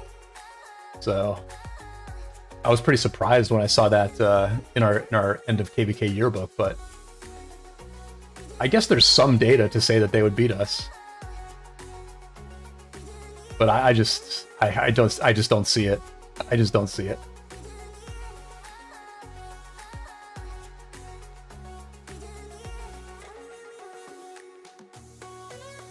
Alright, so Addy cast Unbridled Progress. That's good, because I announced that it would be cast at 13 UTC.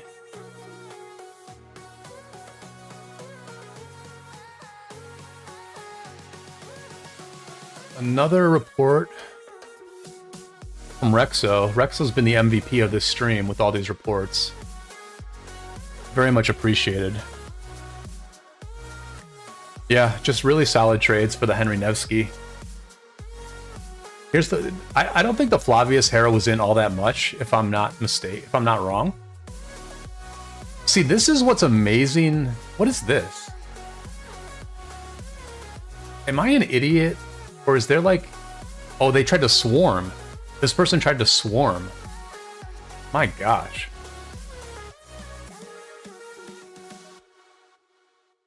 There's the counter rally. The counter rally does very well.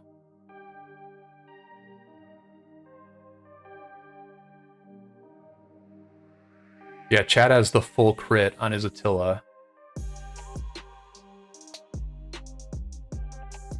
Attila Takeda still being used in 2023. You love to see it. You love to see it.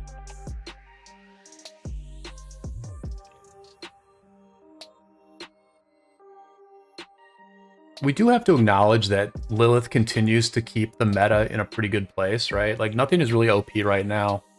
I wouldn't say that defense is really OP compared to rallies. It seems pretty reasonable. Like, if you can set up a double rally on a pass, you're going to get a very good trade. If you can keep a garrison full, you're going to do well against a swarm in this format. You know, Justinian and Zug to me were just absolutely elegant additions to the game.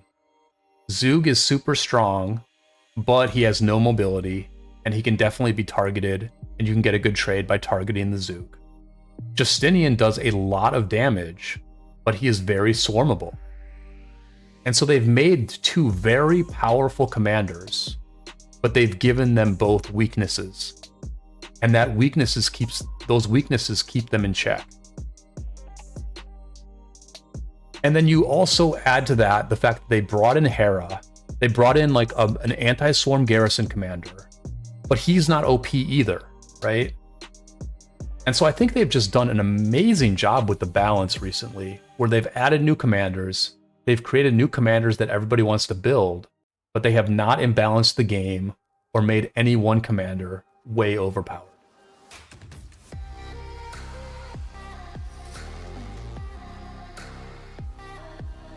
Although I imagine that will only be truly put to the test with the new infantry garrison, right?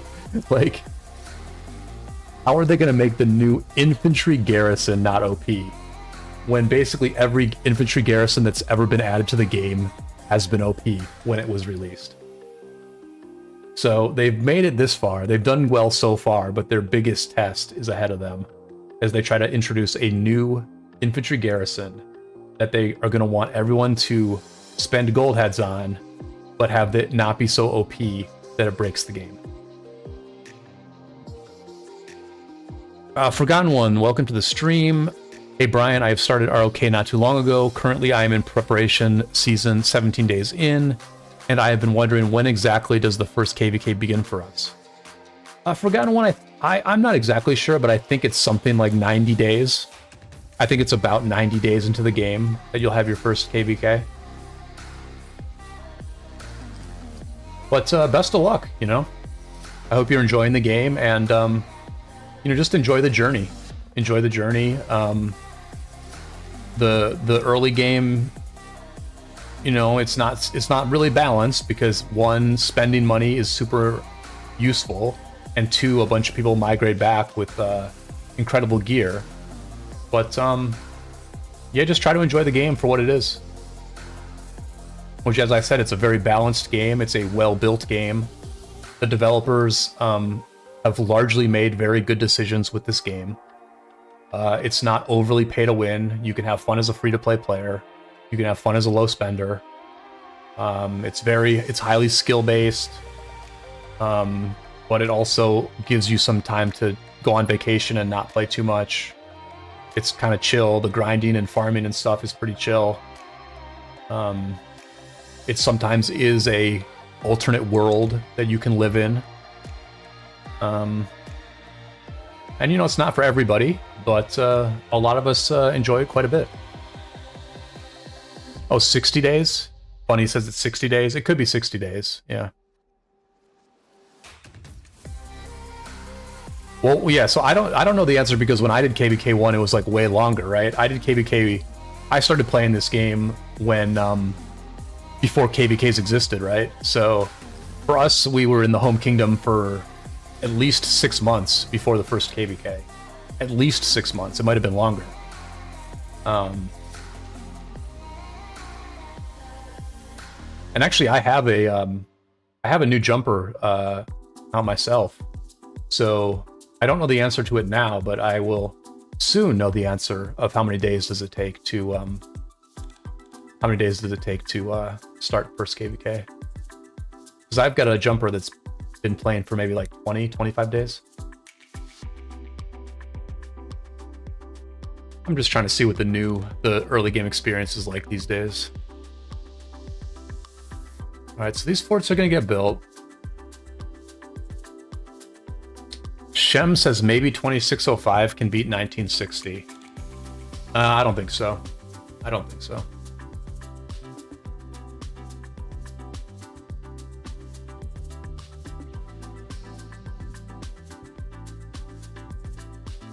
Seth says Sargon and Tariq wasn't OP, I think. Tariq is single target and Sargon as an open fielder fails to do damage if it's not going to survive that long for odd to take effect. No, I think Tariq was a fine addition to the game. It made infantry rallies a bit better. I think Sargon is sort of whatever. I mean, Seth, I don't think that they took the risks on Tariq and Sargon. I think Tariq and Sargon were very safe, balanced choices. I think the risks they took were with Zuge in particular, and Heraclius. Like Heraclius and Zug were the two like risky things that really they changed the game. They added new mechanics. I mean, YSG 2.0 is a new mechanic, and a anti-swarm garrison is a new mechanic. And so those two commanders could have been OP. Either or both could have been OP. But they just managed to do it very well where they're really not that OP. I mean, I think Zug is the strongest commander in the game. And I think Hera is I would probably say Hera is the best garrison commander in the game. But neither is like game breaking. Rexus says forts are down, mission is over. Yeah, I guess they are. That one got built, and like, if there's no rally up, then this one's gonna get built. We're gonna see it to the end. We've been here the whole 2.5 hours, so we're just gonna see it to the end. But yeah, things have definitely chilled out. Which you know, which is nice actually. I was going over some videos. I was editing some videos the other day, and I was just kind of noticing how like even in the middle of like an intense war, there's like these periods of like extreme excitement and extreme intensity, and then it just like calms down. You know, that it's like 10 minutes of intensity, and then just like everyone kind of takes a break for like 10 minutes, and then it kicks up again. And I think that's needed. For me personally, I like that. I like those breaks. Because like now everybody's chilling, you know, like the rallies are still going and stuff, but people are basically chilling right now, like both sides. So Jan Hera in the past now for SW. Their garrisons have definitely gotten better.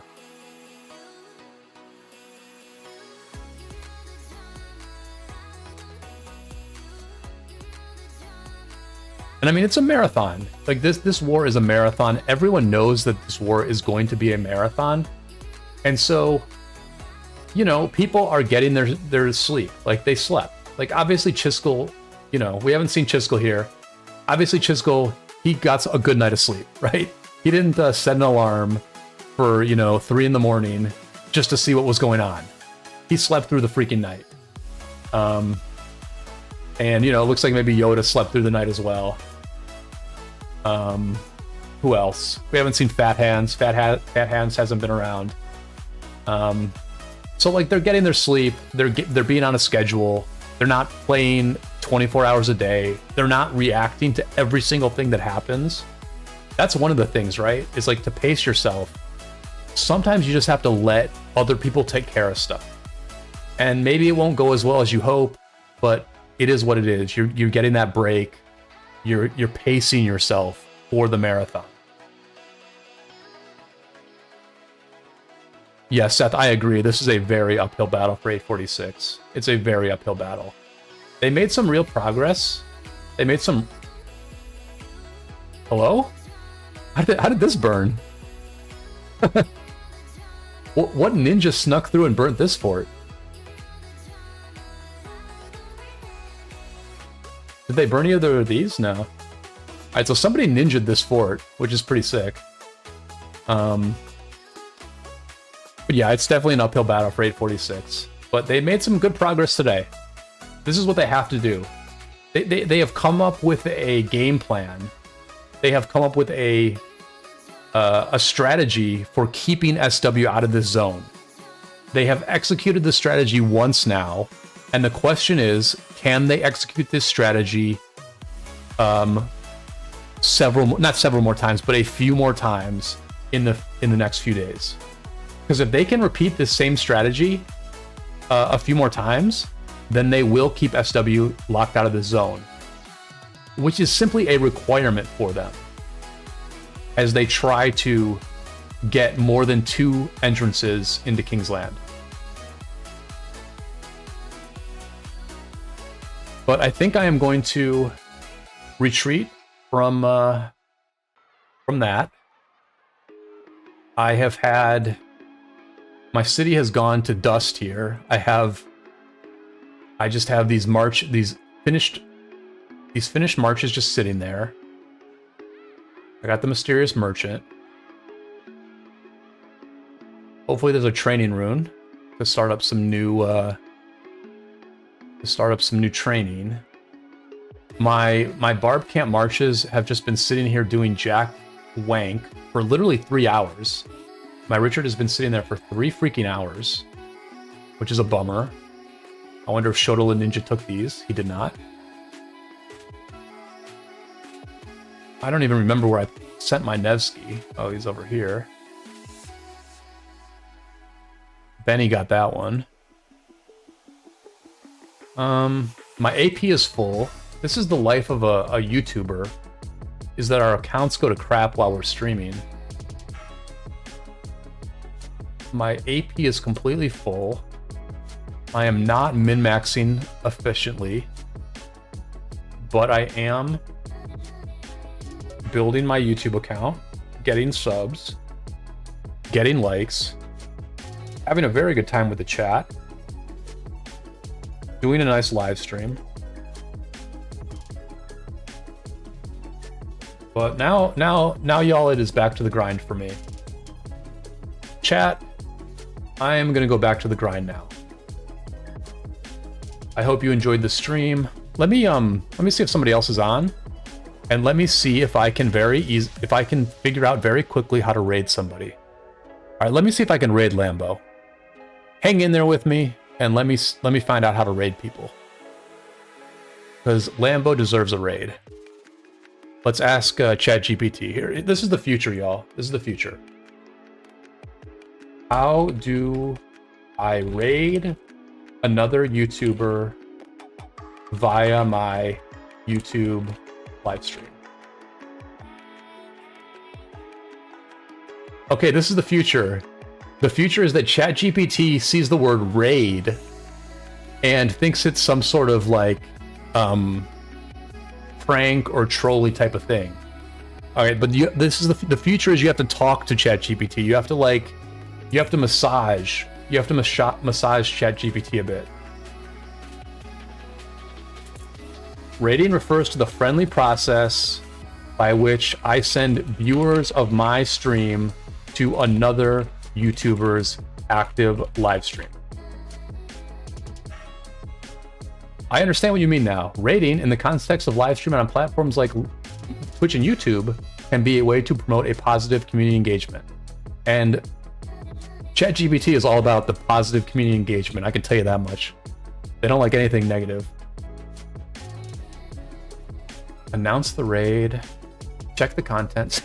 Look at these answers, bro. Spread positivity. I just want to know the technical way to live stream, and ChatGPT is like spread positivity. It doesn't even say. All right, let me look at this. Let me look at this. Oh, I hope none of my other.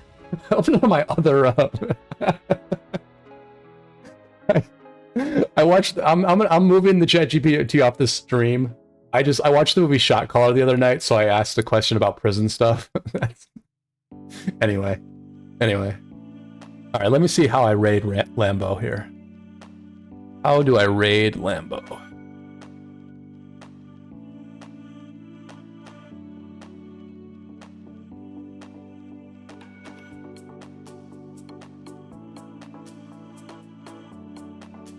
How do I raid Lambo? What if I ask him?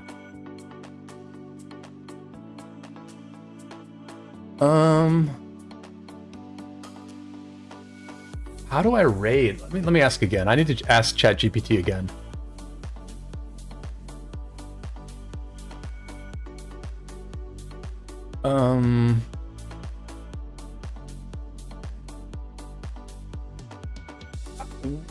What button do I hit to start the raid?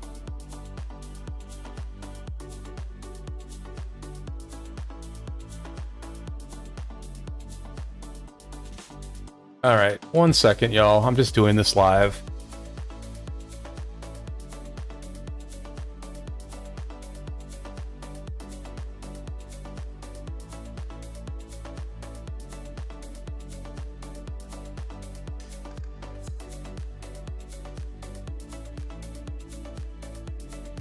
All right, let me, I can set this up.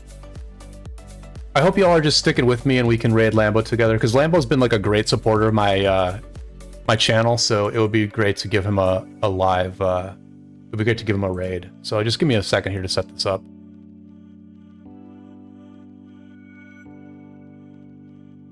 All right, where am I? Settings, community, live redirects.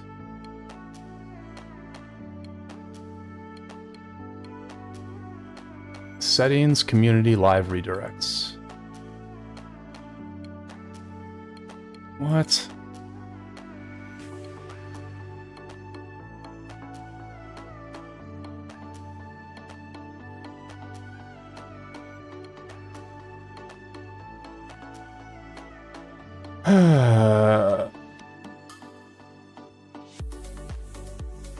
This ain't it.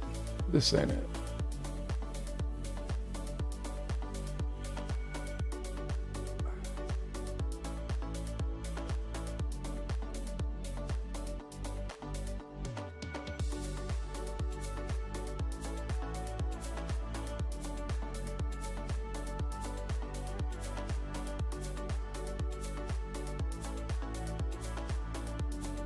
In the community section under YouTube Studio settings.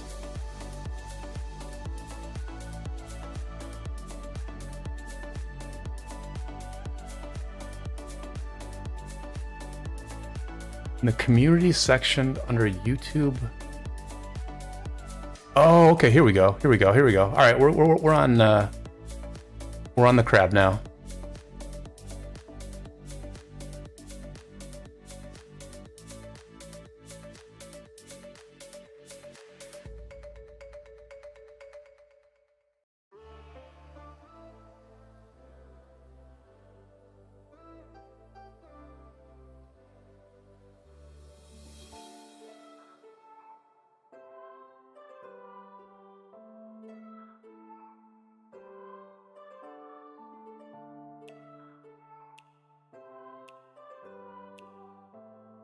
Rafa, how's it going?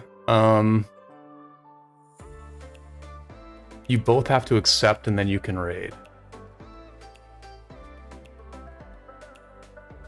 Live redirects.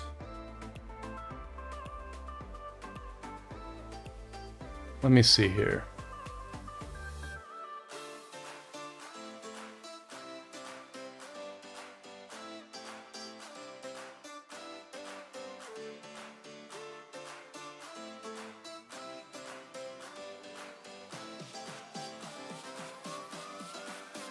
Well, you know what? We're just going to do this. We're going to figure this out later, I think. Let me just give you all the link to Lambo's stream. And we are going to go over there and raid him. I would definitely appreciate everybody going over there. Because as I said, he's been a really good supporter of my channel. So let's all go over to Lambo's raid. And just give him a hashtag Brian. Give him a hashtag Brian in the chat. And cheers, everybody. Thank you for tuning in. And until next time,